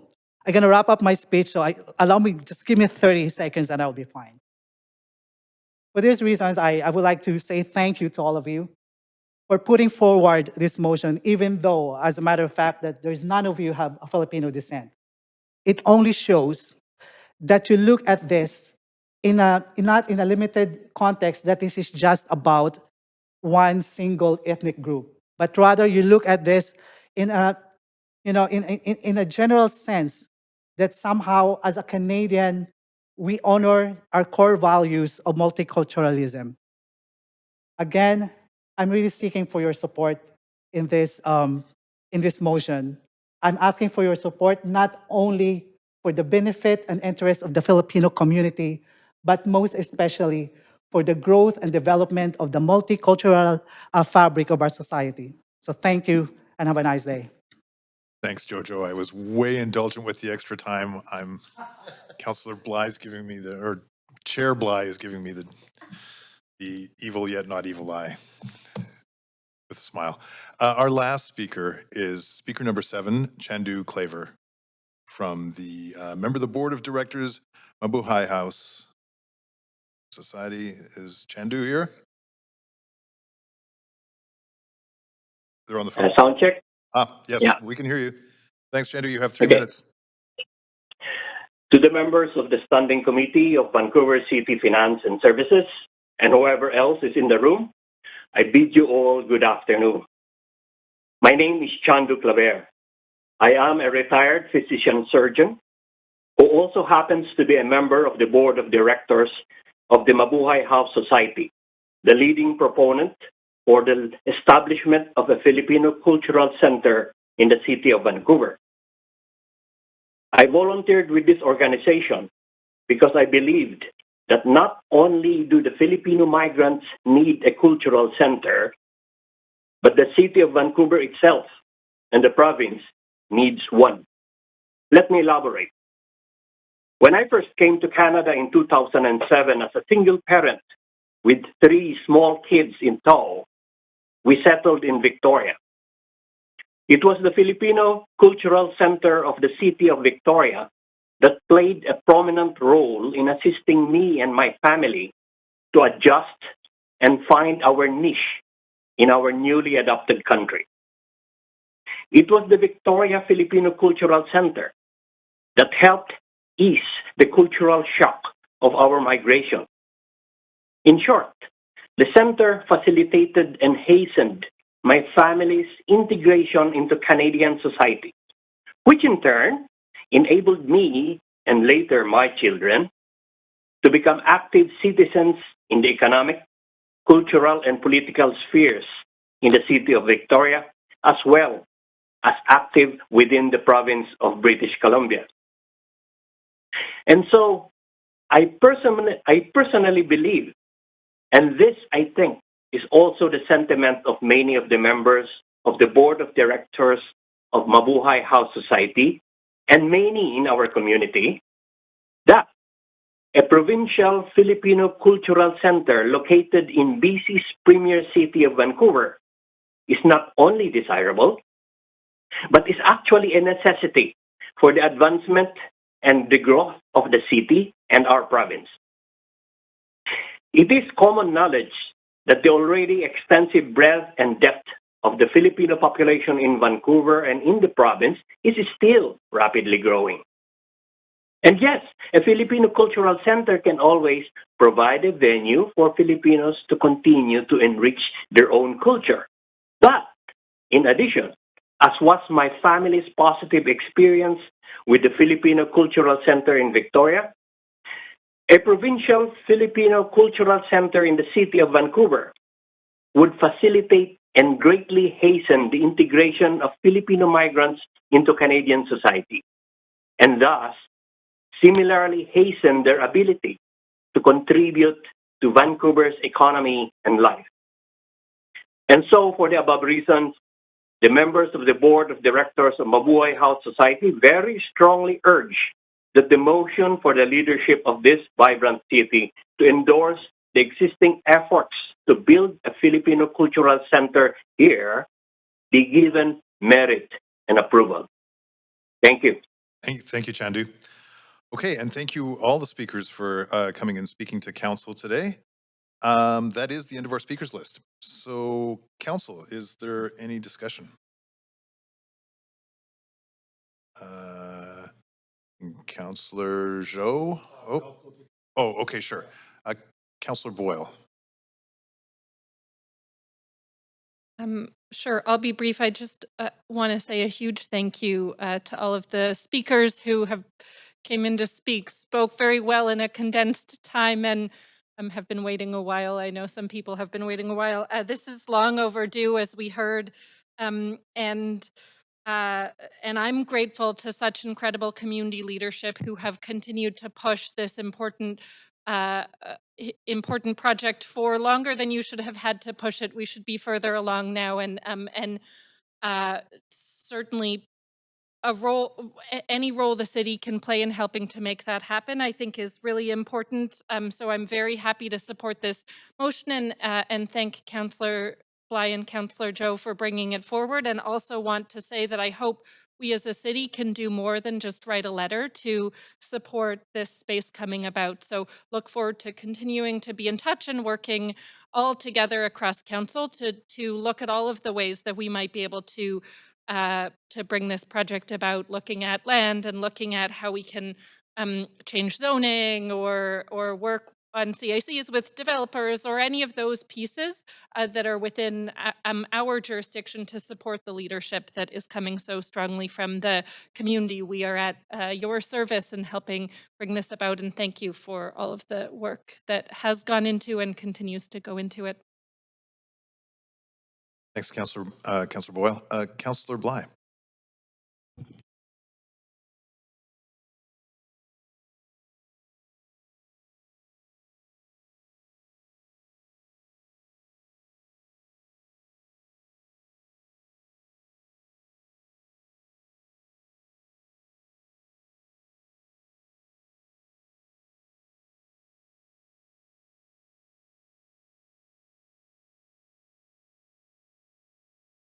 And being invited in this extended invitation consistently to come and really just celebrate, to eat, to dance, to sing, to uplift community. And we've done that in at least 5 or 6 locations around the city that I can recall just off the top of my head.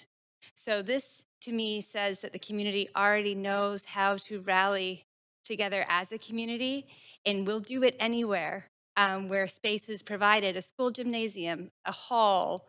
I think we were in a top level of a restaurant at one point in 2018. It doesn't really matter, but that feeling is consistently there, and it's time.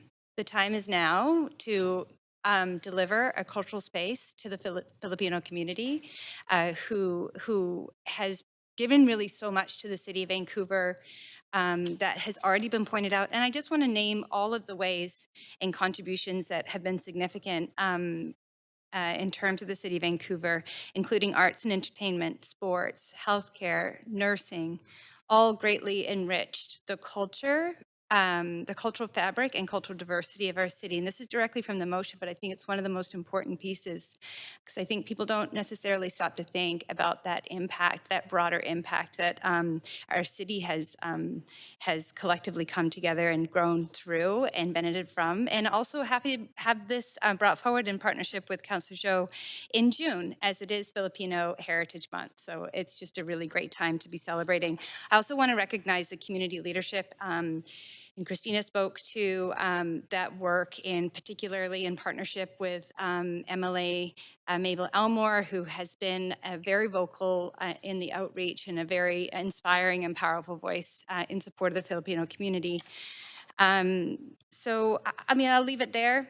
Very grateful, and I know there's a broad support around the table for the Filipino community. And again, all of these events I mentioned, fellow councillors have been there as well, celebrating with the community. So thank you very much for being here to speak to the motion and your continued leadership. Thanks, Councillor Bligh. Councillor Dominato. Thanks, Vice Chair Fry. Echoing the comments of my colleagues, incredibly pleased to support this motion. Thrilled to see all of you here with us. I was waiting for Jojo to break into song about "Don't Stop Believing." That would have been very fitting for today. But I do want to reflect, in all seriousness, is the importance of this discussion. I had the opportunity to join members of the Filipino community on June 4th for the flag raising at the Filipino Plaza. And I will say the universal theme from all of the different speakers from the federal, provincial levels of government, including ourselves, the city, was a resounding support for establishing a Filipino cultural center in the city of Vancouver. That was threaded throughout every comment I heard that day. And we met recently here at the City Hall with a number of you, and one of the things I heard and came through really clearly is the importance of having a dedicated space where you can congregate, you can gather, where you can have programming, whether that's serving youth or serving seniors, offering childcare. There's a whole range of opportunities that can be presented when you actually have a cultural space, being able to and to dine, to enjoy food together, which is such a key part of the Filipino community, but of many communities. Food brings people together, to dance, which many of us has enjoyed some dancing. And so I think that there's an opportunity here to be a legacy piece. When I was actually at the Filipino Plaza, I didn't know the history of the plaza, and we were graced by a number of individuals, including the architect, about how that was a legacy piece stemming from Expo 86 and the development of the SkyTrain line. But it's a very small plaza, and it is underneath a SkyTrain line. And as many know, when you're speaking there, it's very hard to hear. And so it reinforced in my mind the importance of establishing a dedicated cultural space where we can actually gather together and include that additional programming. So needless to say, happy to support this. Thankful to my colleagues who brought it forward. And I do know, I expect that you'll have support around this entire table. So thank you. Thanks, Councillor Dominato. Councillor Carr. Thank you. I don't want to be redundant. Everybody, I think, is speaking from the same page or singing from the same songbook in terms of how important this is. It's been a true pleasure to be able to have attended many events over the years. I've been on council. They have been enlightening, fun, joyous, lots of music, dance, good food, and you know, and you are a very, very key part strong in numbers, strong in spirit, and in giving to the community within this city and within this province. Sort of amazing. There's no cultural center yet in the province itself. And I think it's wonderful that it would be here in Vancouver. And I'm hopeful that the stars are aligning now in terms of provincial support and local support here. So thank you for continuing to reach out to us as councillors, inviting us to your events and sharing your culture and working with us towards achieving this cultural center.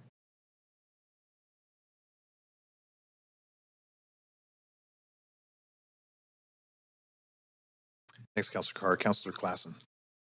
Thank you, Chair. Very excited to be supporting this motion here, and thank you, Councillors Joe and Bligh, for bringing this forward. So I live in the Fraser Street neighborhood, and I've been there for 20 years as of last month, and it is a neighborhood that I very much share with my Filipino neighbors. Have done for all the time. My daughter grew up at McBride School. All of her good friends there were Filipino kids from the neighborhood. And as we sort of grew up in the neighborhood and I got to know our MLA and became good friends with Mabel Elmore, I could see her passion in wanting to bring this forward. She came up to me last summer saying that she wanted to support a cultural center. I said I would absolutely do everything I can to make sure that we make that happen. I think it's very fitting on the 125th anniversary of Philippine independence that we're talking about this, that we're moving forward, we're going to take action on this. Personally, I'm worried because Vancouver has one of the absolutely largest Filipino communities in Canada. So does Burnaby. I'm really worried that we might lose this to Burnaby. So let's get to work and making sure that this happens inside the city of Vancouver. I am biased around Fraser Street, but I know that it'd be even nice to see it in other parts of the city. That Joyce Collingwood area is just so rich with Filipino culture and community members. But I just want to sort of speak personally, having worked in the seniors care sector for the last sort of 7 years of my life before I came into council. I worked with many providers who really depended every day on their staff. Their staff were so predominantly made up of the Filipino diaspora. And I saw what happened during COVID and how incredibly hard and how just the absolute heroic work the community brought forward, the selflessness, the passion that they brought every day to their work to make sure that older adults were taken care of, and they still happen today. And so that will always resonate with me and always be super important to me. And I want to make sure that the community has a shining beacon, a place they can call their own in our city. And so our advocacy for this is just part of that process. Obviously, we need to have other partners involved in this, but I very much look forward to, and I can't wait to be there when we open that building and get to celebrate together. So thanks very much. Thanks, Councillor Klassen. Councillor Joe. Okay, thanks, Councillor Fry. So, first I would like to express my heartfelt gratitude to all the speakers today. I know some of you have been here, in the City Hall since the morning, so it's a long day for you. Also thanks for MLA Mabel Elmore for her unwavering commitment and support towards the establishment of the Culture Center in Vancouver. This motion was co-submitted by myself and Councillor Bligh, but it is really a team effort from everyone in this chamber. So, also from the amazing staff from the mayor's office. This motion highlights the deep significance and urgent need for a dedicated space that celebrates the rich Filipino heritage and fosters community unity. The Filipino community is a vibrant and integral part of the city and has contributed tremendously to our social, economic, cultural fabric of the city of Vancouver. We should recognize and honor these contributions by providing a platform that showcases the depth and the beauty of Filipino culture. This motion before us emphasizes the historical and ongoing contributions of Filipino community in Vancouver and the overwhelming desire for a Filipino cultural center expressed by the community members themselves. With June as the Filipino Heritage Month, this motion becomes even more significant as it allows us to celebrate and acknowledge the invaluable impact that the Filipino community has had in our city, our province, and also our country. By supporting this motion, we are not only endorsing the establishment of a Filipino Cultural Center, but also affirming our commitment to inclusivity, diversity, and cultural preservation. It is a powerful statement that acknowledges the importance of providing a space where generations can connect, where traditions can thrive, where Filipino community can strengthen its connection.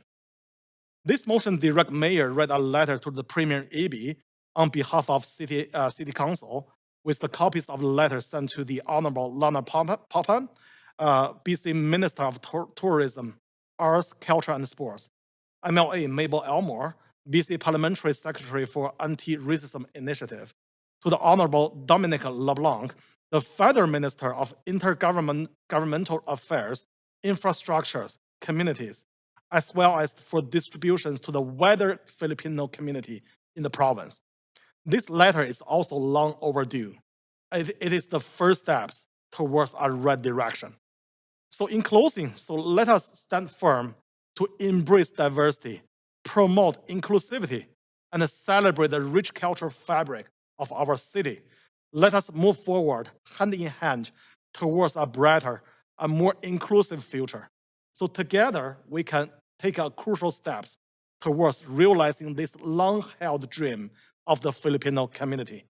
That is a space that will empower, educate, and inspire generations to come. Thanks, everyone. Very well said, Councillor Zhou.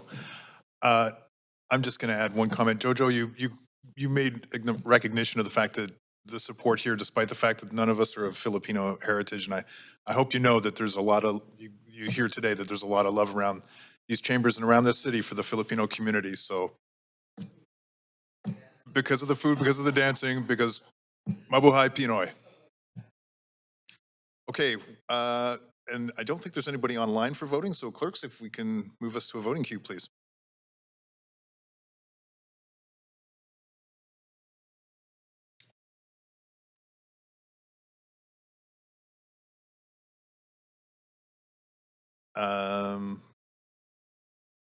And that passes, and hopefully we get it up on screen, but that passes unanimously.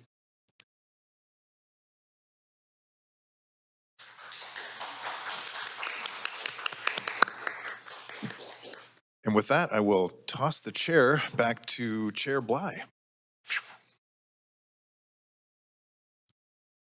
I'll just wait for this. I am going to now declare the standing committee portion of this meeting complete, and I will be passing the mic back to Acting Mayor Fry to deal with the recommendations and actions from today's committee meeting.